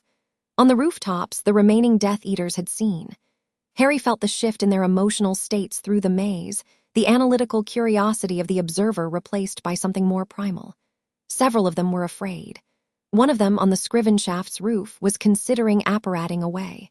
Harry looked up, met their masked faces. Raised his wand. "Your observer is down," he called. "Your information-gathering mission is compromised. You can stay and fight me, or you can leave. I'm happy with either option." 3 seconds of silence. Then 2 of the Death Eaters disapparated, the sharp cracks of their departure echoing off the village buildings. A third followed. A fourth. The remaining 4, either braver or more afraid of Voldemort than of Harry, opened fire. What followed was the most one-sided magical combat Hogsmeade had seen since Dumbledore dueled Grindelwald's agents in 1945. Harry fought the way Snape had taught him, not with the improvised, survival-driven instincts that had kept him alive through 4 years of crises, but with the deliberate, systematic efficiency of Prince family combat magic. Each spell served a purpose. Each movement was economical. He shielded when he needed to, attacked when he could, and moved through the street with a fluid certainty that looked, to the students watching from the 3 broomsticks windows, like something out of a textbook they hadn't been assigned. The first rooftop Death Eater went down to a spell Harry didn't even recognize until after he'd cast it. It came through the bond, a piece of Snape's combat knowledge, surfacing instinctively. A prince family curse that turned the target's robes into restraints, the fabric constricting around the caster's body like a straitjacket. The Death Eater toppled from the roof, bound and screaming. The second fell to a combination that Harry improvised on the fly, a levitation charm that ripped the roof tiles from beneath the Death Eater's feet, followed by a stunner timed to hit him at the apex of his fall, so that he dropped unconscious onto the pile of tiles below. Clean, precise, almost artistic. The third Death Eater tried to run. Harry let him get 3 steps before casting a charm that Flitwick had demonstrated in class the previous week. A long-range impediment jinx, modified by Harry's power into something that didn't just slow the target, but froze him entirely, 1 foot off the ground, suspended in mid-stride like an insect in amber. The fourth Death Eater, the last one standing, positioned on the roof of the post office, looked down at Harry from 50 feet up and made a decision. He pulled off his mask, revealing a face Harry didn't recognize, and shouted, "The Dark Lord sends his regards, Half-Blood Prince." Then he raised his wand to the sky and fired a spell that had nothing to do with combat. A signal.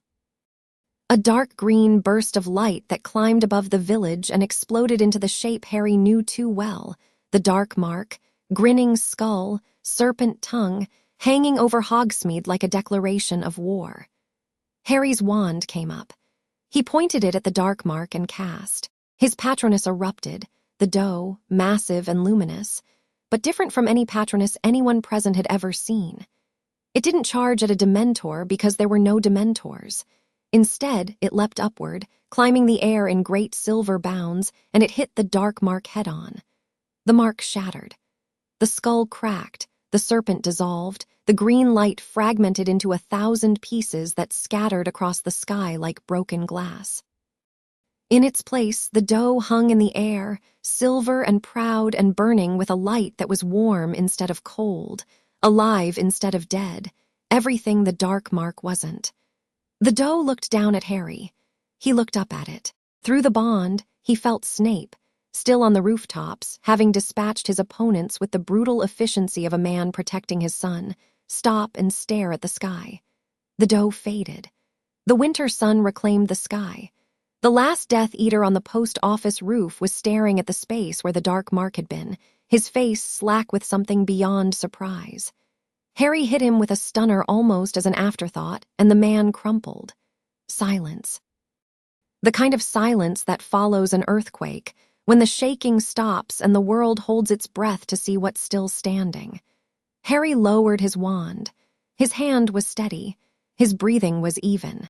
The magic was calm in his veins, settled, satisfied, like a muscle that had finally been stretched after years of cramping. He'd fought 10 Death Eaters. He'd shielded a street full of students.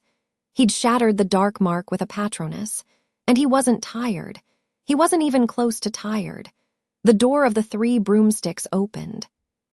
Students poured out, and the noise hit Harry like a wave, shouting, cheering, crying, the chaotic output of several hundred teenagers who had just witnessed something extraordinary and had feelings about it.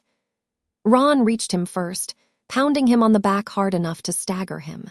"That was, Harry, that was the thing with the roof tiles and the Patronus, mate, that was the most incredible thing I've ever." Hermione was right behind him, and she wasn't cheering. She was scanning the street, the rooftops, the perimeter, her wand out and her eyes sharp.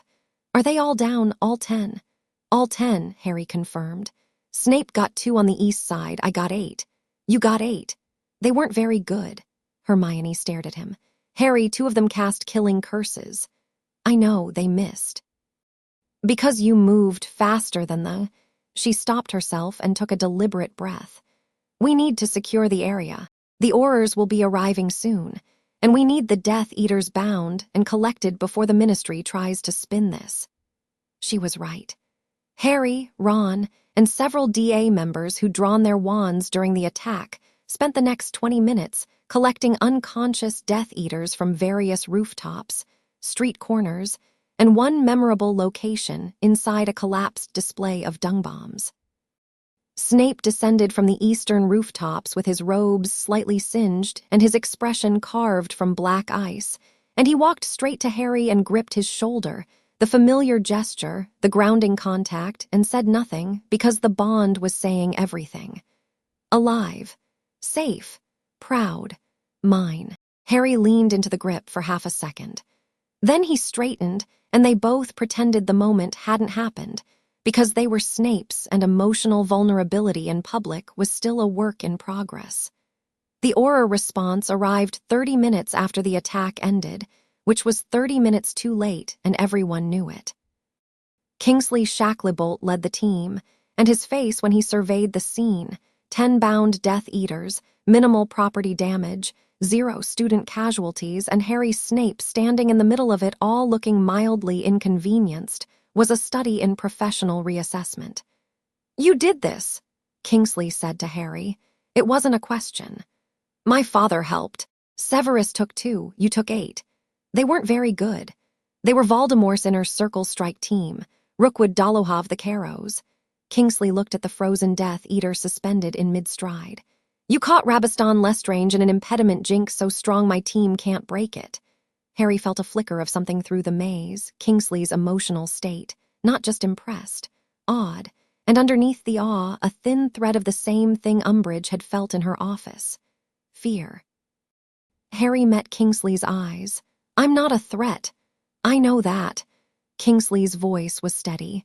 "But the world you just stepped into doesn't care about your intentions. It cares about your capabilities. And what you just demonstrated. Changes things.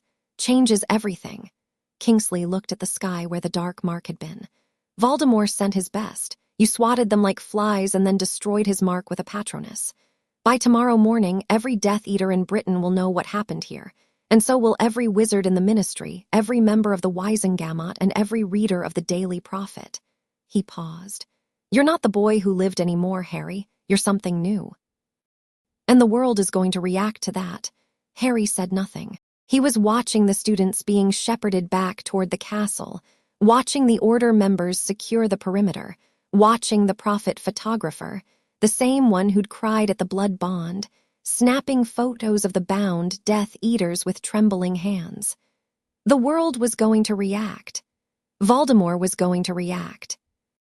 The Ministry, the Order, the press, the public, everyone was going to look at what had happened in Hogsmeade and draw their own conclusions.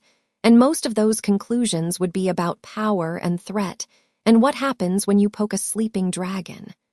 But Harry was thinking about something else. He was thinking about the observer, the Death Eater with the serpentine mask, the one who'd come to watch and test. The one who'd asked, "Can you fight and shield simultaneously?" The observer had gotten his answer.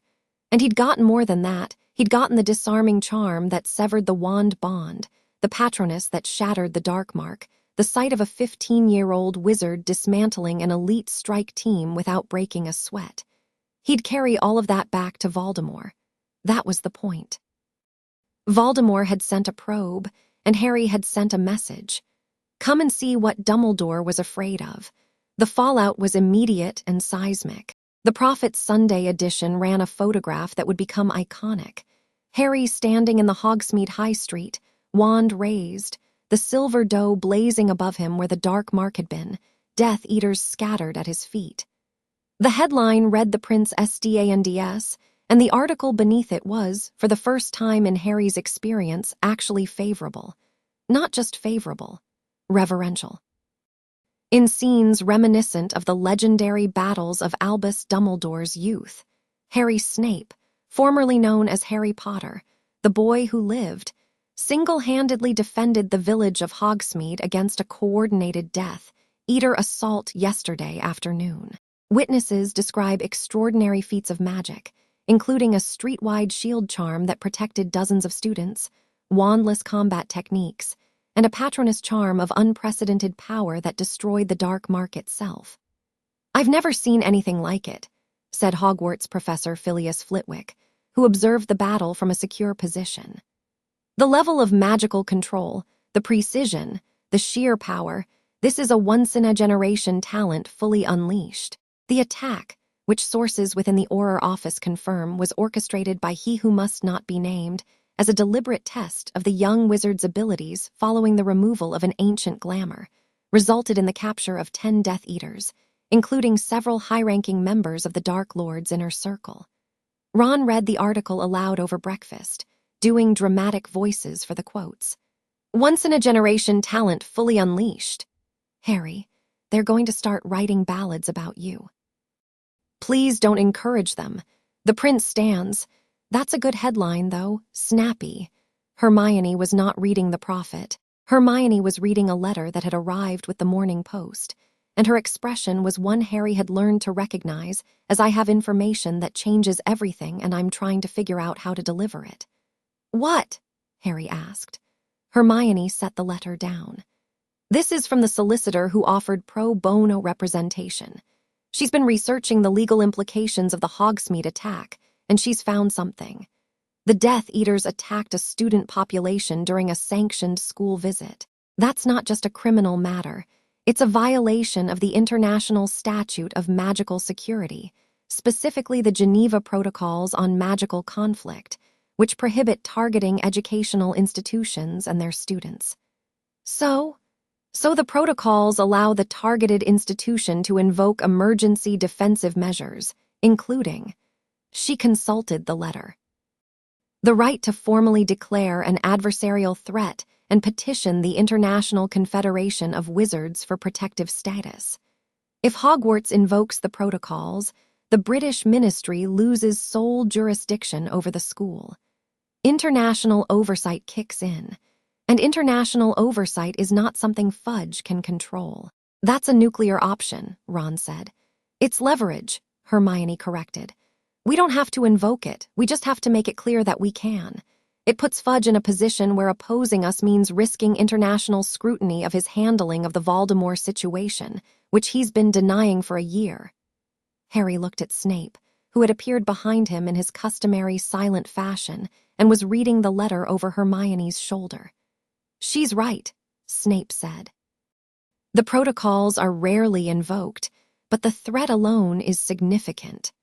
Fudge's entire political survival depends on maintaining the fiction that the Dark Lord hasn't returned. An International Confederation investigation would destroy that fiction in days. So we threaten to invoke and Fudge backs off. Fudge backs off, the Ministry stops interfering with Hogwarts and we gain time. Time to train, time to prepare, time for Voldemort to plan his next move, Harry finished. Snape nodded. The Hogsmeade attack gave the Dark Lord what he wanted, information about your capabilities. He now knows you can fight. He knows the blood bond enhances your power. He knows his strike team isn't sufficient. His next move will be different, more personal, more targeted. The prophecy, Harry said. He still needs to know if it applies. And the only way to test that is to face me himself. Which he won't do at Hogwarts, where the castle's magic reinforces you, and he won't do in public, where witnesses and potential interference complicate things. So where? Snape was quiet for a long moment. Through the bond, Harry felt his father's mind working, not the surface thoughts, which were shielded even from Harry, but the emotional texture of deep analysis. Worry, calculation. The cold, familiar weight of a man who'd spent 20 years thinking like the enemy. Somewhere he controls, Snape said at last. Somewhere he can dictate the terms. Somewhere with significance, the Dark Lord is theatrical, like Dumbledore. He'll want symbolic resonance. The Department of Mysteries, Hermione said. Everyone looked at her. Think about it. The prophecy orb is there, the physical record of the prophecy that marked Harry. Voldemort's been trying to get it all year, through Harry's visions, through the connection. He wanted Harry to retrieve it because only the subjects of a prophecy can remove it from the Hall of Prophecies. But the prophecy's applicability is now in question, Harry said. If I'm not a Potter, exactly. Voldemort doesn't know if the orb will respond to you. If it does, the prophecy still applies, you're still his destined enemy. If it doesn't, the prophecy is broken, and he's free. He needs that answer. And the only way to get it is to get you into the Hall of Prophecies and watch what happens when you reach for the orb. The logic was clean, precise, and terrifying in its simplicity. Voldemort didn't need to attack Hogwarts. He didn't need an army. He needed Harry in the Department of Mysteries, reaching for a glass sphere, answering the question that had driven the Dark Lord's strategy for 15 years. Am I still the one? He'll bait me, Harry said. Through the connection. The visions. He touched his scar, still present, still occasionally painful, the one piece of his old identity that the glamour hadn't affected because it was Voldemort's mark, not Dumbledore's. He'll send me a vision, something I can't ignore, something that forces me to go to the Ministry.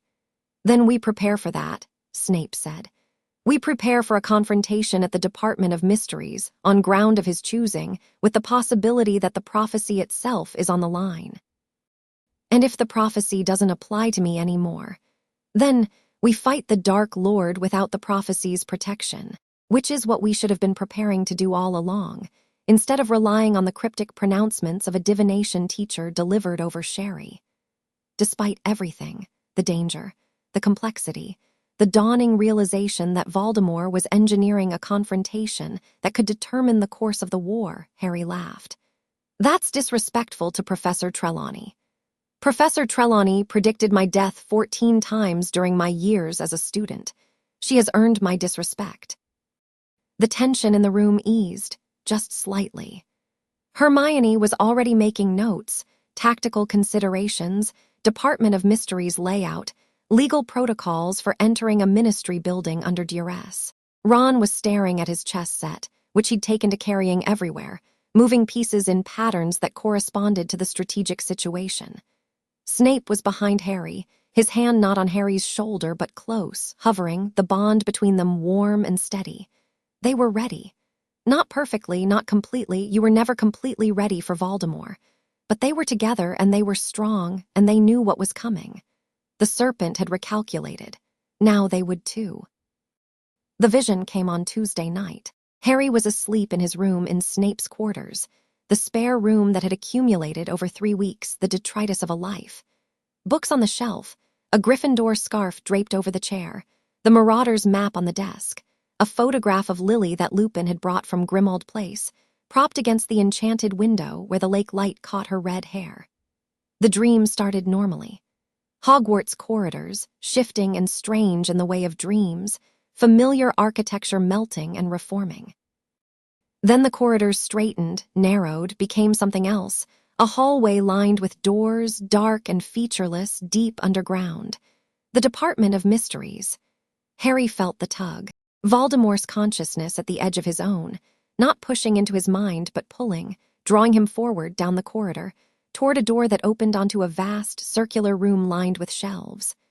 Glass spheres on every shelf, thousands of them, each one glowing with a dim, prophetic light. The Hall of Prophecies. In the dream, Harry walked down the rows of shelves. Row 93, 94, 95, 96, 97. He stopped. A single orb at eye level glowed brighter than the others. The label beneath it read, SPT to APWBD Dark Lord, and Harry Snape. The label had changed. The question mark was new. Harry reached for the orb. In the dream, his fingers closed around it, and the glass was warm, and the prophecy inside began to speak in a voice he almost recognized. He woke up. Not gasping, not screaming, not drenched in sweat the way he used to wake from Voldemort's visions. He woke calmly, cleanly, the maze in his mind having contained the vision like a quarantine, letting it play out, recording every detail, but preventing the emotional bleed-through that had previously left him shattered. He sat up in the dark and felt the bond pulse. Snape was already awake, already at his door. I felt it, Snape said from the doorway, a silhouette against the sitting room's dying fire. The vision. He showed me the Hall of Prophecies. The orb. The label's changed, it says Harry Snape with a question mark. He's seeding the question, making it personal, making you need to know. It's working. Harry was honest about it. I do need to know, not because Voldemort wants me to, because I need to understand whether the prophecy still applies. If it doesn't, it changes everything about how we fight this war. Snape entered the room and sat on the edge of the cot. It was a strangely domestic gesture, a parent sitting on their child's bed in the dark after a nightmare, and they both felt the strangeness of it, and neither mentioned it. He'll send more visions, Snape said, each one more urgent. He'll escalate until you either go to the Ministry voluntarily or until he gives you a reason you can't refuse. Like what? Snape was quiet for a moment. He knows about the bond. He knows what you value. If the visions don't work, he'll threaten someone you care about, force your hand. Sirius. The name fell between them with weight. Sirius Black, Harry's godfather, currently hiding in Grimmauld Place, connected to Harry by love and to this situation by nothing except the fact that Voldemort knew Harry would walk into hell for him. Sirius is in hiding. He's protected, but the Dark Lord is creative, and he knows how to manufacture crises. Snape's voice was carefully neutral, but Harry could feel the undercurrent through the bond, the old, complicated tangle of emotion that Snape carried regarding Sirius Black. Hatred, yes, but also recognition. They were both men who'd sacrifice everything for the people they loved, and they both knew it, and it was the one thing they'd never admit they had in common. "We warn him," Harry said. "We tell Sirius what's coming. And we prepare for the possibility that Voldemort sends a vision I can't ignore. And when he does, we go, not blind, not panicked, not stumbling into a trap. We go prepared with a plan, with backup, and we take the fight to Voldemort on his chosen ground, and we show him that choosing the ground isn't enough." Snape looked at his son in the dark. The bond hummed between them, warm, steady, unbreakable. "Together," Snape said. "Together." The dark room was quiet. The lake pressed against the window. Somewhere above them, the castle's magic flowed through ancient stones, and somewhere far below, in a chamber deep beneath the Ministry of Magic, a glass orb with a question mark on its label waited to be claimed. Harry lay back down. Snape stayed on the edge of the cot for another minute, then stood and walked to the door. "Dad," Harry said in the dark. Snape stopped. "Thanks for coming." A pause, then quietly, "Go to sleep, Harry." The door closed.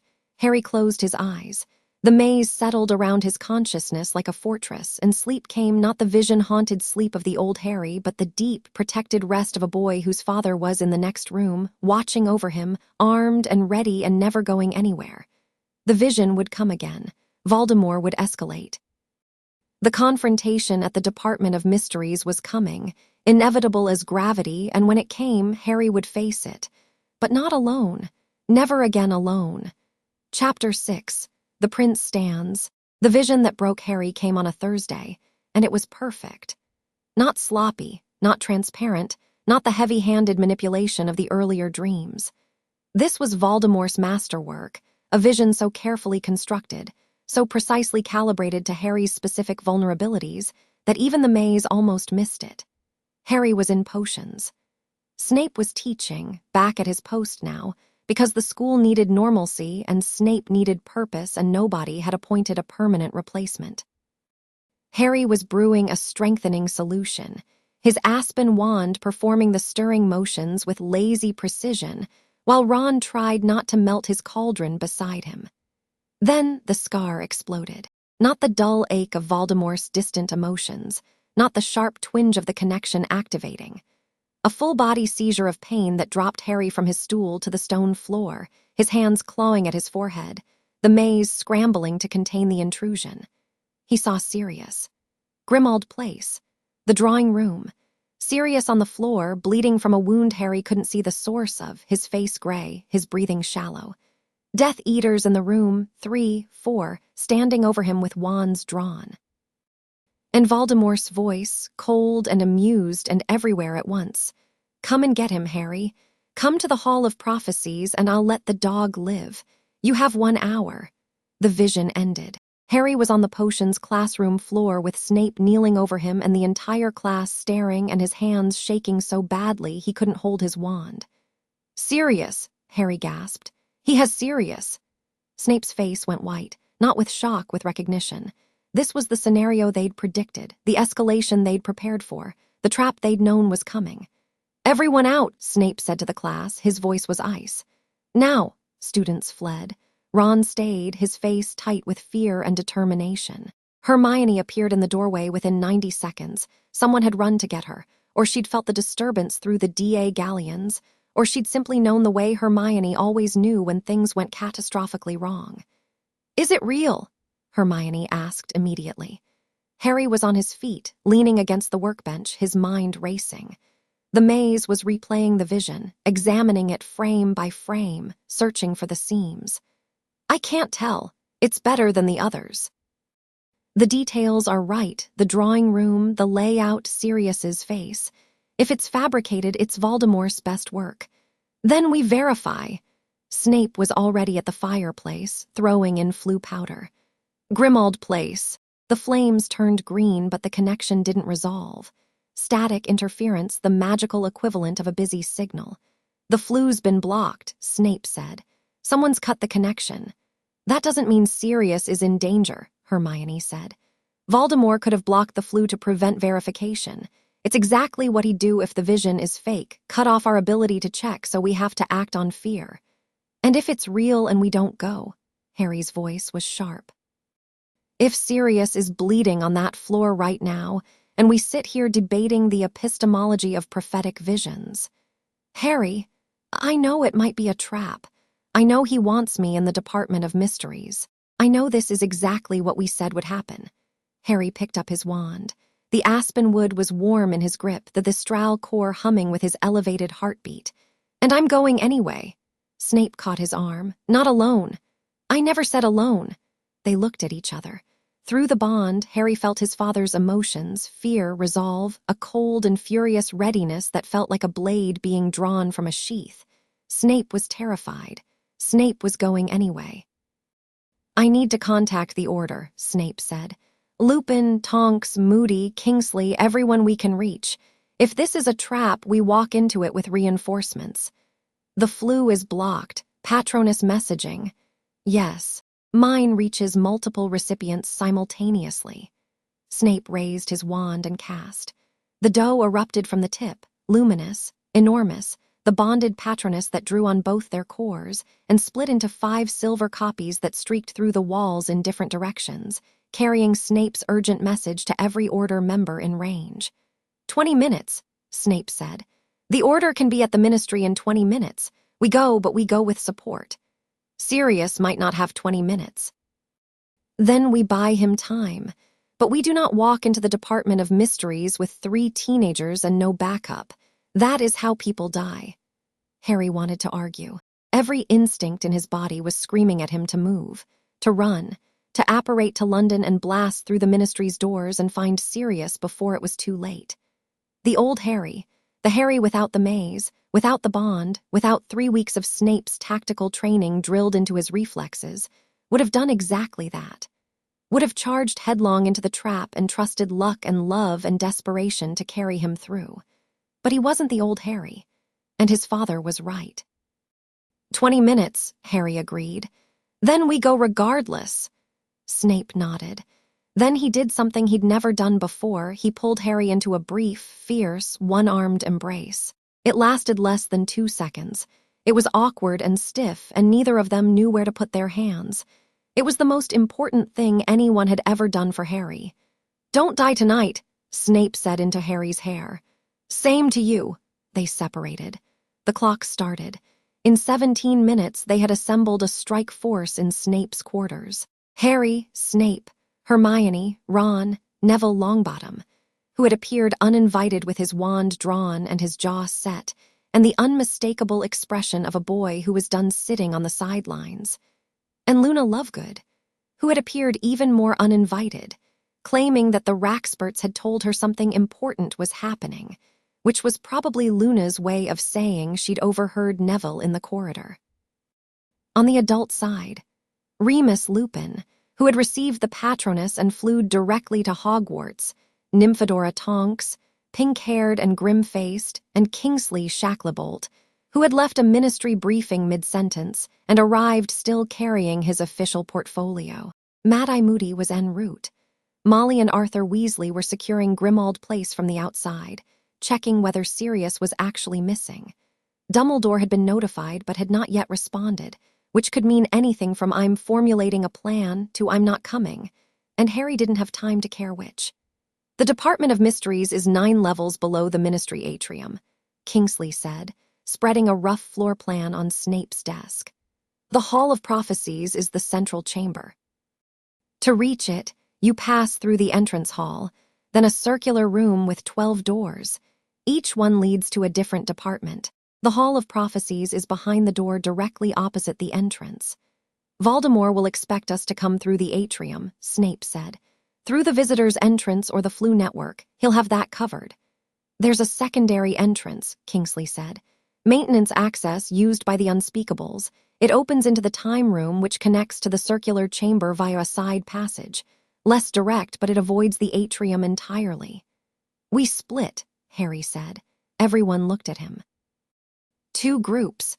The main force goes through the secondary entrance. Kingsley, Tonks, Lupin, Hermione, Ron, Neville, Luna. You enter through the time room and approach the Hall of Prophecies from the side.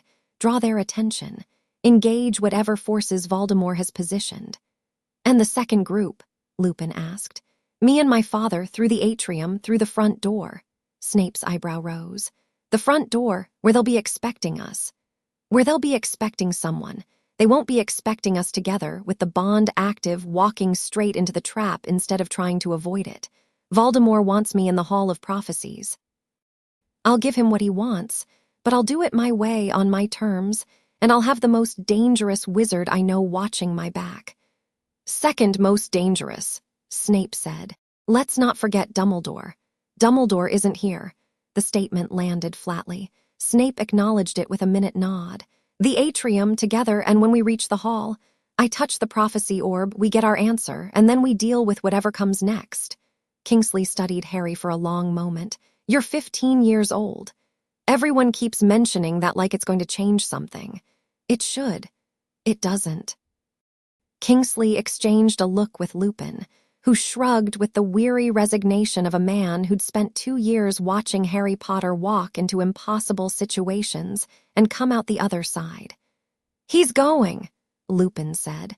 We all know he's going. The question is whether we go with him or stand here debating until he goes without us. That settled it. They moved. The Hogwarts Flu network was partially operational.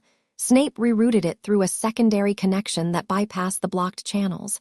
And within 5 minutes, the strike force was assembling in a dingy maintenance corridor 2 floors above the Department of Mysteries. The corridor was dark, industrial, lined with pipes that carried the Ministry's magical infrastructure. The air smelled of metal and old enchantments. Kingsley oriented himself by the floor plan, marking the route to the secondary entrance with quick wand taps that left glowing breadcrumbs on the walls. The maintenance entrance is 300 meters that way, Kingsley said, pointing down the corridor. We'll need 7 minutes to reach the time room and position ourselves. Give us that head start before you enter through the atrium. Harry nodded. Kingsley, Tonks, Lupin, and the students moved out, their footsteps fading into the dark. Hermione looked back once, a single, fierce glance that said, "Don't you dare die, Harry Snape," and then she was gone. Harry and Snape stood alone in the corridor. 7 minutes, Snape said. 7 minutes. They waited, the pipes hummed. Somewhere above them, the Ministry of Magic continued its nighttime operations. Janitors and Unspeakables and the endless machinery of governance grinding on, oblivious to the fact that a war was about to erupt beneath their feet. If something happens to me tonight, Snape said, Lupin has been designated as your secondary guardian. The paperwork is filed. Nothing's going to happen to you. Harry, nothing is going to happen to you because I won't let it. That's not optimism, Dad.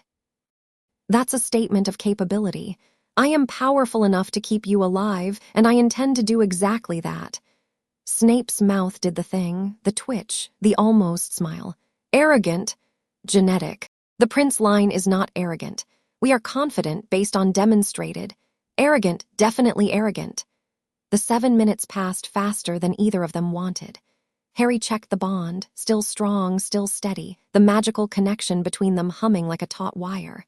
He could feel Kingsley's group moving through the lower levels, a cluster of familiar minds progressing through the dark. Time, Snape said. They moved. The Ministry atrium at night was cathedral vast and cathedral empty.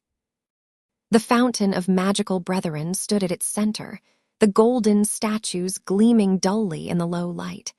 The fireplaces along the walls were dark. The ceiling, enchanted like Hogwarts, showed a night sky that Harry suspected was fake. The real sky above the Ministry's underground complex was nothing but rock and earth and London Street. Harry and Snape emerged from the flue on the far side of the atrium. Harry had half expected an ambush, but the vast space was genuinely empty. Voldemort's forces were below, in the Department of Mysteries, waiting for him to come to them. They crossed the atrium in silence. Their footsteps echoed. The golden fountain watched them pass with its fixed, benevolent smile, wizard, witch, centaur, goblin, house elf, all gazing upward in a tableau of magical harmony that had never existed and probably never would. The lift was waiting. Harry pressed the button for level 9. The grille closed. They descended. "You're a Clumency," Snape said as they dropped. "Full strength. The Dark Lord will attempt to use the connection against you, to read your intentions, to anticipate your movements. The maze needs to be impenetrable." Harry closed his eyes. The maze rose around his mind, deeper and more complex than it had ever been, the corridors shifting and recalibrating, the mirrors multiplying, the false memories so elaborate they were practically novels. He layered it with everything Snape had taught him, everything the Prince's inheritance had given him, everything the bond had amplified. When he opened his eyes, his mind was a fortress within a labyrinth within a hall of mirrors, and Voldemort could throw himself against it until the end of time and find nothing. The lift stopped. The grille opened. A dark corridor stretched before them, lit by torches that burned blue-black, casting more shadow than light. At the end of the corridor, a plain black door, the Department of Mysteries. They walked forward. The door opened at their approach, not magically, not dramatically.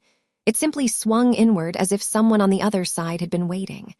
Beyond the door was the circular room Kingsley had described. 12 doors arranged in a perfect circle, each one identical, unmarked. The floor was black marble. The walls were black stone. A single candle burned in the center of the room, its flame blue and utterly still. Harry felt the minds before he saw the people. Through the maze, through the ambient sensitivity the Prince's inheritance gave him, a constellation of hostile consciousnesses, some in the Hall of Prophecies, some scattered through adjacent chambers.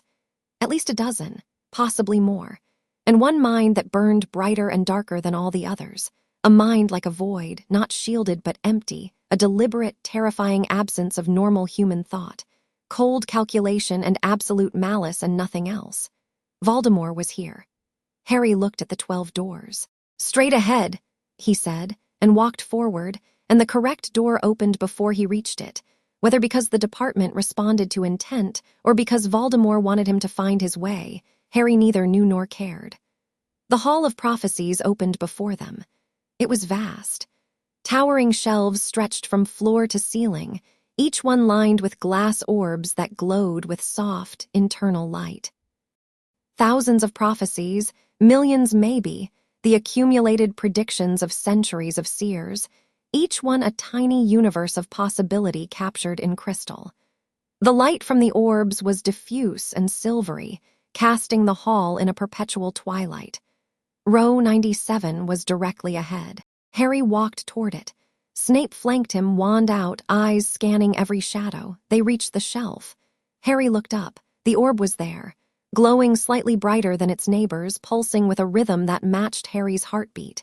The label beneath it read, SPT to APWBD Dark Lord, and Harry Snape the question mark pulsed. "Touch it," said a voice from the shadows. Harry didn't flinch. He'd felt the presence approaching through the maze, the void mind, cold and vast, moving through the hall with the unhurried patience of a predator that knew its prey wasn't going anywhere. Voldemort stepped from between the shelves. He looked exactly as Harry remembered from the graveyard, tall, gaunt, white as bone, with red eyes that caught the prophecy light and reflected it back like a cat's. He was alone, his Death Eaters positioned at the hall's exits but not at his side. He wanted this moment to be intimate, personal. "Harry," Voldemort said, "you look different." "I am different." "Indeed, the Snape boy, not the Potter boy. How disappointing for the public, how interesting for me." Voldemort's lipless mouth curved into something that was technically a smile and functionally a threat. "Touch the prophecy, Harry. Let's find out together." "Where's Sirius?" Sirius Black is at home, eating dinner and reading the Evening Prophet. He was never here. I assumed you'd know that. Voldemort's red eyes flicked to Snape. Severus, my wayward servant, I'm told you have a son. I'm told you wanted to meet him, Snape said, and his voice was the cold, controlled instrument Harry had heard 1,000 times in the classroom, but never quite like this. Never aimed at someone Snape genuinely intended to destroy. Here he is. Yes, here he is. Voldemort studied Harry with the analytical intensity of a scientist examining a specimen. The glamour is gone. The compression is released. The prince's inheritance is active. I can feel it, you know, your power.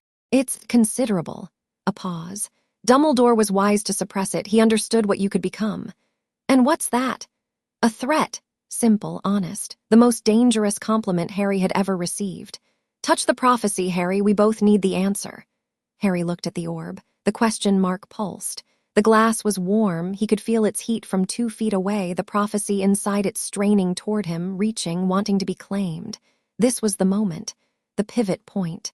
Everything, the glamour, the revelation, the bond, the training the Hogsmeade battle had been leading here, to a boy standing in front of a glass sphere while the darkest wizard in history watched and waited. Harry reached out and took the orb. It came off the shelf easily, settling into his palm like a bird returning to its nest. The glass was warm and the prophecy inside it moved, swirling silver mist, condensing, taking shape. A voice emerged, thin and reedy, familiar from Dumbledore's pensive. The one with the power to vanquish the Dark Lord approaches. Born to those who have thrice defied him, born as the 7th month dies. The prophecy played in full, every word, clear as crystal in the silent hall. Harry held the orb and listened and felt the magic of the prophecy settle against his magical signature like a hand fitting into a glove. The question mark on the label dissolved. New words wrote themselves in golden script. Dark Lord and Harry Snape, no question mark. The prophecy applied. Despite everything, despite the glamour, the identity change, the revelation of his true parentage, the prophecy recognized Harry as its subject. Snape's 3 defiances counted. The magic didn't care about names or appearances or Dumbledore's manipulations. It cared about blood and defiance and the ineffable architecture of fate. Harry looked at Voldemort. Voldemort looked at the label. Something moved behind those red eyes. Not fear, not yet, but the cold, sharp recognition of a chess player who has just discovered that the gambit he'd been counting on has failed. The prophecy held. Harry was still the one with the power to vanquish him. So, Voldemort said softly, "It persists. It persists. Then we have nothing more to discuss." Voldemort raised his wand. "Except the obvious." The first curse came faster than thought. A killing curse, green light, cold wind, the rushing sound of death, aimed not at Harry but at Snape. Harry moved. The bond screamed. Every instinct, every reflex, every ounce of Prince combat training and bonded magical awareness fired simultaneously. Harry's wand was up before the curse reached its midpoint. He didn't shield. You couldn't shield against the killing curse. He redirected. The aspen wand carved the air and the curse bent. Not blocked, not absorbed, physically bent, its trajectory warped by a focused application of magical force that shouldn't have been possible, that defied every known law of defensive magic, that Snape himself could not have done.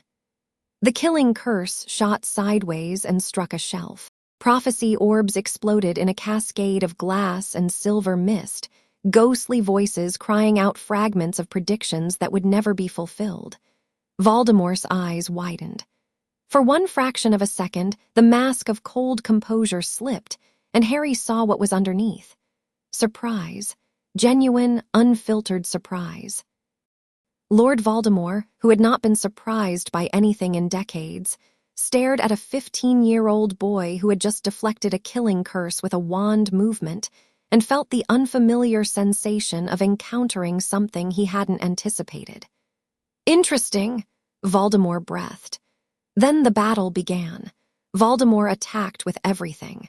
Not probing, not testing, not the controlled strikes of the Hogsmeade assault.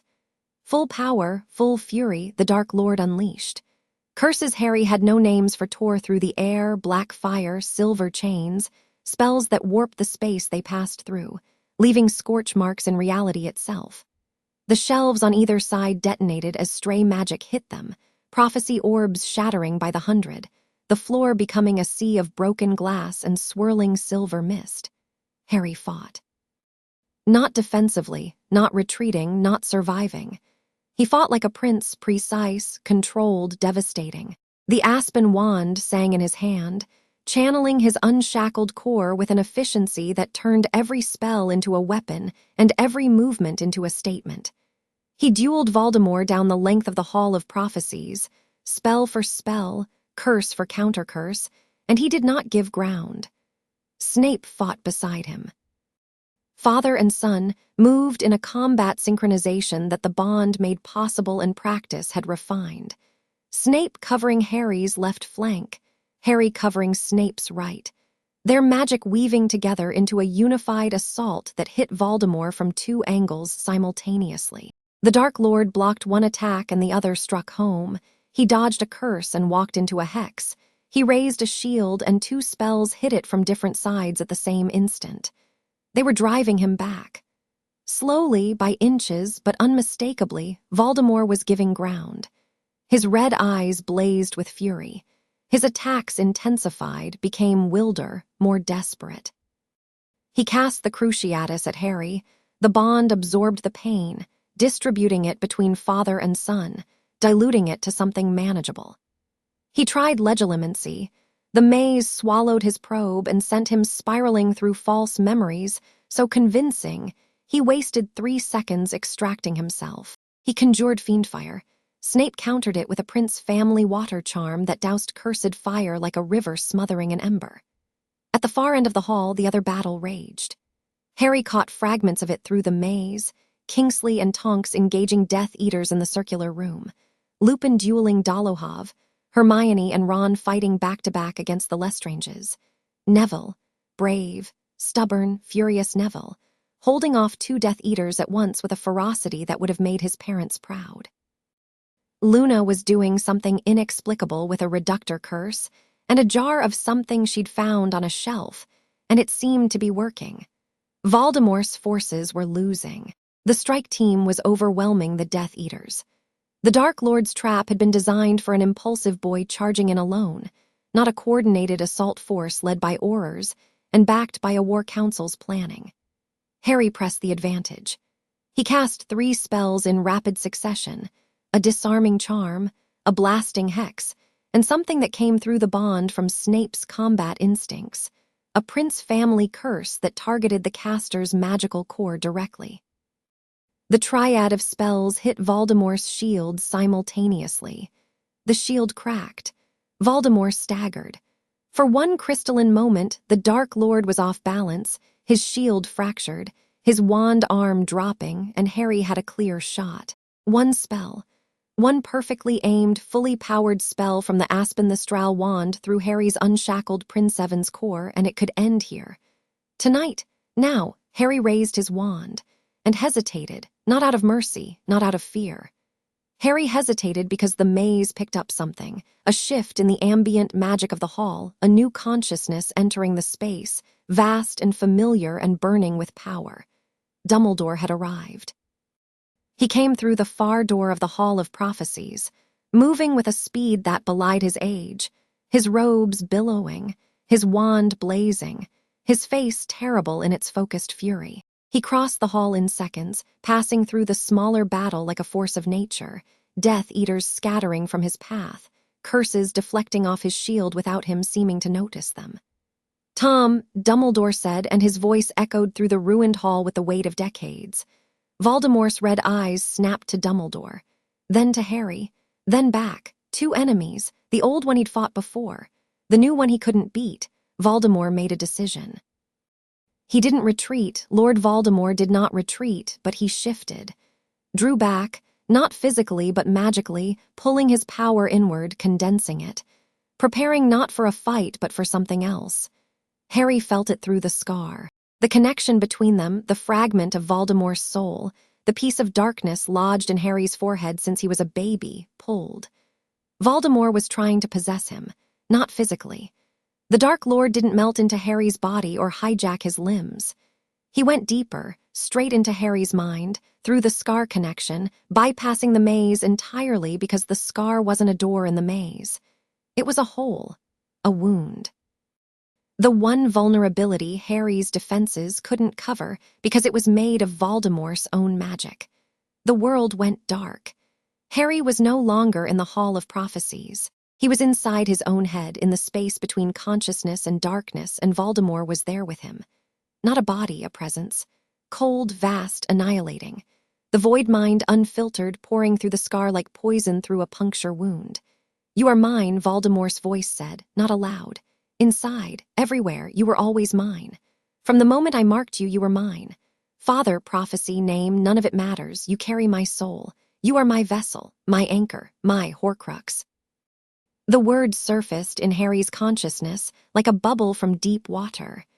Not his word, Voldemort's, a thought the Dark Lord hadn't meant to share, dragged from his mind by the intimacy of the possession and caught by the maze, which was still functioning, still recording, still doing its job even as Harry's consciousness buckled under the assault.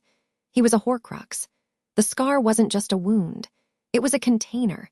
A piece of Voldemort's soul, lodged in Harry's head since the night his mother died.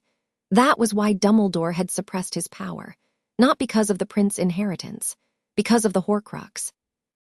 Because a more powerful Harry meant a more powerful anchor for Voldemort's soul fragment. Because Dumbledore had always known that Harry carried a piece of the Dark Lord inside him, and had spent 15 years trying to keep that piece contained.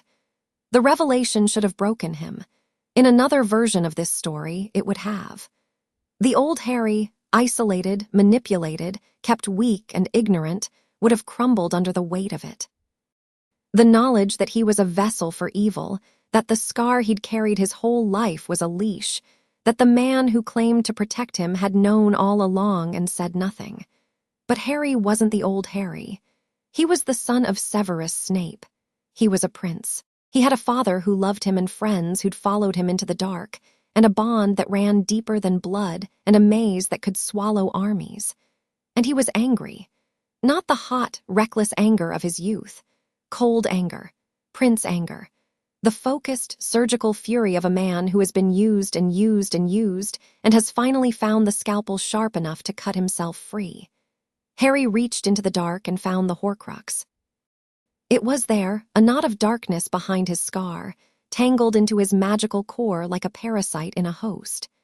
15 years it had been there, feeding on him, growing stronger as he grew stronger, the invisible chain that connected him to the darkest wizard alive. He grabbed it, not with his hands, with his magic, with the full, unshackled, blood-bonded, prince-inherited, Evans-intuitive, Aspen-Anthistral-channeled power of everything he was and everything he'd been denied.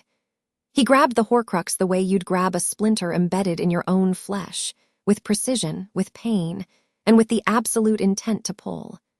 Voldemort screamed. Not the calculated, controlled Dark Lord, not the cold politician or the theatrical villain. A raw, animal scream of agony, as something fundamental, was torn from something it had been bonded to for 15 years. The possession attempt collapsed. Voldemort's consciousness recoiled, thrashing, trying to hold onto the anchor point, trying to keep his soul fragment embedded in Harry's mind. Harry pulled harder. Through the bond, he felt Snape. Not a passive presence, an active one. His father's magic pouring through the connection, reinforcing Harry's grip, adding Prince precision to Evan's intuition, and the combined force was enough. More than enough. The Horcrux tore free. The pain was indescribable. Harry felt it leave, felt the piece of Voldemort's soul rip away from his own magical core like a tooth being extracted without anesthesia, taking with it 15 years of parasitic connection, of shared dreams and burning scars and the ever-present whisper of darkness at the edge of his consciousness. It hurt more than anything had ever hurt. More than the Cruciatus, more than the graveyard, more than a lifetime of Dursleys and loneliness and being told he was nothing. But it was leaving. It was leaving. The Horcrux emerged from the scar as a visible thing, a dark, writhing shape, barely corporeal, screaming in a voice that was Voldemort's but thinner, weaker, the voice of a torn fragment rather than a whole. It hung in the air between Harry and Voldemort, and both of them stared at it, and for one suspended moment, the entire Department of Mysteries held its breath. Harry pointed his wand at the fragment. The Patronus erupted, the dough massive, luminous, burning with a light that had nothing to do with happiness and everything to do with love. Real love. The fierce, imperfect, hard-won love of a son for a father who'd found him 15 years too late and chosen him anyway. The love of friends who followed you into the dark. The love of a mother who died for you and a father who lived for you. Not a weapon, a truth. The dough struck the Horcrux. The fragment burned, screamed, dissolved. The dark shape came apart in the Patronus's light like shadow in sunshine, disintegrating into nothing, into less than nothing, into the complete and final absence of a thing that should never have existed. The scar on Harry's forehead split open. Blood ran down his face, into his eyes, and he didn't care because the scar was just a scar now, just tissue, just skin. The connection was gone. The parasite was gone. The chain was broken. Harry came back to himself. He was on his knees on the glass-strewn floor of the Hall of Prophecies. Snape was beside him, physically beside him, on the floor, one arm around Harry's shoulders, the other holding his wand pointed at Voldemort.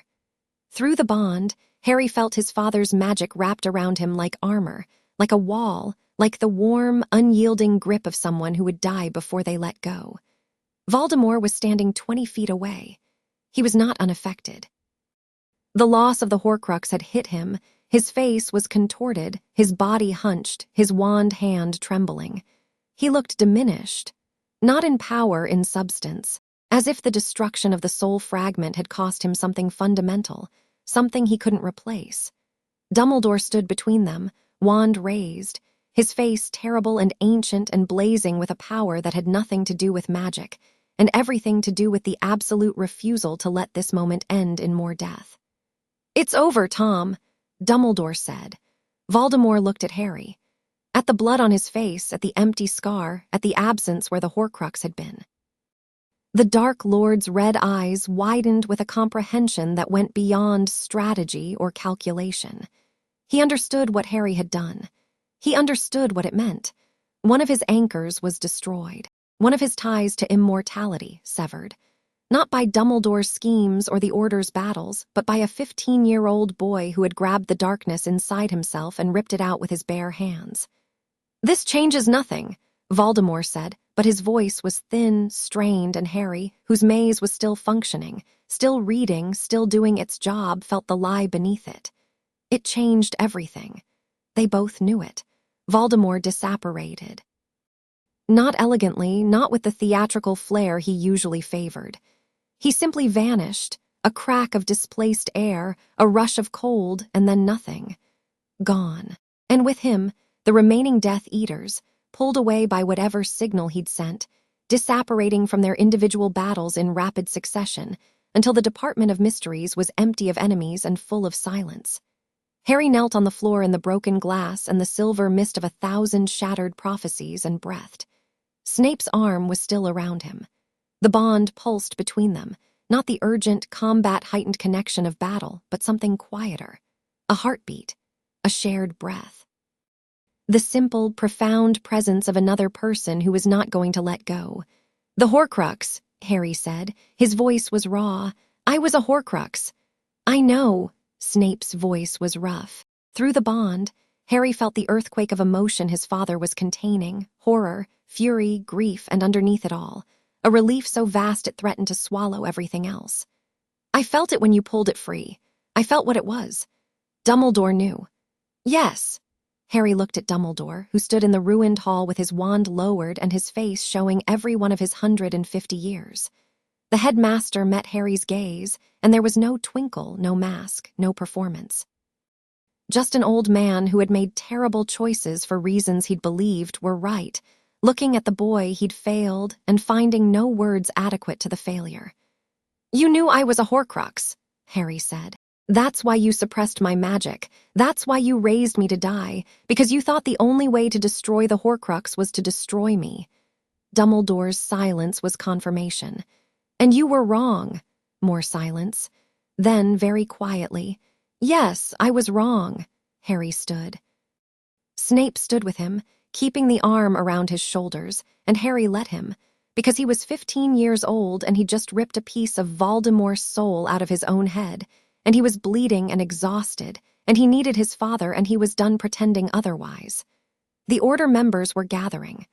Tonks, limping but alive. Kingsley, blood on his robes but standing tall. Lupin, gray-faced and trembling and whole. Hermione and Ron, bruised and battered, holding each other up.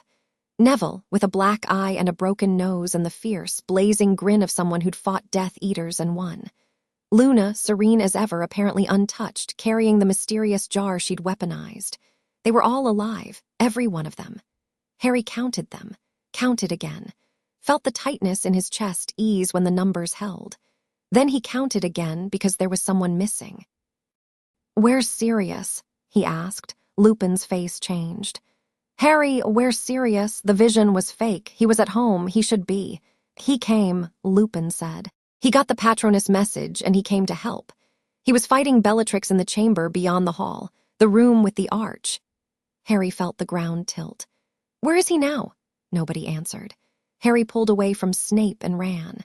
Through the Hall of Prophecies, past the shattered shelves and the broken glass, through a doorway into a chamber he'd never seen. A vast, dark, amphitheater-like room with stone benches descending toward a raised dais in the center. On the dais stood an ancient stone archway, crumbling with age, hung with a veil that fluttered in a breeze that didn't exist. Sirius was on the dais. He was on the ground, 3 feet from the archway, lying on his side with his wand clutched in his hand and a hex burn across his chest. Bellatrix was gone, fled with the other Death Eaters. But the veil was moving, shifting, reaching. Sirius was alive, but he was sliding. Slowly, inexorably, his body moving across the stone toward the veil as if pulled by an invisible current. The archway's magic was drawing him in, the residual energy of Bellatrix's curse, which had knocked him backward toward the veil, was still active, still pulling. Harry reached the dais in 3 strides. He grabbed Sirius's arm and felt the pull. The veil wanted Sirius. The archway, whatever it was, gateway or tomb or passage to whatever lay beyond death, had tasted his proximity and wanted him, and the pull was strong, far stronger than physical force, a magical suction that tugged at Sirius's body and soul simultaneously. Harry pulled back. His magic surged, the unshackled core, the bonded power, everything he had, and he anchored himself to the stone and hauled. Sirius's body resisted, caught between Harry's grip and the veil's pull, suspended in a tug-of-war between his godson and death itself. "Harry!" Sirius's eyes were open, glazed, fighting to focus. "Harry, the veil, I know, shut up, I've got you." The veil pulled harder. Harry's feet slid on the stone.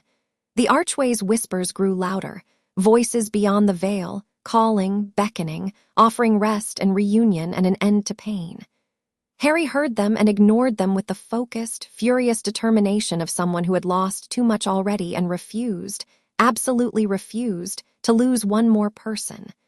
Snape's hand closed on his shoulder. The bond blazed. Snape's magic poured through the connection, precise, controlled, anchoring, and Harry's grip on Sirius tightened with doubled strength.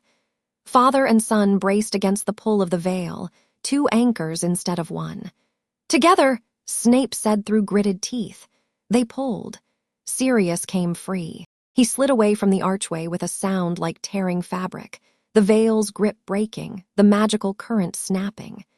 Sirius collapsed on the dais, gasping, alive, solid here. Harry's knees buckled.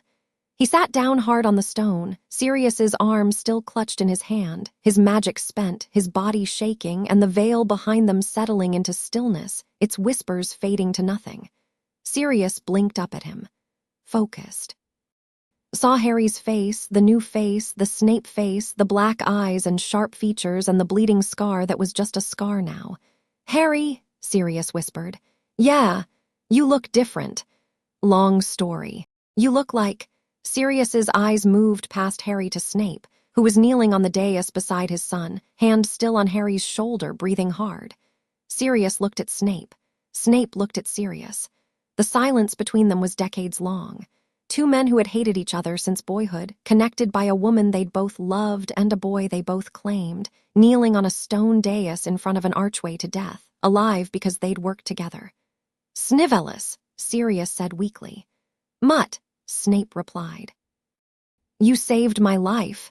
Harry saved your life. I provided logistical support." Sirius's cracked lips curved into a smile. "Thank you for the logistical support." Snape said nothing, but his hand tightened on Harry's shoulder, and through the bond, Harry felt something shift, not forgiveness, not absolution, but the faintest, most grudging beginning of acceptance.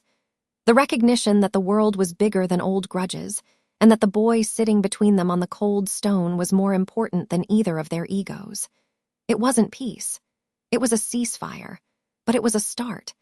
They left the Department of Mysteries at 2 in the morning. The Auror teams arrived to secure the scene. Kingsley took charge, directing the cleanup with professional calm. The captured Death Eaters, those who hadn't disapparated, were bound and transported to holding cells.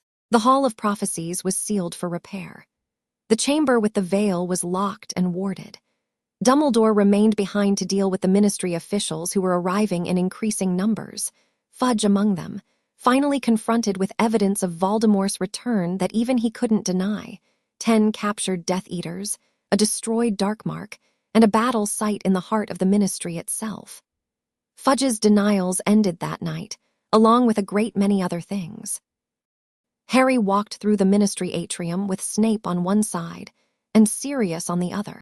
Sirius was leaning on Lupin, who was leaning on Tonks, and the whole group moved like a wounded centipede, slow, unsteady, and stubbornly alive. They flew back to Hogwarts. The castle's magic welcomed them, a warm pulse through the wards, a settling of the ancient stones, the deep, subsonic hum of a home recognizing its family. Harry felt it through the bond, through the connection the vinculum had forged with the castle itself, and for a moment, the exhaustion and the pain and the bleeding scar and the weight of everything that had happened faded, replaced by the simple, overwhelming sensation of being safe. Snape's quarters, the sitting room, the fire already burning, the house elves had anticipated their return, or the castle had. A pot of tea on the side table, toast, unburned for once. Harry sat in his armchair. Snape sat in his. Sirius collapsed on the floor near the fire, too exhausted to care about furniture. Lupin sank down beside him. Hermione and Ron took the cot in the spare room, falling asleep within minutes. Neville and Luna were escorted to their dormitories by McGonagall, who had been waiting at the Hogwarts gates with her tartan dressing gown and her wand drawn and her face white with worry. The room was quiet. The fire crackled. The lake pressed against the enchanted window. "The Horcrux is gone," Harry said. His voice was barely a whisper. "I know," Snape said. "Dumbledore was going to let me die. I know. And I didn't die. I pulled it out myself because you taught me, because the bond gave me enough power, because I'm a prince and princes don't build walls, they build mazes, and my maze trapped the Horcrux and I pulled it free and it's gone." Snape looked at him. The mask was gone, not slipped, not cracked. Simply absent, left behind somewhere in the Department of Mysteries, along with the last of Snape's defenses against caring about someone this much. "You are extraordinary," Snape said. "Not because of the prophecy, not because of your power, because of who you choose to be. Every time, every crisis, every moment when a lesser person would have broken or surrendered or given in to the darkness, you choose to be decent. You choose to be brave. You choose to be good. I learned it from my mother. Your mother was the bravest person I ever knew. I learned it from both of you." The words landed softly. Snape looked at his hands. His long, potion-stained fingers, which had held a baby 15 years ago and then forgotten, and had found that baby again as a boy and were never letting go. "Dad," Harry said. The coffee's ready." Snape looked at the side table. There was indeed coffee, a fresh pot, steam rising, black and terrible and exactly right. He poured 2 cups, handed one to Harry. Black, no sugar, because Harry had stopped adding sugar somewhere around the 2nd week and neither of them had mentioned it. They drank in silence. Sirius, half asleep by the fire, mumbled, "If someone told me 20 years ago that I'd be lying on Snivelus's floor drinking tea while he had a heartfelt moment with his secret son, I'd have checked them into St. Mungo's." "Go to sleep, Black," Snape said. "I'm just saying, life is weird." "Life is weird," Harry agreed. "Your mother would have loved this," Sirius murmured, his eyes closing. "Lily would have loved seeing you together. She'd have laughed herself sick and then cried for an hour and then threatened to hex both of you if you didn't hug more." Harry looked at Snape. Snape looked at Harry. "We don't hug," they said simultaneously. Sirius's laugh was soft and fading, sliding into sleep, and the room settled around them, warm, quiet, full of people who were alive because they'd chosen to be there for each other. Harry finished his coffee. It was still terrible. It was still perfect. He looked at the photograph of Lily on the shelf, the one Lupin had brought from Grimmauld Place, the one he'd kept by his bed. She was smiling in the photo, waving, eternally young and eternally gone. But not entirely gone. She was in Harry's face, the shape of his mouth, the set of his brow. She was in Snape's memory, the girl on the riverbank, the woman who loved fiercely, the mother who died for her son. She was in the bond between them, the love that connected father and son through 15 years of separation and cruelty and lies. She was here. She'd always been here. Harry set his cup down. The fire was dying. The lake shifted beyond the glass. The castle breathed around them, ancient and alive and home. "Good night, Dad," Harry said. Snape's mouth did the thing. The twitch. The almost smile that had grown, over weeks and battles and revelations, into something that was unmistakably, undeniably real. "Good night, Harry." 2 people who had never asked to be family. 2 people who had been lied to, manipulated, separated, and broken by forces larger than themselves. 2 people who had found each other anyway, against all odds, against all reason, against the deliberate machinations of the most powerful wizard in Britain. 2 people who chose each other. Every day, every crisis, every cup of terrible black coffee. Father and son. Home.